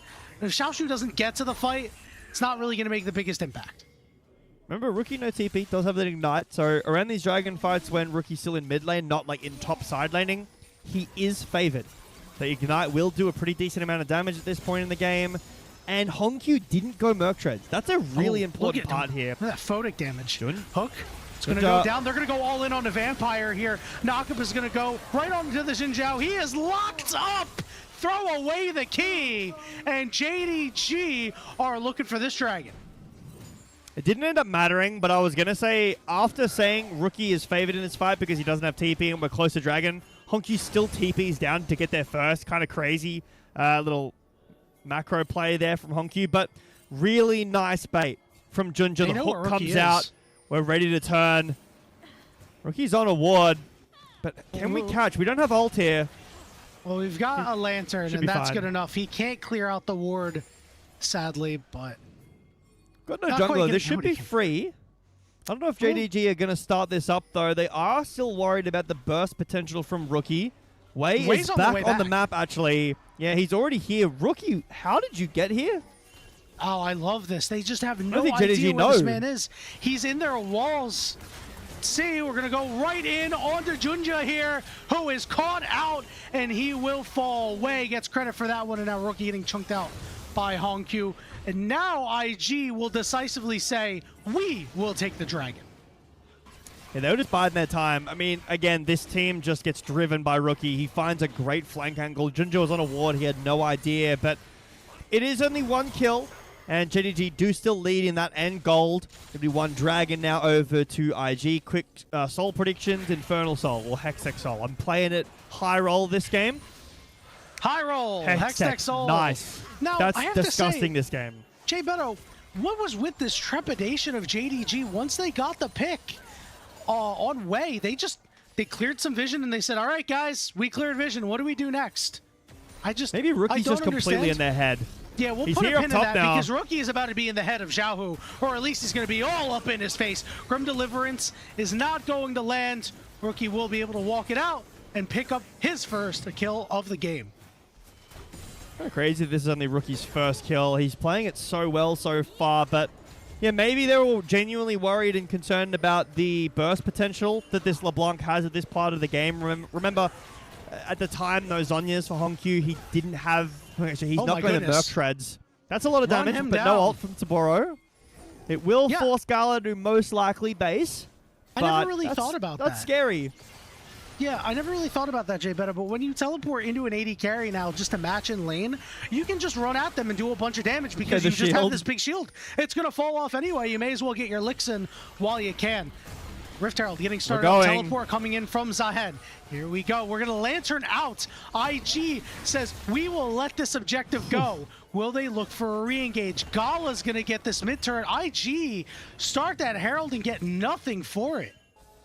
Wow, IG now, the ones quite scared. They were on the Herald with more numbers. The TP comes in. Junja just holds Q. That's enough to dissuade all of IG away. No TP on the bot side for Sion, so not able to join there. Rookie will clear out most of the wave, but Gala was able to get the first turret. Saburo is still pushing and does have grubs, so that's a bit scary. Will need to be answered by most likely Hongq, who has TP. Maybe he just has enough time to run down there with the home guards, but Junja with Punch will be able to get over the wall. No issues here, but close. This is a slow start to the game, Yanni, like we saw in game one, but it's very close. It's one Dragon apiece. The grubs were taken by IG. We don't have the grubs on the HUD, but I do remember because JDG got the Dragon in trade. 1k lead. The gold is pretty split. The top, like, Saburo's up. He's got nearly, he's got just over 900 stacks, but Gala's up 1,000 gold. If he gets one shot by Rookie, it doesn't mean anything, but Siva is a champion that scales incredibly well. We've been talking about this. Now on 2 items, quite ahead of Photic. Okay, the Collector is a really nice first item, but the Spike later on isn't as hard. So here in 3 items, Gala's going to be stronger. Nice flash from Rookie. Yep, forces that flash. Junja, nice Junja, looking to cut him off at the pass. A second distortion will get him over the wall. Junja, though, he doesn't want to give up on this play. He's going to drop the cease and desist. It's a matter of, can you find the right one? Oh, he fooled him. Oh, he got him, made him look silly. I think Junja might have thought he procced the passive earlier, but didn't know, because it obviously went invisible, that he had stunned Rookie when the clone had been procced. A nice spell shield. Yep, Vampire took that hook. They bit off more than he could chew. Photic's got red and white, and he said he's ready to fight. Knock up on the Junja, but not a whole lot of damage going down onto JDG. Jue is in a lot of trouble. Now Xiaoshu going to be the one to get engaged on Jue hook and then flash out. A nice play, but a shockwave goes down. Big damage. Rookie and Photic go down as Gala rips him apart. Wei is in trouble, and JDG take complete control of this fight and are taking control of this game. Yeah, the back line of JDG is just too strong at this moment. Really nice shockwave finds both carries of IG, and Gala able to free cast for most of that fight. It looked good for IG. I mean, they take down Junja. When we take a look back here, really nice spell shield from Gala to start it off. And you see that Xiaoshu on the top side comes down and finds Wei in the river. And this is kind of what starts the fight here mostly. I was worried because the turn onto Junja is nice, but look at this shockwave over the wall. Hits both Rookie and Photic, takes them both down. Really nice stuff. Gala on the pincer from the mid lane with the AoE damage, and Wei just gets taken down on the way out. But really nice punchback from JDG. IG overextend yet again. Gala, no love lost for his former team. Now a 1,400 gold lead off of up on his replacement, Photic. Rift Herald going to get dropped here as this third dragon of the game has spawned. JDG going to look to take control and pick that one up for themselves. And Jay Beto, we're starting to get into the worry territory. Yeah, good call out there. What that is going to do is that is going to pull JDG off of the dragon. It's just a matter of, is Rookie going to be able to find a way out here? Looks like he certainly will. Hook gonna go down here onto the Scion. The Lantern is there, but there's plenty of wards on it. Guess what? Saboro doesn't have anywhere to go. He's got to try to ult out of there. The hook lands, and he lives on a sliver, but that does mean that JDG go right back to the dragon. Looked a little bit goofy. I was half expecting the Nautilus to just fly with Scion the whole way, but Vampire stopped there. Vandal pipes on both these supports. Yeah, the upgraded scuttle there that stayed from last year is so important to that play. Rookie was in a perfect angle, the same as before. That could have been really bad for JDG. Now a potential cross map. Looks like Vampire has spotted out the potential. So we'll mirror, or hover, sorry, the top side, and unfortunately Wei will have to walk away. But yeah, the Scuttle Crab finding Rookie there, shutting him out. And then Junja chases him. 2 Drakes now over to JDG. It's only 2, but it is a 3,000 gold lead. And all of that gold, every bit, is on the 2 most important members of JDG. I think Rookie going on these flank tours for, around some of these objectives is a big symptom of IG's lack of CC in this composition, right? Lack of guaranteed CC. It's so difficult for them to start a fight. We said it was going to be so hard, but it's okay because JDG is going to be the one starting the fights. Well, they're starting the fights on their own terms. And so it feels like IG is always on the back foot. It feels like Rookie getting behind enemy lines, causing confusion in the ranks, is going to need to continue in order to kind of break up JDG from their death ball that they've kind of been walking around in and allow IG some space to maybe pick a member or 2 off. Again, they do have good scaling in the form of Aphelios.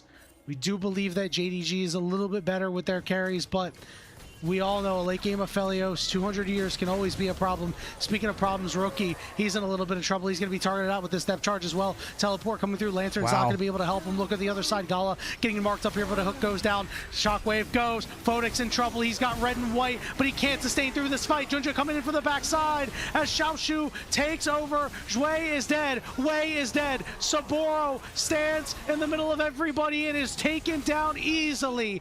JDG pick up an ace, and the Baron is next. Yeah, 5 for 0. JDG looked like they could have made coffee while they were doing that fight. It looked so easy. In the first game, Rookie was completely unchecked. Took over the game. This game, specifically in draft as well, everybody has an answer. It's the range from Honkyu, the spell shield, but mostly look at how Rookie plays his fight. There's nothing he can do. He has no vision. Punched, ulted, hooked, barely gets the distort away, then gets ulted, then gets punched, and he's dead. The backline is completely safe. Really nice shield on Gala. There's nothing that IG can do. All of their damage is gone, or all of their burst, sorry. Photic just isn't at the stage in the game. It's an easy 5 for 0. And I love the answer from JDG. And I mean, maybe it's Tabe draft again. Just, okay, Rookie's a problem for this game. We're just going to completely counter him. Yep, they've decided, hey, we are the team fighting team. We're going to have a nice pick with Vi Ori, and we're going to call it a day from there. That's Junja trying to get deep into the jungle here, take over IG's land, force them out, force away further and further behind. Hasn't really been able to make his mark in the game too much. The wave clear is not really there for IG either, so it's a JDG world, and IG are just living in it. These towers will crumble. The plates as well mean that the siege isn't just waiting for the last hit, like we spoke about in game one. Tabora on the top side should be able to get back one tower, but your base is going to start being broken open. It's a 4-1 right now. Junja pushing in the middle lane. TP behind. JDG is swarming to this teleport. IG has to do something and quick because Saboro's shield is going to be taken out mighty fast. Rookie now going to look for an angle here onto Junja. Junja should be able to escape. Meanwhile, back on the bottom side, it's now a 4v3. That means JDG is able to waltz in the base of IG, continue to chop down this turret, and IG just does not have an angle to make anything happen. They have 5 members strong now, and yet they can't get on to JDG. There's still a minute of Baron, and they have no answer. What you spoke about before was so correct. IG have no way of starting a fight. They can't get in. Saboro getting chunked. He's forced to flash away. Moonlight Vigil. I didn't call it Spell out, you probably shielded. wouldn't notice it happened. As nothing, no damage whatsoever. JDG take the bottom inhibitor. They take the middle inhibitor, and they're doing a torching of the base of IG. I think they might, Jay Beto. We have ults. Mana for Honkyu. Ultimate gonna go down. Gala getting knocked up. This is their chance to go after the big carry. On the backside, I don't know. getting there. Gala's still alive, and he stays alive, and he gets some shields, and Xiaoshu's causing a ruckus on the backside. He's gonna revive. Soboro getting rooted up. He might be targeted next. Rookie and Photic are stuck on the steps. Teleport coming in as Honkyu rejoins this fight. Soboro with a knockup, but no turrets left standing. A lot of low health bars coming down. IG can't close out these kills, though. It's messy, Yanni. JDG, they nearly push it just too far, but they toe the line over what they can do in this game. Xiaoshu gets the revive. Honkyu TP's back in, and they fully break open the base. However, Junja is dead. This is an objective bounty for IG. If they can get the next dragon, that would deny Soul Point as well. But with the base in complete tatters, super minions pushing in, Junja has now spawned, will take the Hex Gates back. Do IG opt for a fight to try to get this Drake? It doesn't really, it's not that important. I mean, it's denying Soul Point, but maybe you think this is your best time. The gold lead is only becoming more and more insurmountable. TP down bot from Xiaoshu. It looks like IG are just going to have to give this one up. You've got 2 minutes on the Baron respawn. Soul Point for JDG. They're up nearly 9,000 gold, so just tick down a little bit now as IG will collect some of these waves, but JDG not dissuaded at all. If I'm IG, I would have been giving everything to Photic. It looks like Wei took a couple of jungle camps for himself. Photic went and picked up the red buff. I would have given that to Photic. I would have said, hey man, listen, you are our carry. We are going to shovel every bit of CS we can into you and see if it sticks. Big engage coming through, but getting pulled really deep by Rookie is Junja, who is in Guardian Angel. Shockwave on the backside. Photic getting very low, but Xiaoshu is causing problems. So is Saboro on that backside. But the Nexus will go down because the carries were unabated. And the series is tied at 1, Jay Beto. We don't know for sure who this was. It could have been Tabe. It could have been any of the members of IG. But someone said, guys, this Rookie guy, he's pretty good. This old man, he knows what he's doing on the Rift. Especially in that last play there, you can really see. It's maybe a risky end. We're walking in with no Baron. Okay, but there's open Nexus, super minions. Junja just says, I'm just going to sacrifice myself to shut down Rookie. He's not in the fight at all. and you guys just win the game. And that's exactly what happened. The Shockwave goes on top. Rookie has to go into Zhonya's. He didn't even die. Rookie didn't even do anything wrong in that last fight. He just can't move. It was like back-to-back fights where every ult is being put on Rookie and the rest of IG just crumbles. This is how I felt about that first series against Weibo. When Rookie is not dealt with, he completely runs the game. This guy is really good. I can't stress that enough. But if he is shut down, if resources in draft are given over to shutting down Rookie, we kind of see what happens. I don't think you need to tell the people that Rookie is pretty good at League of Legends, but I agree with you, man. I mean, we've talked about it. Wei and Rookie need to be the ones to link up. When that happens, good things happen for IG. This time around, they couldn't. Their first play, absolutely squelched by JDG. The Vi-Ori combo was just far too strong for them to handle, and from there, it just felt like they could never get a handle on the game. And I mean, in this third game, I mean, what do you want to do? There's no Vi, unfortunately. There's no Wukong, right? No, Wukong there is Wukong. Wukong is available.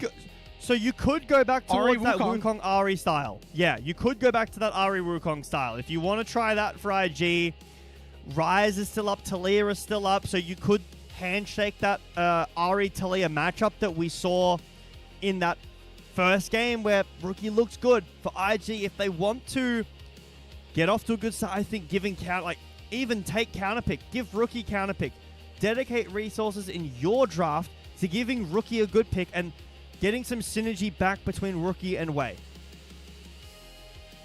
Couldn't agree more.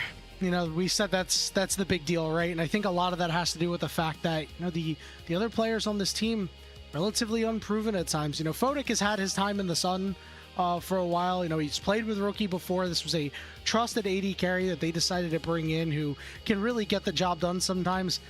He's got a good Aphelios, but in this game, he wasn't able to make it happen.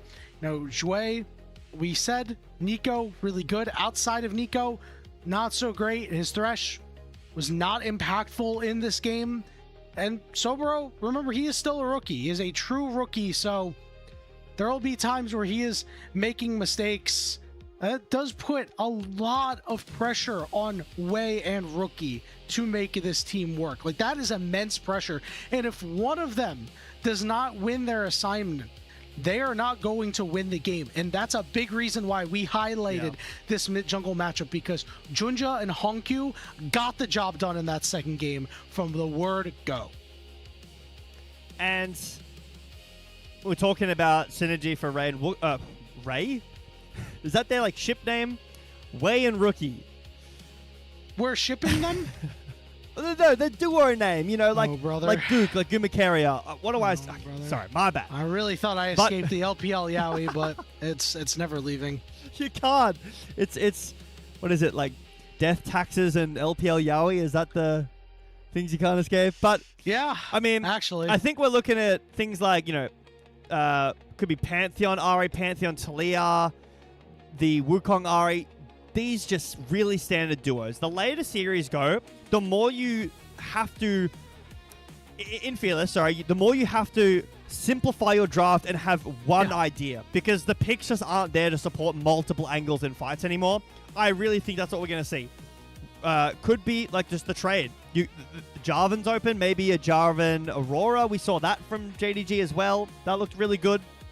But in this next draft, that's where all my focus is on what is the mid jungle for both these teams playing. There's a ton available. Again, mid off the top of my head, like Aurora, Ryze, Taliyah, Ahri, Cassiopeia, all really strong. Galio, that's kind of fallen out of meta completely. If you're BDD, Zoe, and then Wukong, Jarvan, Pantheon, Nocturne even. Nocturne Aurora could be good too. It still works. It's still good. I need something. Okay, we need some sauce coming out of this mid lane, more specifically for IG, I think, in order to ensure that they are winning this game, right? Because I think if you have a pretty even strength strategy, it just is going to come down to who executes better. And if they elect to, just, hey, we tried doing things, we couldn't really get a lead either way, and we're going to let our bot lane and our top lane make the difference in this series in Game 3, that's where I would really fear for IG. Right? I'm really worried if something MVP. like a Rumble or a Varus gets unlocked for either of these sides. MVP, couple of good options. I would have selected Hongq, and it looks like he was the option here. To 409, it wasn't impressive scoreline, but he had good shockwaves. You know, it felt like he certainly was the most impactful player in this game, but it felt like everybody had their hand in the pot. Yeah, I feel like Junja for me maybe could have been my vote, just because of his role. I think that he played his role super well. Loved that. His job is just shut down Rookie, and he did it really, really well. So Hongq did his job as well. Play the backline mage, great shockwaves. We know this guy is insane. His Orianna continues to perform, but yeah, I think it's well deserved from Hongq, as well as I would have maybe voted. Wow, okay, eight for 8, unanimous. I don't know about. Can't argue with that, guys. Can't argue with that, Jay Beto. As you said, it is nice that Hongq's Orianna has looked pretty good. 2025, was pretty average, but so far in 2026, this mid laner is starting to evolve. We're going to go ahead and take another break, and when we're back after these, well, we don't have any messages. When we're back after this break, it'll be the final game of the evening between JDG and IG.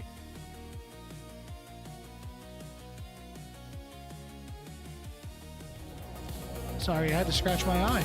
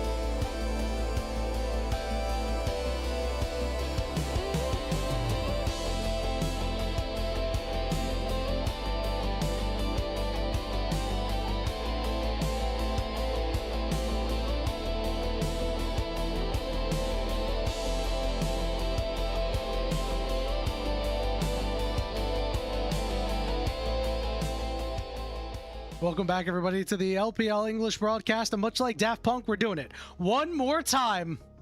Game 3, JDG IG, final game of the evening. This series is certainly delivered. That Game 2, certainly not as exciting as some of the prior games we've seen tonight. But we are going to Game 3 nonetheless, Jay Beto. And this is going to be very, very interesting to see what kind of concoctions in the draft we're going to get. You were talking about these mid-jungle duos. We've seen a lot of power picks still remaining banned. This Rumble, again, a contested pick that we talked about, has not been able to see the battlefield either of these games. I can't imagine that's going to change. Yeah, the Akali as well, we were talking on the break, something that's been banned every game. And Bessa, which, again, not everyone is the biggest fan of. I don't mind it. I think it can work, but with Orianna gone, I don't know if I love it. Like, I really liked the Mbessa Orianna. I think Demacia Cup played that. Maybe it was in Casper Cup. One of the two played Mbessa Orianna. I really liked it. It was a very fast version of that combo. It's good. It's good. But not only that, but game 1, the Nico looked incredible. It was Dictated massive. the game. Vampire on the Lulu. Couldn't quite get it done. Like, you didn't have any agency. Game 2. Game 2. Vampire on the Engage. Nautilus. Yeah, exactly. Dre on the Thresh. The Engage side won. This third game. Yeah. I mean, outside of Karma, I don't really... There's no champions like that left. You're going and Engage support or a Braum, basically, right? Yeah. So, Alistair, Leona, Rel, Rakan, Poppy, Braum, they're all up still. I would be really shocked to see anything other than that unless you really wanted like an Ezreal Karma guaranteed push. But to be honest, even though push is important, it's more important around like objectives. Early game push is not the most valuable when everyone just wants to farm. Junglers are farming till 6. There's not a ton everybody's you can got do home with the guards. push. Exactly. So you can just base, come back easily, go TP, maybe even play like a Ziggs. But mid-jungle, very, very important. We've spoken about that. And I know you want to see this champ. Pick, I know you want to see this champ. that's cool. That's actually cool. That's sick. Fun fact, I won that at LTA Finals in the summer. I wish I could just go to LTA Finals before in the summer, game but even that's came a little out. too far for me. But we'll get you out to an international one of these days. True. Maybe I gotta... World is in NA this year. Gotta join the boys. Dude, I want to Support. get to finals because I drive an hour north to hit the train, and then it's an hour and a half train ride into the city, and it's right under the stadium. Like, I'm good. I mean, to be honest, for me, I don't care where it is in America because it's all like the same to me. I have to fly a long way to get there no matter what. It's a little far, isn't it? It's a decent amount. It's not cheap either, flights from Australia to America, but for League of Legends. And I would love to see LPL there. We're only me week too. 1. We've got a long way to go. Yeah, just a little bit. You know, hey, listen, we can dream, all right? And hopefully JDG or, a bit of a ramped up IG will maybe be able to get there. But for right now, they've got a game 3 to contend with. And, again, we're just continuing to see Vampire play well in scenarios. Obviously, it wasn't all him in that game, but widely considered to be one of the worst players in the LPL at the end of 2024. His 2025 was pretty damn good on Team WE. And now looking to spread his wings, flourish, and play an engaged champion and take a win home for JDG. Group Ascent standings. That's all I'm saying. We were talking Listen, before. they could be thrown for a wrench. Like, with this game, who knows? Because the way that it works, I don't exactly remember. Maybe we could get the format explainer up if we've got some time here. But if not, I'll try to go over it quickly. Essentially, for Split 2, you basically have to get to top 8, and you're in the Group Ascent. Because there's 3 groups right now. If you make it to the top 8 of the playoffs, you get to go into the top group. And this is a conversation that we were having in some story meetings about LNG. Because maybe Group Nirvana is pretty stacked for the lowest group, and Group Perseverance maybe shouldn't be the middle group. Debatable. But I think LNG is like the massive... Like, you look at the Group Percent, it's this side for everyone else. And then you go, whoa, what is that over there? Like, that guy is just sticking out incredibly. But if for some, like, if your group ascend, your bottom seed, like, let's say TES have it, or maybe IG, or even JDG, Weibo maybe, and you get taken out early by, like, an LNG, then you're in Group Nirvana for the Split 2. That's crazy. Oh, yeah, that's not great. That's not exactly where you want to be. So, yeah, an IG win would certainly flip a lot of things on its head. That would have, you know, BLG at 2-0, IG at 1-2, Top Esports at 0-1, and everybody else at 1-1, right? And, you know, I have to say, I thought that IG maybe could have grabbed that 4th seed. And so far, it's not looking so good. They're going to really, I think they need to win this set in order for them to have a chance to grab that 4th seed, because then you're going to be sitting at 0-3, and it's just going to be a tough mountain to climb, right? Because you lost to Weibo, you lost to anyone's legend, you know, then you still have to play against the BLG. So you've only played against, like, you know, one of the top 2 teams.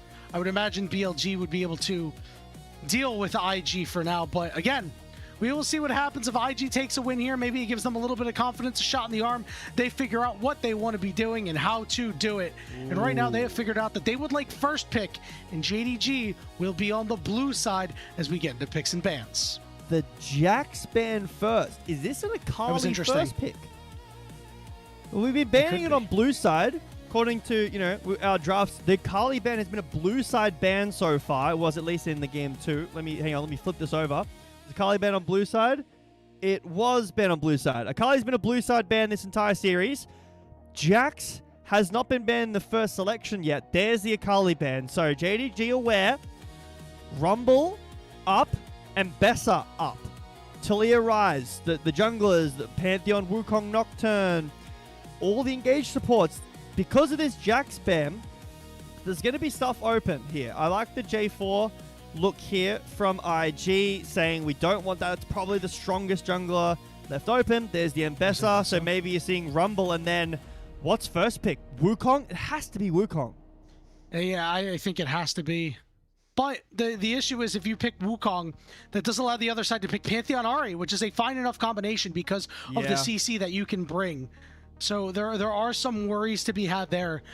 Maybe I'm looking to open up with an Ahri instead, because that means that no matter what jungler gets picked, you are still getting the other one and being relatively happy with that. That Rumble ban comes through, so let's see what happens, Jay Beto. It's a risk. Like Ahri, you could be met with Talia. Rookie played that comfortably, but against Hongq, do you want to do that? Maybe the answer is yes. Do you want to take the Pantheon? Do you want to take the Wukong? Do you want to go for support? You know, maybe something like a Rakan could look really nice, or Varus was left open. Of course, yes. Of course. Okay, big pickup. That's big for Fodek too. You get that There's not lane a whole lot pressure as well. This does mean that you do have flexibility options in that bot lane. You know, you don't necessarily have to go with an engaged champion. You could pick something like a Karma if you want to get a lot of that poking. Yeah, and Jhin, Ashe, kind of it. Like, what are you playing into the Varus that's not really suffering? Normally it's the Sivir that we see into the Varus because it matches the wave clear and answers the ult/Q damage. There's the Wukong. Wukong, Ahri. Hasn't been seen this entire series. Could be MF. It would be a very JDG thing to do to go Ahri MF or even an Aurora MF here. They take the Jhin. So this is one of the things that is played into cast stray Ds that I mentioned there. Answers the range, but it leaves open this mid lane here. Yeah, this does allow the ability of IG to just go say, hey, we'll take the Ahri instead this time around.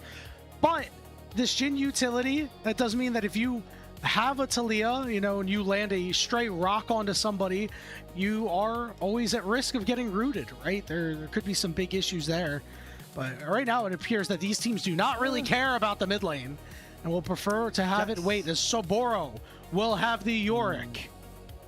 Yeah, Jax ban, Renekton, Fearless band. I guess Yorick does make sense. Shogath for JDG? There's the Talia. The problem here, again, like, jungle. Jungle. They're going to get banned. There's no Pantheon. There's no Nocturne. What are you picking in jungle here against a Wukong? Like Poppy, maybe? I don't know. Poppy Talia doesn't sound it for me. I think they are going to go with this, but you can answer with the Ahri. You can answer with the Rise. Like, Rise is great here. Cassiopeia is fine too.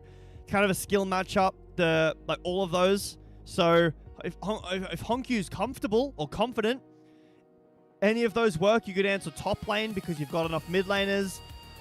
Shogath, it's just going to be the Ahri. Okay. I mean, I'm really concerned for JDG's jungle selection here. Maybe there's something I'm not thinking of and they have a third or fourth pick that they're fine with getting way banned away. But it's going to be tough. You have to reach real deep. Yeah, so far this JDG composition looks really what you would love to see out of your first 3 picks.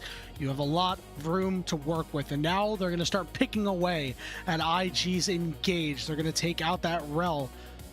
So we're thinking about jungle picks here, Jay Beto. I mean, maybe Viego, but then it feels like you're really missing a lot in your comp, and you're really reliant on those resets, which is definitely doable when there's a Jhin on the other side, a champion that is fairly easy to reset on. It feels like you need some sort of carry to be highlighted by this Taliyah pick. Surely we're getting a Pantheon ban, right? No way. I'd be so surprised if they let it through. I would really be shocked. I'm shocked that they banned the Rel first. I guess wanting to target the support because they've got counter picks, so limiting it, and then yeah, there. Okay, good. I think you you're just a gotta bit split lucky. the difference. Yeah, I think you're a bit lucky as IG that they only banned one support. Only one jungler. You still have access to a Nocturne. It's not like Nocturne Taliyah double global. That's not too bad. It doesn't have any CC. You could go like Sejuani maybe. I know that it's over investing in magic damage, but I really think this team comp needs some form of setup. You do have CC and follow up. You've got the Chance of Corruption. You've got the Shove, but you're free-handing all of that. It would be nice to have something else. JDG, most likely top lane leave support for counterpick, in my opinion, is great here. Unless you want to go something like a Bard. A Bard with Jhin is great against this comp. Would make sense. Mobility on IG. Pairs well with Jhin because of the range. Outside of that, like Shogath looks good. The Jackson and Renekton being out really does make this... Whoa. This is really tough. This is a tough Gwen, matchup. is this going to be the lock-in?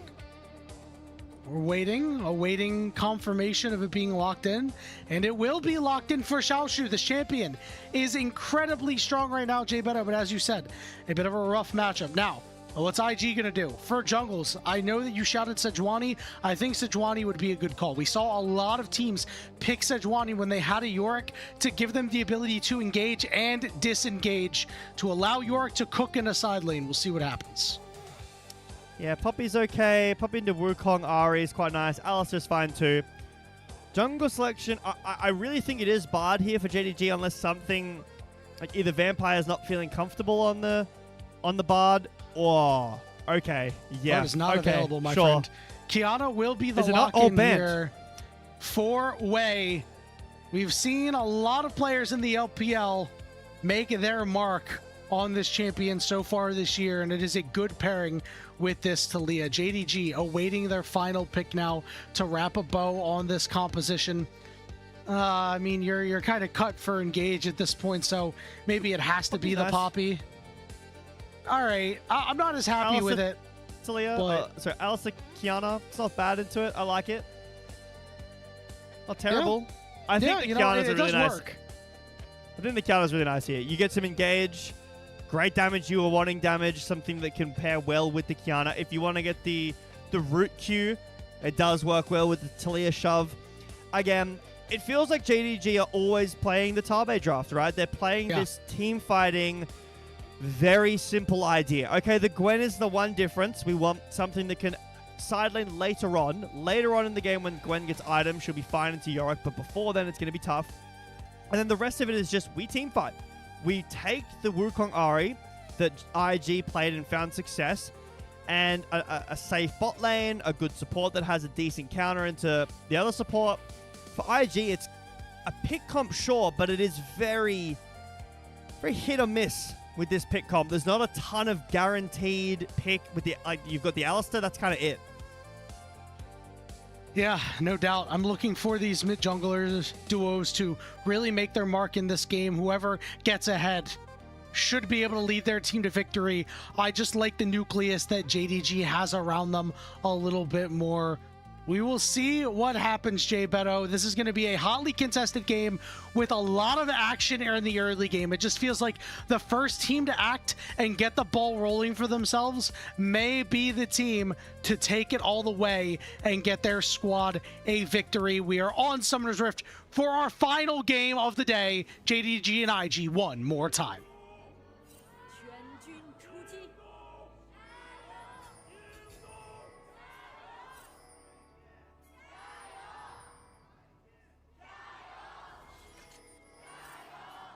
And one more time, Yanni, we ask the question, which mid-jungle duo has the better synergy?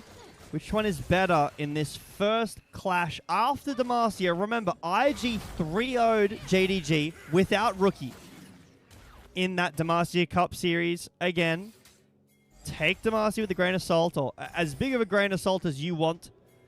But this is where it's real now. Group Ascend, like I said, has been convoluted. It is a little bit up in the air as to who is third seed, maybe even contesting a second seed, whether you can take games off of AL or not. If JDG are able to win this, a series against AL tomorrow night would be really exciting. I think it's an exciting series anyway, but for standings exciting-wise, if IG are able to win this, they are kind of back in the conversation for these standings. Down 0-3 wouldn't be the best way to start.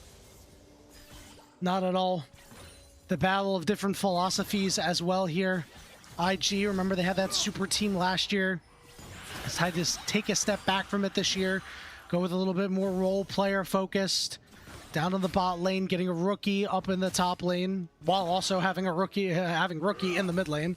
And over on the side of JDG, you know, they had a super team last year. They failed. But this time around, they said, you know what? We're going to run it back. We're going to get 5 really good players, and with one holdover being Xiaoshu. And it's just so crazy how different these teams have gone, how they've converged. And now, here in the early goings, knotted up at 1 apiece. Yeah, some of the best performers from, or the best, the most surprising performers, I guess, for some, unless your name's Molecule, in Worlds 2025 was the CFO roster, and these two massive parts of that. Taking a quick look at the schedule, actually, for the next week. So IG's next matches are BLG. That is a really hard one. That's a tough one. And Top Esports, which they should win.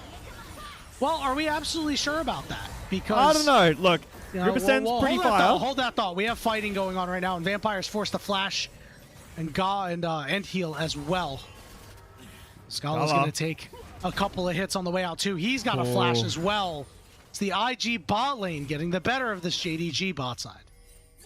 Yeah, very nice start here. And this is an Alistar start lane. Like, Alistar is probably the worst support level 1 in the game. You still managed to find this really nice all-in at level 3. But yeah, for this IG squad, they're up against BLG that just had a monster series against AL. Finally look like they're coming alive in themselves. And like you put it to me, they look more, don't want to curse it too early, they look more like 2024 BLG than anything else. And that's a really good sign for the LPL. It's great for BLG fans. But IG going up against them, that's a tough one. If you lose this series and then lose that, you're down. They're staring 0-4 in the face. Yeah. And then Top Esports. Oh. We're not sure if they're actually going to beat Top Esports, but, you know, for the moment. You're contesting for bottom. Exactly. For the moment, they are not out of it. Oh, we did see Rookie get traded on pretty hard here, but so far, all's quiet on the Rift. First objective going to be coming up in 40 seconds, and that's where we may see this explosive combination of champions shine, right? This Wukong, this Ahri, this Kiana, this Talia. You know, this is where they want to go and make things happen. Rookie, once again, going without teleport. He is opting in for the Ghost, which I honestly very, very much like on this champion. It's nice. Being able to roam around the map with your ult is fine too, but Rookie did go a different summoner spell game 2 with the Ignite on the LeBlanc. That didn't really manage to find the value that it needed to, but Again, this is a global. Wei's at top. Wei looking to make the first play. Here we go. He gets in there. He roots him down. And there's that first play. IG get first blood. It's not Wei with Rookie. It's Wei with Sapporo in the top lane. Flash was expended, but a really nice catch onto Xiaoshu, who was just a little bit too far forward. And I mean, Gwen needs items before she really feels good in the side lane. Giving a gold lead over to Sapporo to get that first item up a little bit earlier. Junja will just steal away some of those sparkly Krugs and leave with a pretty even CS difference in the jungle position. Obviously, the assist gold will mean Wei is up, but really nice start from IG. They push out the bot lane earlier, get some summoners out, and now find a nice gank onto Xiaoshu, get that kill. Oof. Couldn't quite land that root on a Photic. Could have been trouble.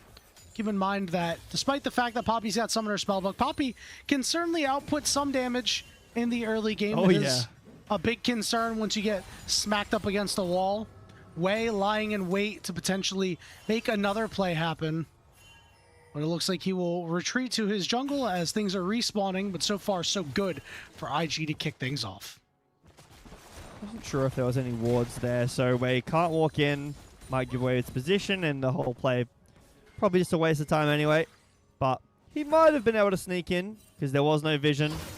As TP back from the spellbook, Poppy will be able to hold the wave there. As these junglers speed run to level 6, and it will be hit. Nice charm from Hongq.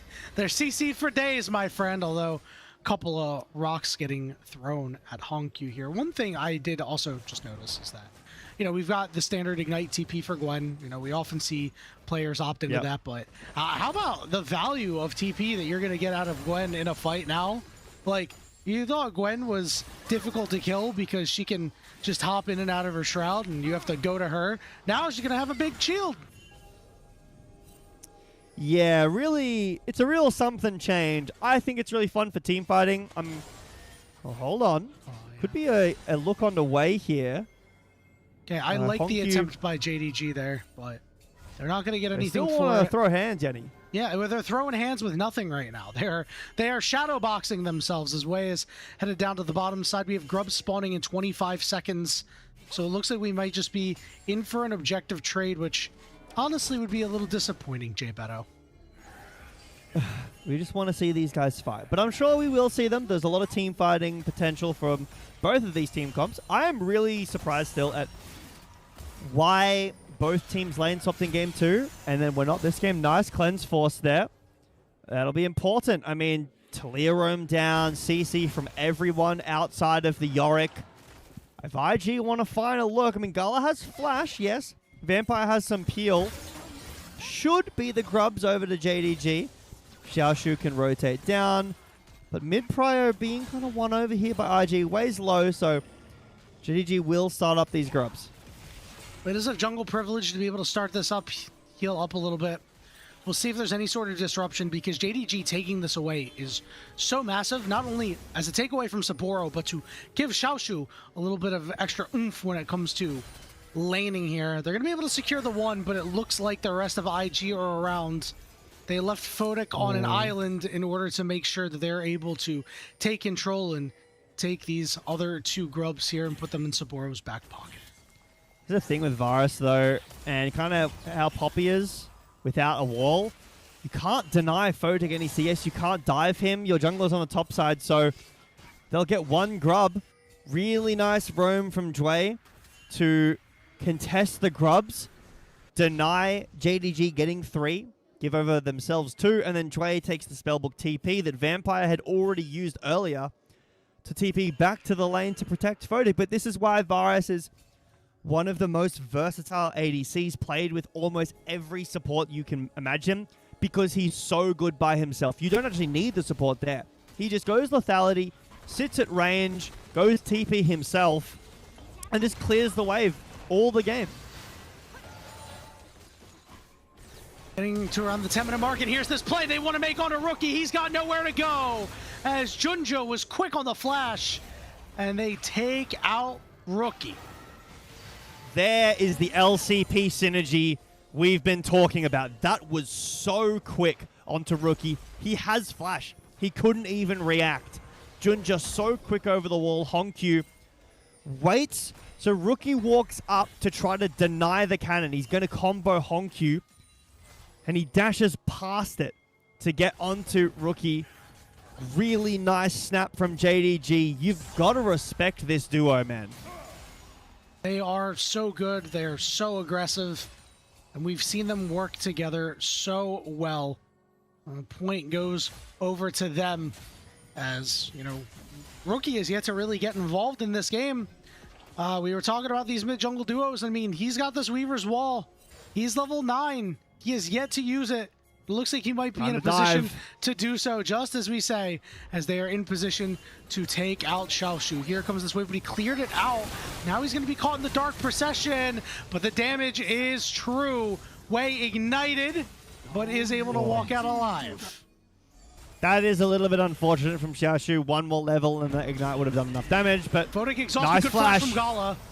Looks like there might not be too much here. Zhui knocks him away. Now could be time for Photic and Zhui to turn around. Another knock up there. Is Photic doing what he can from range. Gala going to open this up with a curtain call. 2 shots landing. Zhui determines, I'm going to use my ultimate, keep myself upright. Junja going to clear out this ward. Doesn't look like they'll go for a dive as Wei is already back. A really nice hover from Wei. But finally we see some activity from Rookie. Gets active on the map. What is that, a caster blessing? You know, you say it and then it happens. That's so rare. Not a curse, yeah. Yeah, you do. That is pretty rare. There have been some, I can't remember who did it, but there have been some pretty bad ones on the start of the season for LPL so far. But good to see a blessing. Maybe you can spill some more if you're an IG fan, Yanni. But good to see Rookie finding impact on the map. I have to be unbiased, all right? Oh, I see. I love League of Legends. I also like League of Legends. I like JDG, though. I think that's a fun team. I mean, I think all these teams are fun teams. I even think the Nirvana teams are fun teams. I haven't had the chance to cast too much Nirvana. Just even wait. in Demacia, I didn't really get to see too much of them. It's like the Twilight Zone. I am excited. I think I'm doing OMG LGD next week, which is going to be really fun. I think I'm excited for that series. Great. I love that. We're getting to this 13-minute mark here. 20 seconds until this next dragon. You can see many, many members swarming over on the side of JDG, at least in the area. But we are getting a recall out of Junja. He does have his Trinity Force already, so just going back, getting his couple of extra items in his back pocket for the inevitable next fight. IG still has about 1,000 gold lead, give or take. Most of it is on Saburo, though, so we will see if he's able to leverage his gold in this fight. I have some doubts about that, though. Dragon has spawned. First one has already been taken by IG, but Wei just now resetting, so the River Prior will be for JDG. They want to walk in and start to take that. Midwave cleared out by Honkyu as he roams in to join his jungler. Will be spotted out by this ward. But TP back from Xiaoshu to the top means this is at most a 4v4. Well, let's see what the move is here for JDG. The ward, Fey Light giving a little bit of extra vision. Vampire gets rooted up.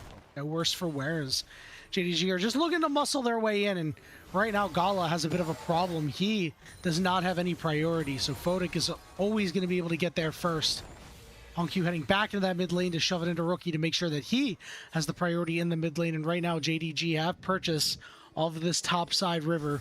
We'll see if that continues. So the blue trinket was used for that Fey Light trigger.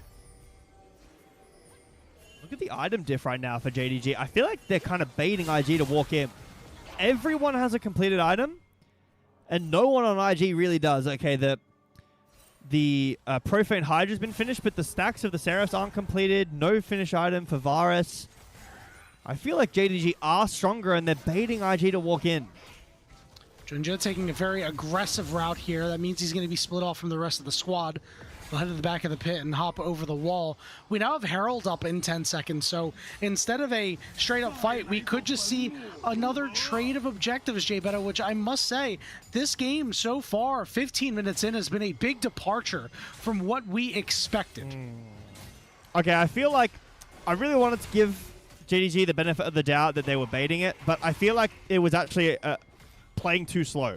Maybe they were waiting on something, another item finished. Maybe they wanted Herald instead. But now, Seraph's has been finished. Varus has his Ghost Blade finished. It'll be Bandle Pipes for Jway, I'm assuming, pretty soon. Maybe Locket.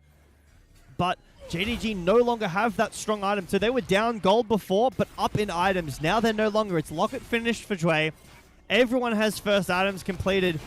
IG in just the strongest position as JDG were in, but JDG on the Herald first. We teleported Hongq up top as well. Looks like IG is going to have a very difficult time trying to get in here, so no objective trade. It's just going to be Rift Herald going over to JDG. IG unable to do anything. I mean, I'm very confused about this because now JDG gets to use this Herald to try to leverage it into Dragon.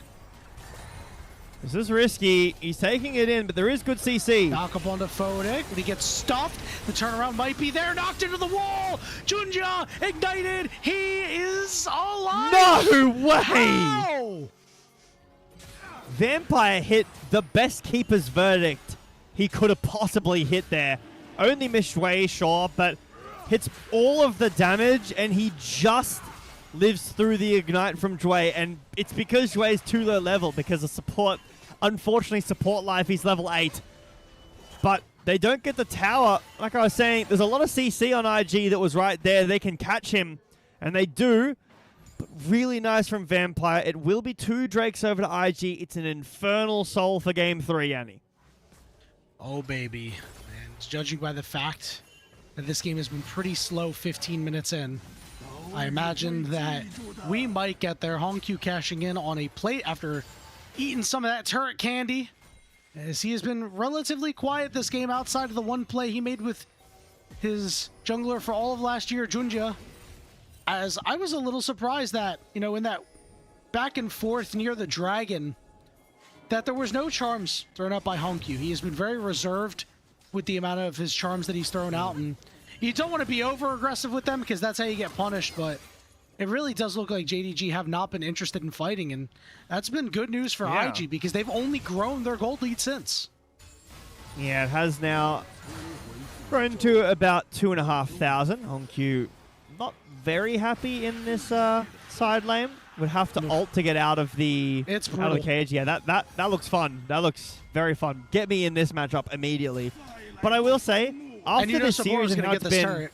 Hold on, maybe TP. Not, maybe not. They're going to throw Support everything and jungle they are have coming. at him. We're Support going. does have a turret to retreat to, but maybe a little bit too late. There's Xiaoshu. He's got that big shield on. Everybody is here. They bring the house, and they will bring down Saburo. It's just a matter of when they do and who it goes to. You know Xiaoshu is going to be getting that one. It's a shutdown claim for him as well. Bot lane, though, tier 2 is getting pushed by Rookie. He won't be able to break it, but he'll get very close to. And nice TP in from Xiaoshu and roam up from all of JDG. They'll lose some plates in mid and some plates in bot, but not too much.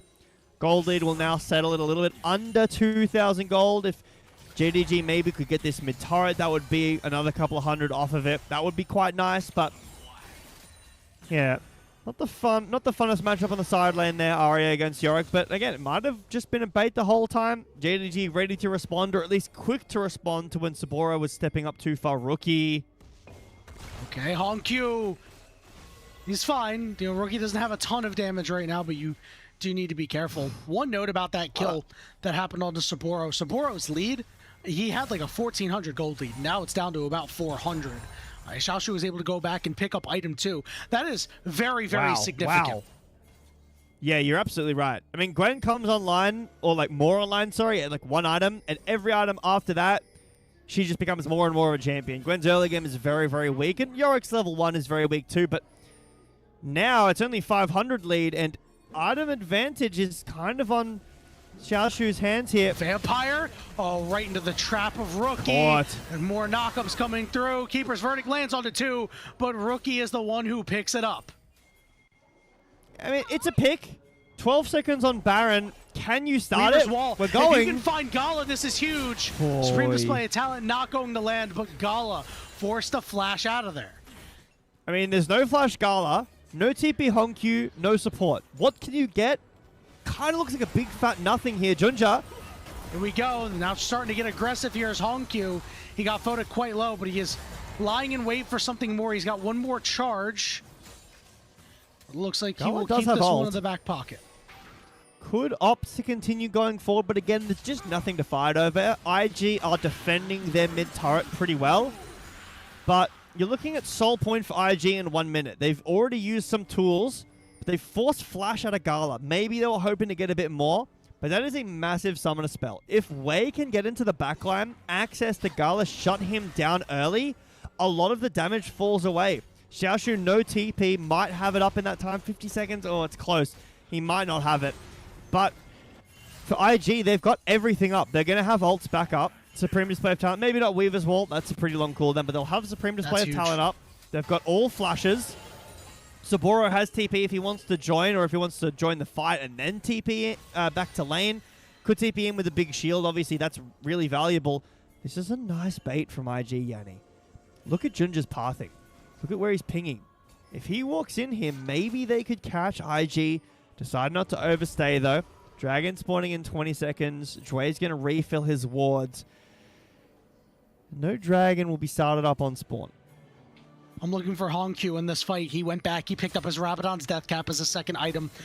He's got full damage. He is just looking to dispense as much as he can. And who might be caught? It's Wei. Supreme Display of Talent defensively means that IG is not going to be able to secure this third dragon. Yeah, that's actually perfect. It looks bad from JDG, but that means that Gala is so safe. Honkyu has flash and ult. Xiaoshu has rotated down. He does have sticking TP around. Wait, they're teleporting. They want to make this happen. Gala's in trouble as Rookie, putting out so much, but the dragon will be secured by JDG. Gala is stuck in the back of the pit, and Saburo will cash in. Honkyu forced to ult away, and the arrow, he felt the breeze on that one. IG will get a kill for themselves. Vampire with another really good keeper's verdict too. Pushes Wei away. Okay, doesn't have flash, doesn't have ult, but could have maybe looked for a steal. Gala in the pit with no flash. JDG will lose more gold though. IG break the mid turret. They'll break the tier 2 as well. Yeah. So JDG, they use so much. Yeah, they use so much to deny the soul point. But what is this, 5,000? 4.5. 4.5K. You lose so much. It's so rough, Jay Beto. I mean, this was a play that just hugely goes in IG's favor, even though it looks rough at the start. Yeah, so they pull out the flash and ult from Wei, but Gala's positioning is too unsafe. He has to go in because of the Weaver's Wall, but he can't get out of the pit. Hang on, keep his ready, nice. Hold it, back alive. We're fighting. Junjo got caught by the chains of corruption, and he's in big trouble, and Saburo's gonna look for another one. Caught in the pit, and Fodic will take him out. Fodic has a 2,000 gold lead, and slowly but surely, Saburo has brought back his gold lead. Xiaoshu now caught. Could be in trouble. Exhaust goes on to Saburo. Look at Gala over on the side. He's caught with Wei and Jue as Wei picks up the kill. Saburo last turn shot on the way out means that Xiaoshu picks up the kill, and now could be a time to turn this fight around. Honkyu still has a charge left, but can't do much because Xiaoshu is too low. Vampire with the keeper's verdict, knocking one away, and he's looking for Fodic here. Charm doesn't land on the way. Honkyu not really landing these abilities. Vampire, stone's throw away from death. He will walk out. JDG off the back foot all game, scrambling to just get scraps. Yeah, even despite the gold lead for IG, which is now still 4.5K, these fights are so tooth and nail. Everybody is clawing for any part of these fights. One pick, one flash, forcing an ult off. It's very micro-intensive gameplay. It's very fast, snappy as well with the team comps, especially the Wukong Ahri. Again, that was something that IG found success on. Now, JDG having a look at it themselves. This is an interesting game, though, because it's felt to me so far that IG is rookie or bust. And this is a game that Photic has completely stepped up. 2.5k gold lead, okay. Not a ton of kills in this game, sure. But he's been providing so much poke. Rookie has been more delegated to this supportive role, not necessarily carrying. And it's been Photic and obviously Hui with this is an aggressive teleport play. Xiaoshu's got that big shield, but Saburo heads up top. A bit of a poor route, honestly. Gala's in trouble. He is flashless once again. And this is problems for JDG right now. IG playing this really nice slow-paced game where they're pulling resources after resources off of JDG. Maybe, you know, or ults down, let's go Baron. You can't. It's Jin Ari. You cannot pull objectives with this comp. And to be fair, neither can IG very effectively. They have Lethality Varus. That does more than, you know, more than like Jin does with Collector RFC. Like, that's not really a ton of damage at all. This Jin doesn't really hit that hard until this Infinity Edge is completed. Okay, a bit of range, but I mean, it's still a good thing that JDG were able to deny the soul point. It means that IG can get this, JDG can give it, and maybe get some more gold on this Jin. Maybe Gala can get this Infinity Edge before the dragon spawns. That would be really nice. You could fight that. He's basing here. Does he have Infinity Edge? Even if he does or doesn't, I'm not sure if that's really the big win you want it to be if you're JDG, J-Beto. I mean, I think that if you're JDG, I think at this point you need to shift gears and you need to be putting all the eggs in the Xiaoshu basket, right? I think this next dragon in 20 seconds should just be a give, and you say, you know what? We're going to leverage our Ari and our Jin in order to be supportive for Xiaoshu and allow him to take over a fight once he gets his third item. He's the only one with a gold lead, quote unquote. Yeah, he's got a, he's got a 3 gold lead. And listen, whenever the rest of your team is down in gold, having a 3 gold lead is, you know, you take that. You don't say you're even, you say you're ahead. If Junja was spotted there, this game might just be over. It would, like, everybody would have died, but he'll be spotted out here in a second. Soon. And they're, but you can see it might they're be just too late. Positioning toward him. Here we go. Weaver's Wall coming down. JDG getting sequestered back in this corner. Xiaoshu trying to front line, but he's already missing a little bit of health. Nakum is there. And the dragon secured by Photic. Zhui going to be the initial target here, but he's so tanky, and Gala will take him out with a shot to the back. Photic desperately trying to escape, and he will, but Junja gets on the backside with that big cyclone. Here we go. This is the fight that JDG wanted. This is the fight that JDG needed. As a big charm goes down on the Rookie. Rookie trying to stay alive, but he runs out of health, and he goes down. It's Wei's time to take over. He finds one, but he needs to find more. Lying in stealth, looking for more. Can't quite get it. Charm onto Saburo. Hongq, low and slow. Wei chasing down, but it's the blast plant that lets him get out, and Saburo gets turned on. Oh, unfortunately, Hongq is going to get cleaned up here. He went back over the wall. He said it was safe, but it wasn't safe. He had no health. He had no mana. I don't understand, J-Beto. I think maybe he thought Wei was coming up the path on the right, and maybe the bomb plant would have gotten him out, but that fight was kind of even at the end of it for everybody, because IG got soul point, but the fight for JDG was really nice. Gala with the ult. Okay, he hits the first. Don't look Gala's ult after the first hit. Just ignore it. But the dragon is actually secured here by Photic, not Wei. 171 health. Vampire tries to go in. Gala cleanses this. The curtain's open. Shui dead. Don't watch the rest of the curtain call. Saburo walks down and kills Gala 1v1. However, on the top side of the fight, it's, what, a 2v4? But the health bars from JDG are all so low after Rookie's dead here. Look at these health bars. Junja screams, give me wolves, I need to heal. But everyone runs up, please guys, help me clear wolves, I heal. We're playing so nice, in and out. Hongq no mana with the Orb of Deception, chunks down Saburo. If that bomb plant wasn't blown up, or if maybe... I think Hongq could have just run across. I think he thinks Wei's chasing him. I'm pretty sure... That's the idea, and he goes back to bomb plant over and he thinks he's out, but Wei was reading it really well. I don't know, Yanni. I mean, the fight looked really good for JDG. Their team fighting is great, but it's a 3K lead. It's sole point for IG, and look at these gold leads. 1.6 on Photic, 1.3 on Wei. Honestly, though, I think it's okay because, again, I think JDG needs to shift gears to be Xiaoshu centered in this game. And that was a big fight that they needed to win. But now another fight's going to be breaking out with that supreme display of talent. Teleport coming in, though, is Hongq looking to take over. He had missed that initial charm, but they're going to be able to find Wei on the backside. Gala picks up that kill, and JDG pings immediately down onto this Baron. I think they have to, Yanni. Like, they're down sole point. Saboro's just TP to the top side, but Junji is low. Is there a honey fruit? Looks like the answer is no. There's no top camps either. JDG start this up. This is game here. Saboro using a blast plant. Hongq has realized he's stuck, but he dodges the chains of corruption.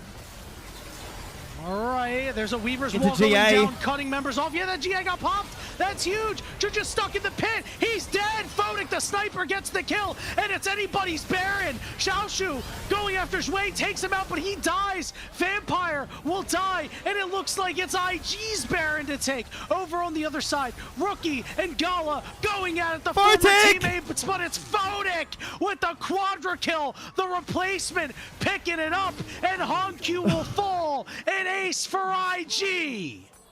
Wait, hold on.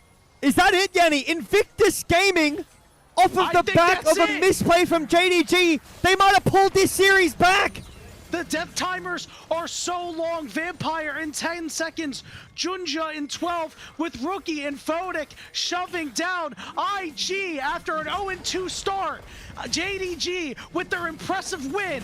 The IG was left for dead, but they have bought themselves another life. They will beat JDG 2-1. IG celebrate. They're happy, you can see in the player cams. That was a tough series. JDG smashed them in game 2.